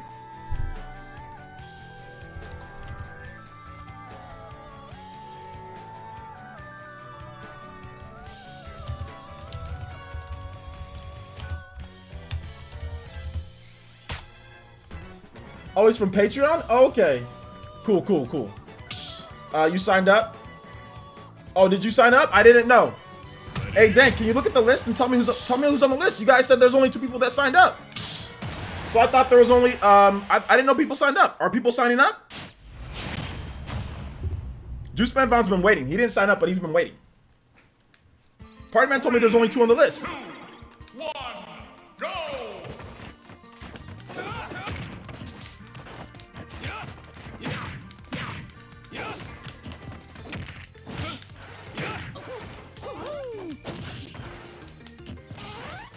no. Oh, only 2 people signed up when you were on there? Okay.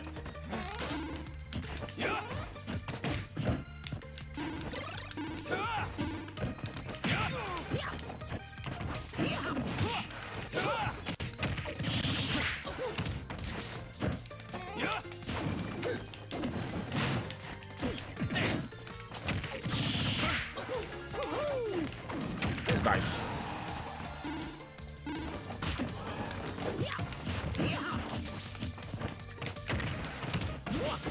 If I can get down.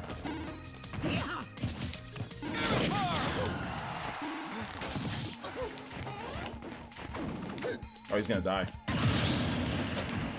Alright, I'm gonna look at the list right now, guys. We'll play Juice Man, then I'll look at the list. How'd that not hit?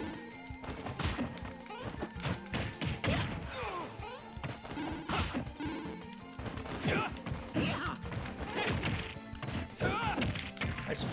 Yeah.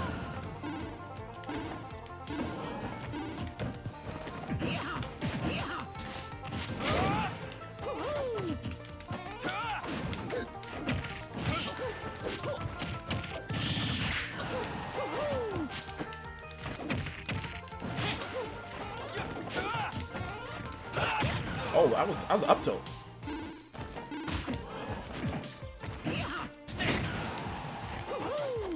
Oh, use this jump early.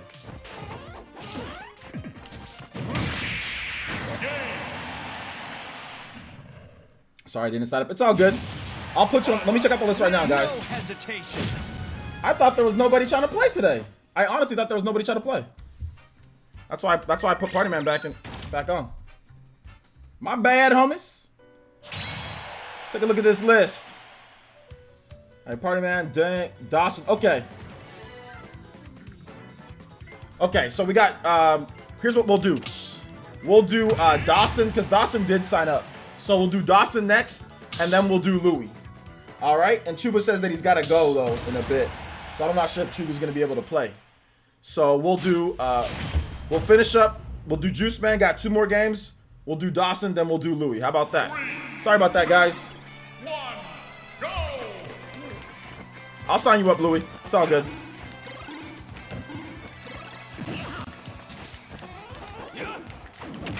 Nice.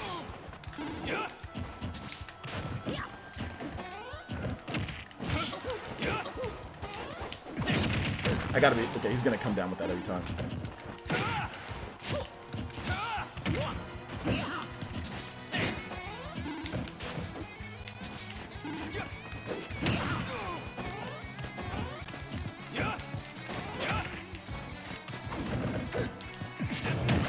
Okay, I thought I'd be able to catch him. He was gonna air dodge. Yeah, he's gonna just throw out attacks and then try to punish.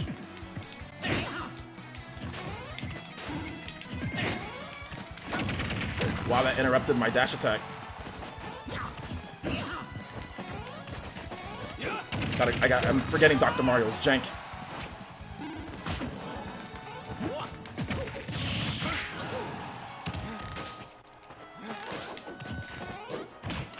Fail not.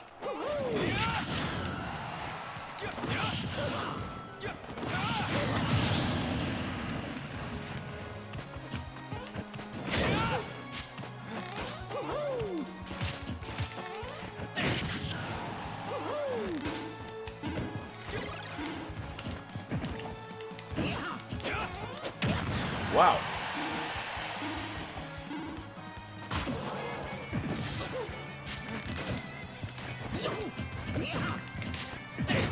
Oh, I angled it wrong.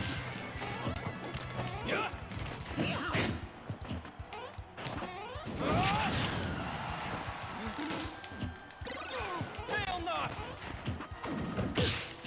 Take this.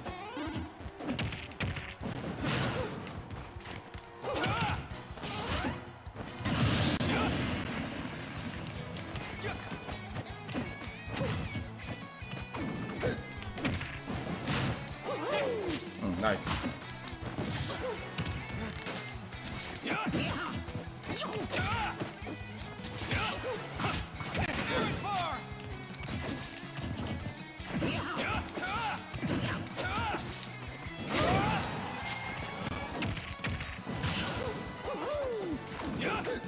Dr. Mario is so jank.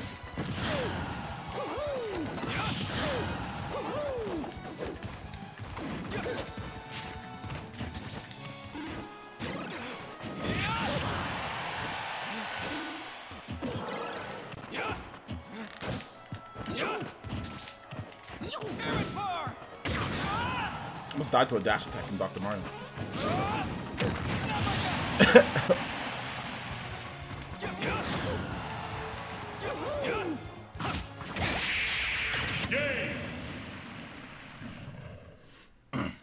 Damn. Each battle a chance to grow.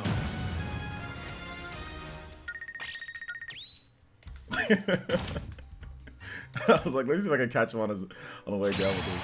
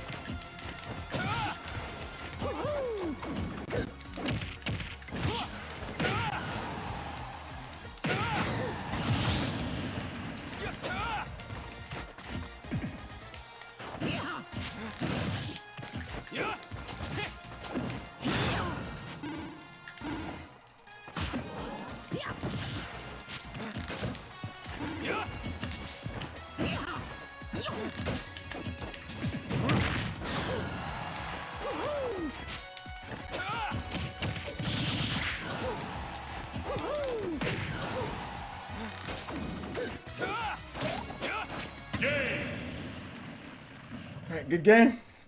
Juice Man. No hesitation. Good games. Alright, next up is Dawson. Dawson's next up. Dr. Mario straight Chaz. Yeah, try Mario. Try Mario's gonna get you more speed, better recovery, you know, more combos. Try Mario. Try Mario instead of Dr. Mario. Because the reason why Dr. Mario is trash in this game is because Dr. Mario is a fraud. He's not a real doctor. That's the reason why Dr. Mario is so bad. They're trying to tell you something. It's like, yo, this guy might be fraudulent here. No, let Chupa go before me so he gets to play. Okay. Remember, I gotta get ready for the spawn cast too, guys. So we might have to cut it. This went a little long. Dr. Mario has jank, but as soon as you figure out his jank, so yeah, Chuba, go ahead and hop in.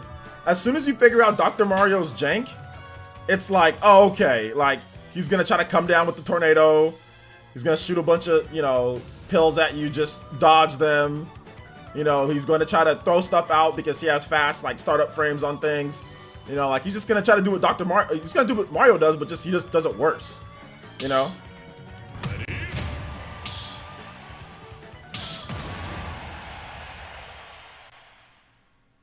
He has pills, though.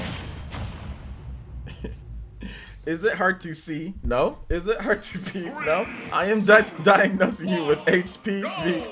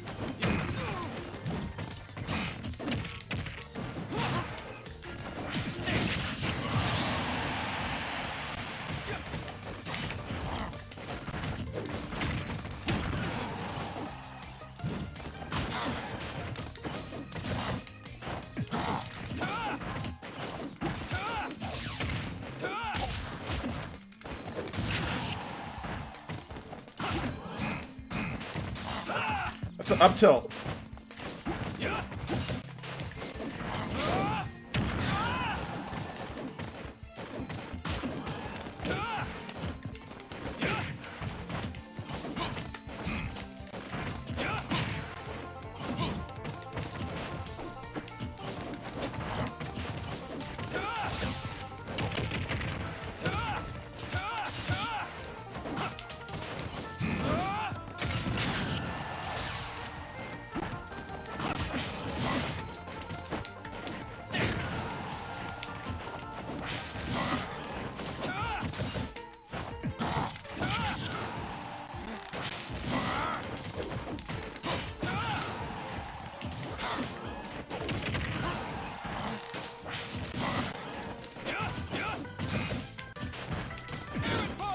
Oh, he's lucky he didn't get hit with that.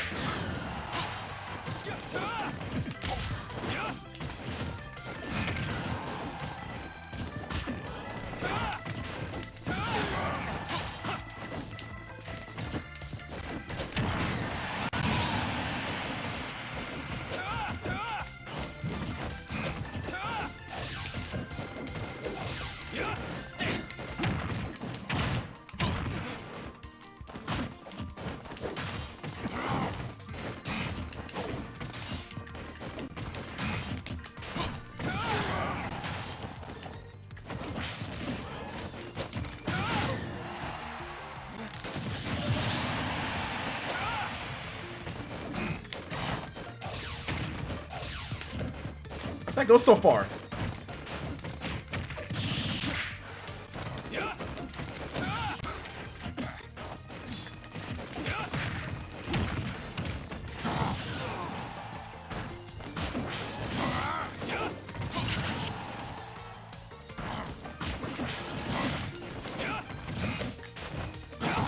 Wow, wow, wow, that up tilt didn't hit.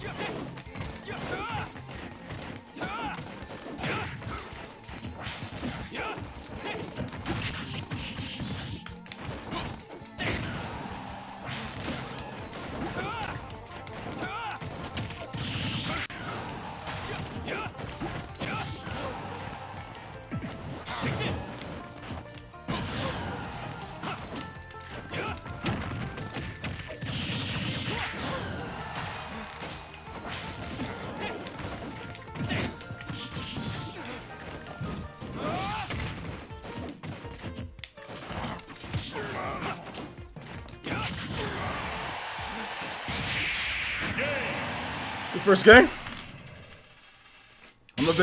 I'm a bit warmed up though. Chuba is definitely not warmed up. Chuba's definitely not warmed up. So I'm warmed up. Chuba's not. GG's.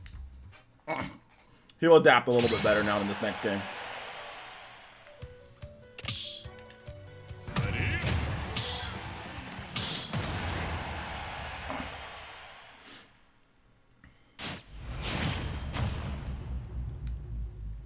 I know, game 2 Chuba was legendary. 3, 2, 1, go!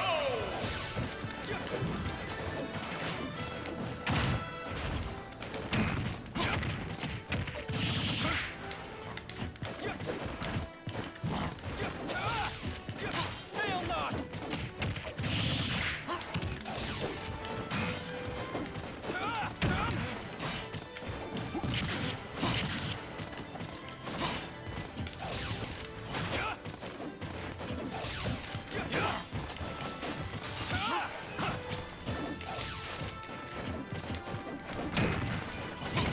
Nice, nice. Oh, I should have tried to. I didn't know he was gonna die. I should have tried to catch him. Could have spiked him.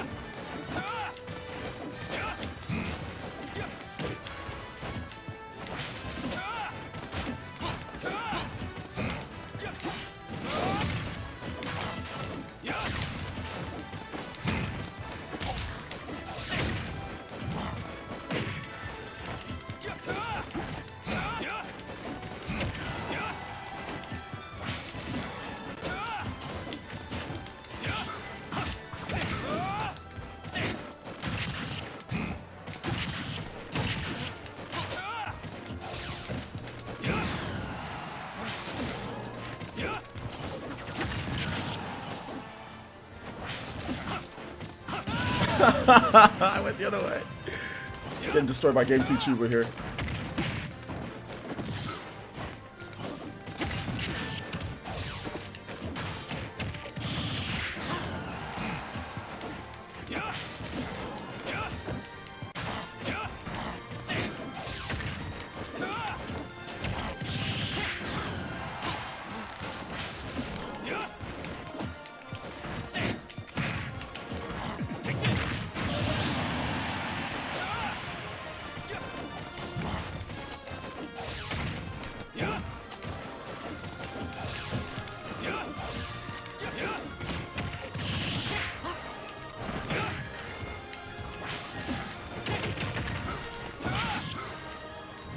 Ah!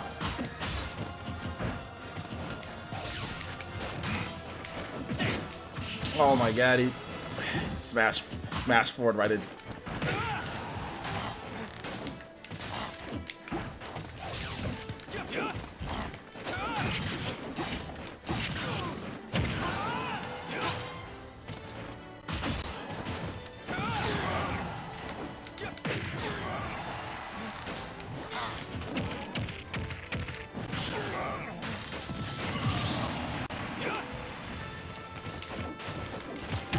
Okay, he's still invincible.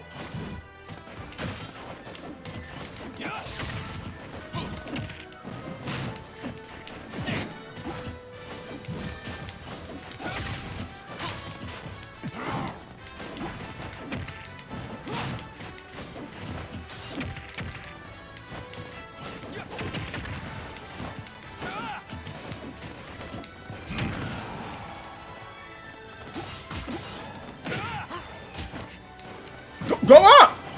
What the? I almost died because of that.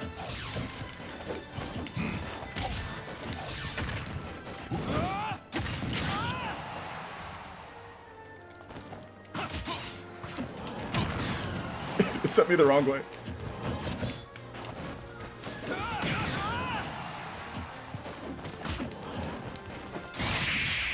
I did it. Inputs on that one. I jumped off the ledge and I tried to do a fair. I ended up doing a, I don't know what I didn't do that though.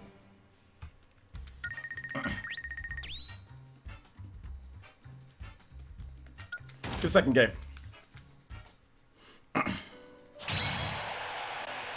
GG's.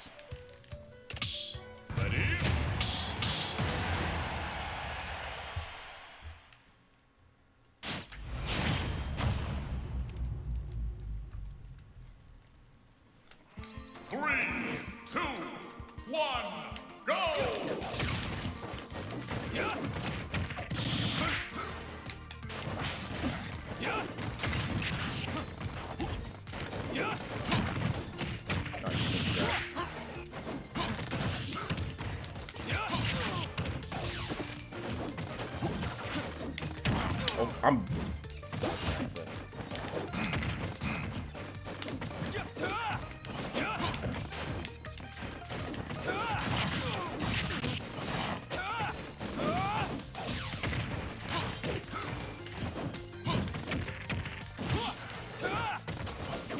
Ah, God, dude, why am I going the wrong way?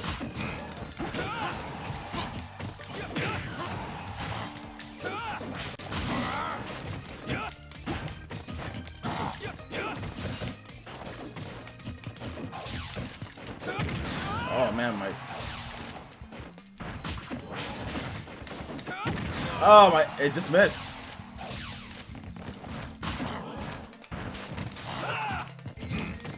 Okay.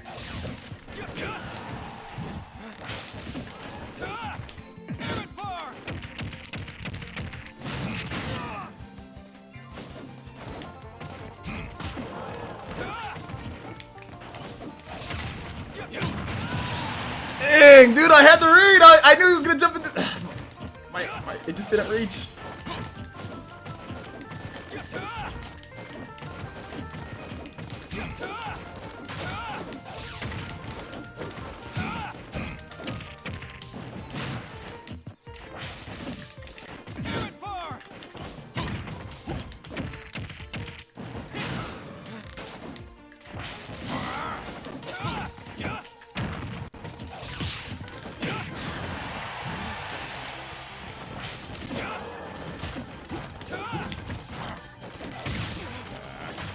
versa. Okay.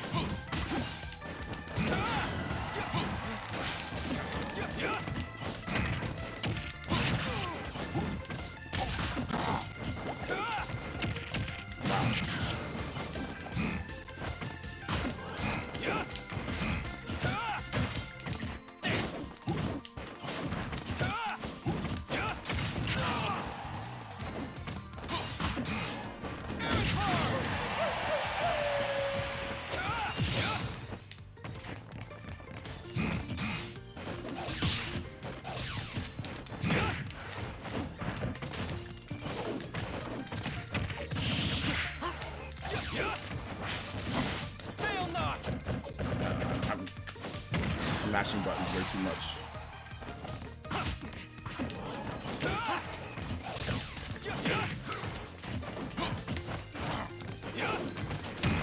Oh my god, it went right through.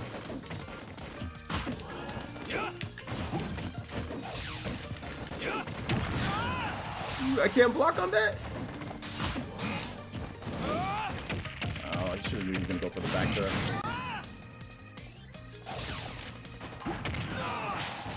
Did I really go for that option? I did. I really went for the air dodge to the ledge and got kicked.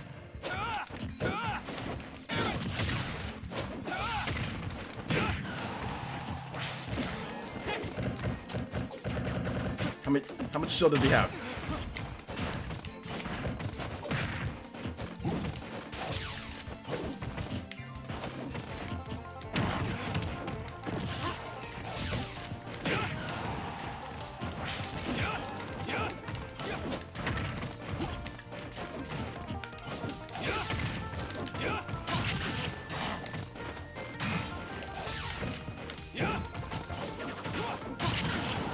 Oh, nice, nice.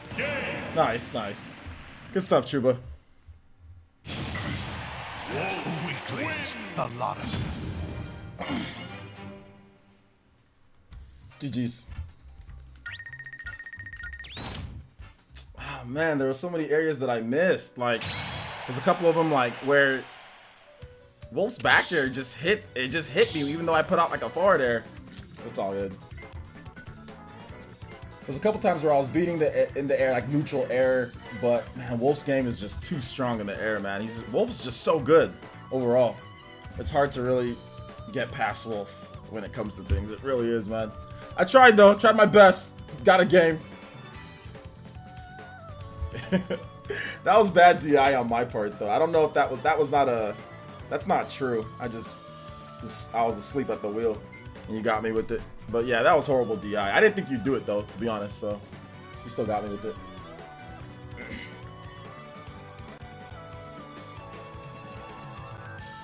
If it's the last stock and you're gonna do it, like, why am I holding back on the DI when you have that?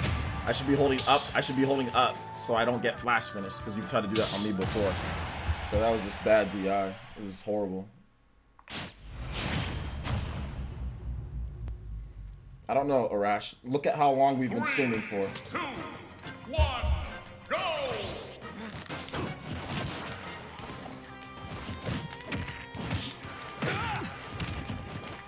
Fail not. Facing the wrong way.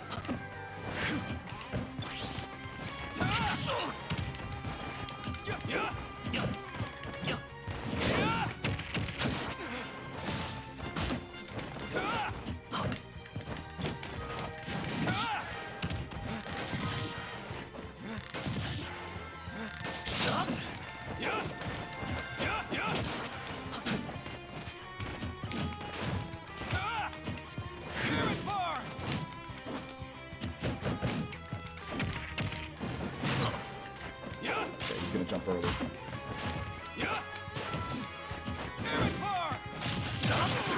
Just had a shield. Okay. Okay. Oh. Input delay. Input delay. Yikes! Right there.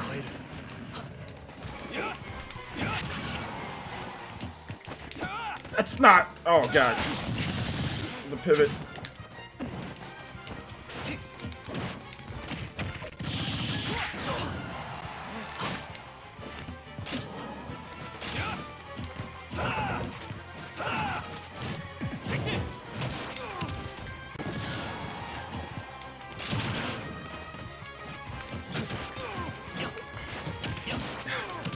him in my eye right now.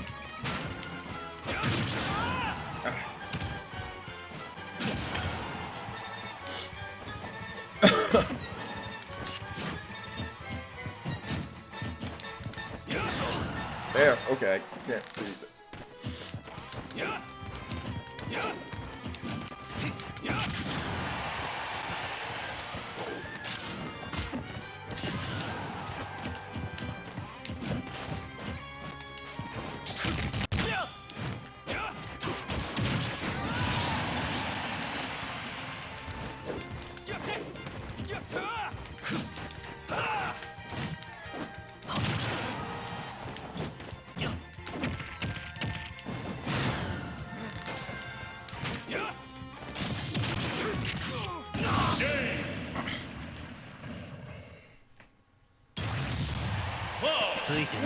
Your first game.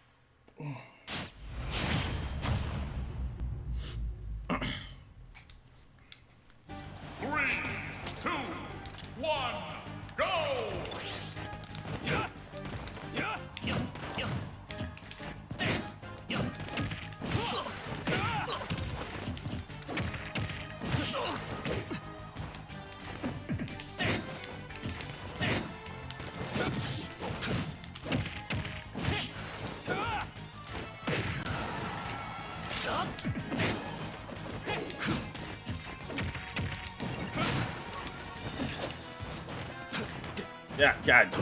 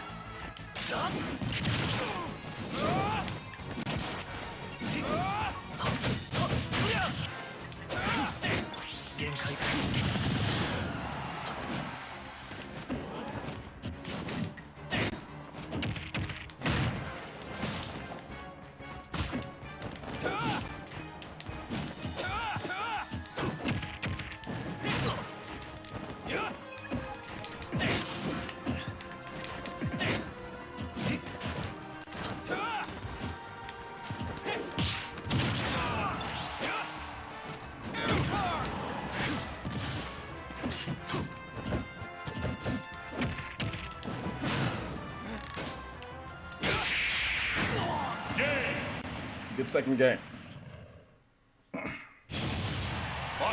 Allow me to demonstrate.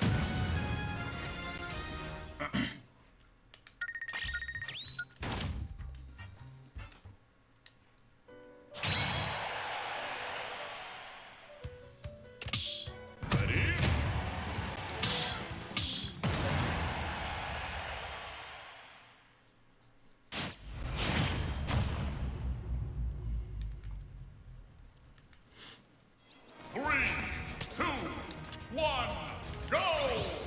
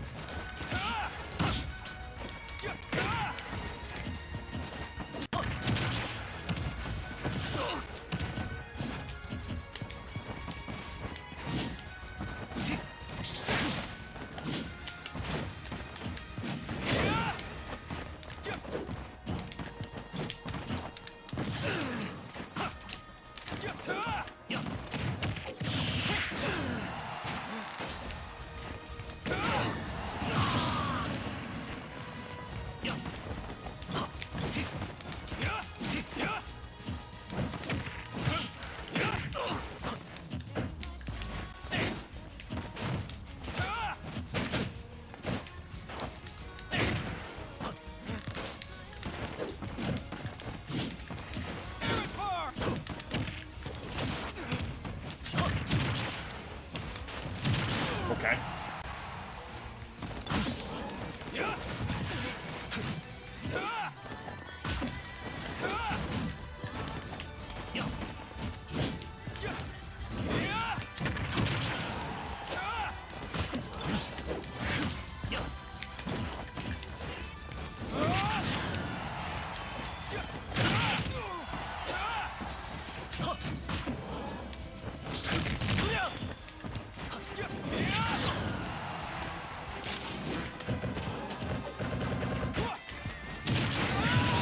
He's just on the upbeat. There's no ending lag?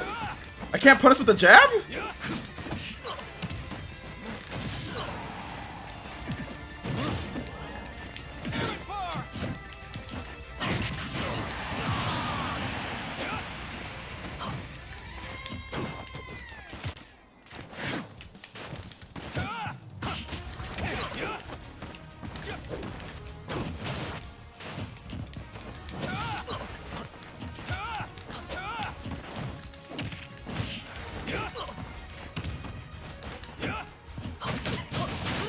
That's ridiculous. He literally tech rolled right into it.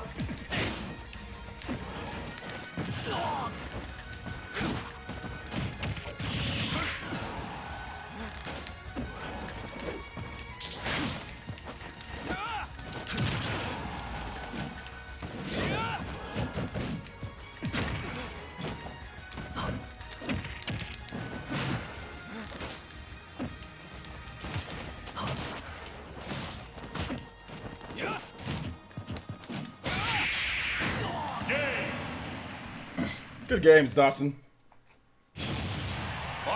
Allow me to demonstrate. All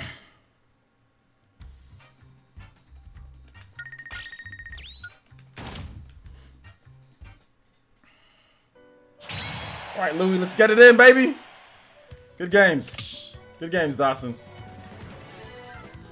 Good Cloud. Good Cloud player.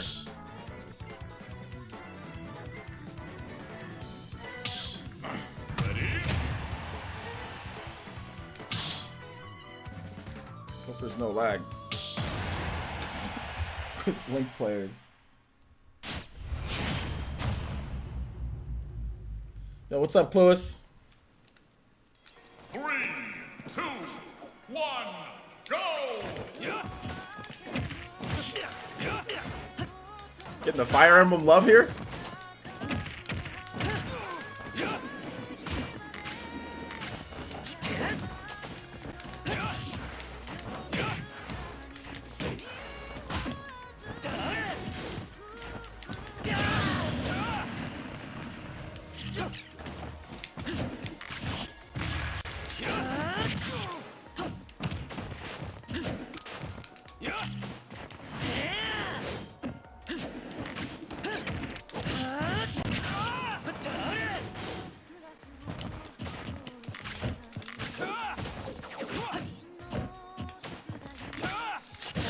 Okay, yeah, this is he's just gonna run away and throw stuff.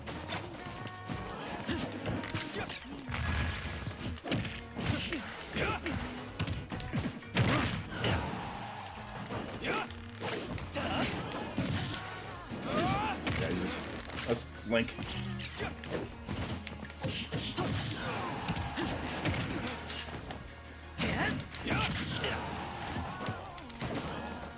Oh my god, dude, he barely land.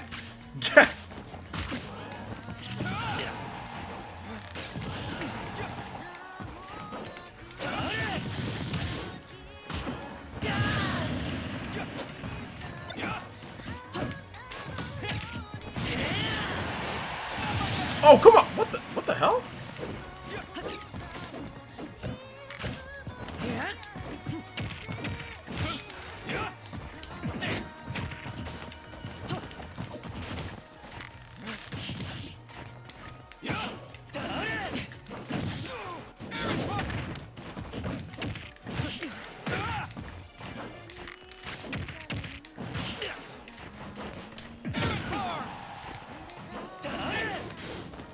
It's early recovery.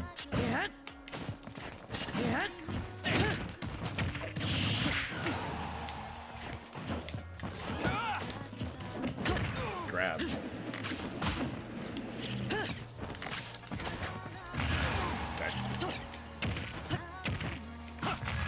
Oh, wow. Okay.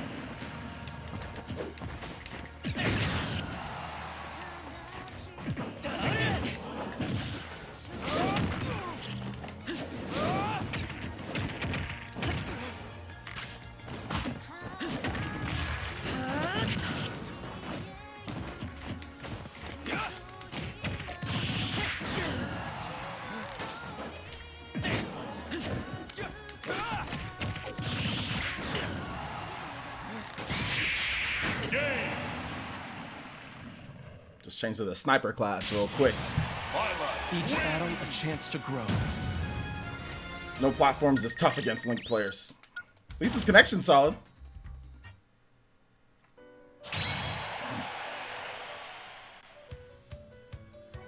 Put him on my smash groove again a little bit.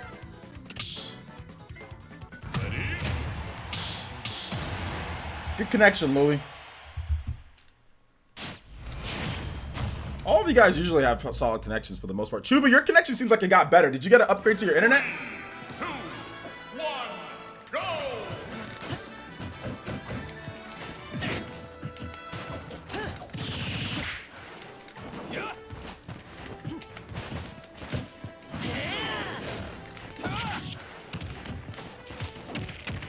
Tech roll right through me.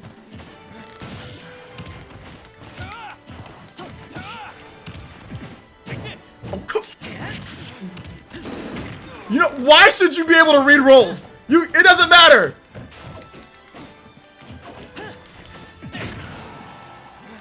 Goodness gracious, dude.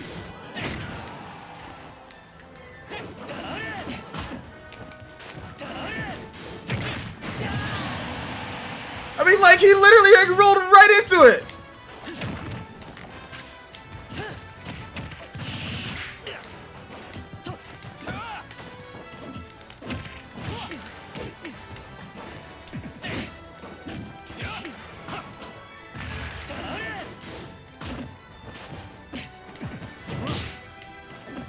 Parry.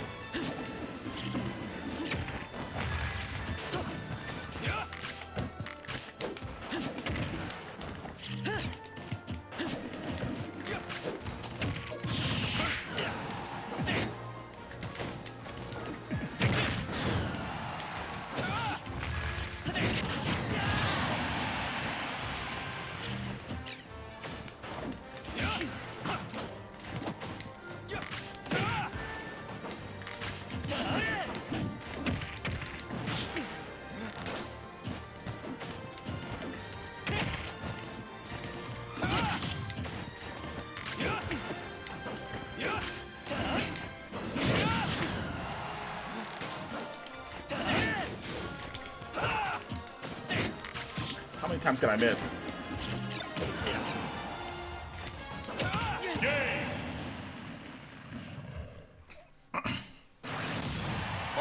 Each battle a chance to grow. A little bit easier with platforms. Notice how that one stock on that second stock that I got him on, he put the bomb on there. I knew what he was gonna do. If that's a flat stage, obviously I wouldn't be able to do that setup. But he put the bomb on the platform. I'm like, let me just hit this bomb because I know he's gonna try to blow me up. As soon as he blew it up, I'm like, okay, I got him because he expected me to not touch that bomb on that platform. But I'm like, oh no, I'm gonna hit the bomb. 3, 2, 1, go!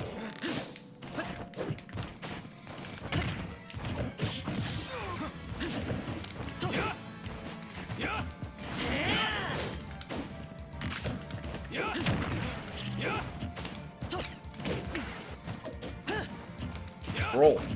Roll into me, please.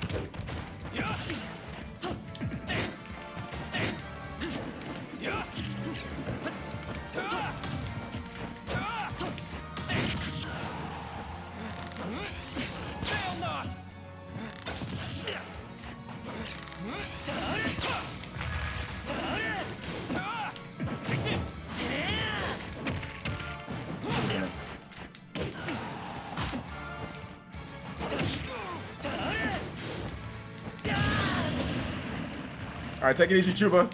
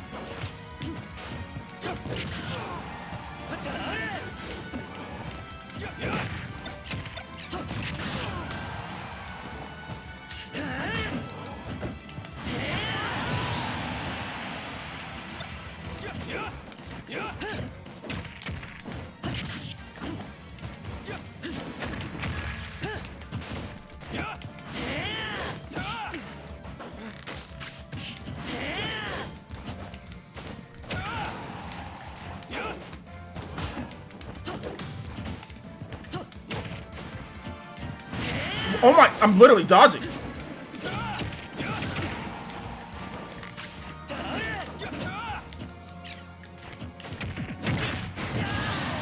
When you grab that bomb, it messes him up because he's like, he doesn't expect you to like do something with that bomb.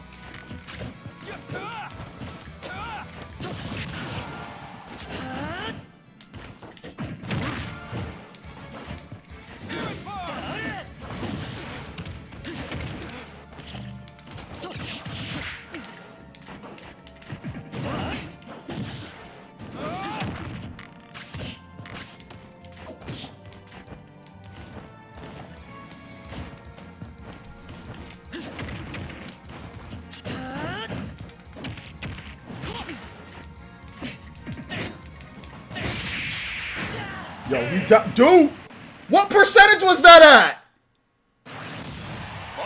Oh my, bro! I saw 65. GG's.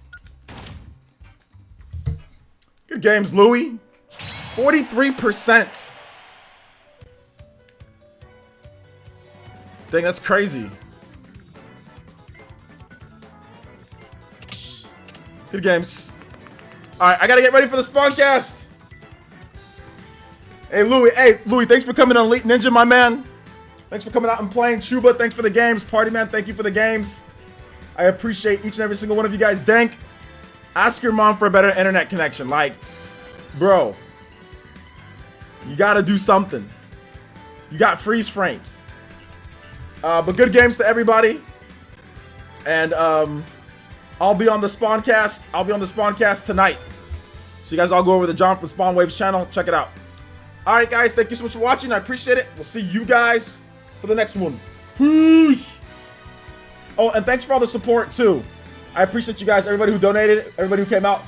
Thank you guys so much for the support, man. Juice, Man Vaughn, Aron, Avadon, Mr. Pete, DJ King, John C., Louie.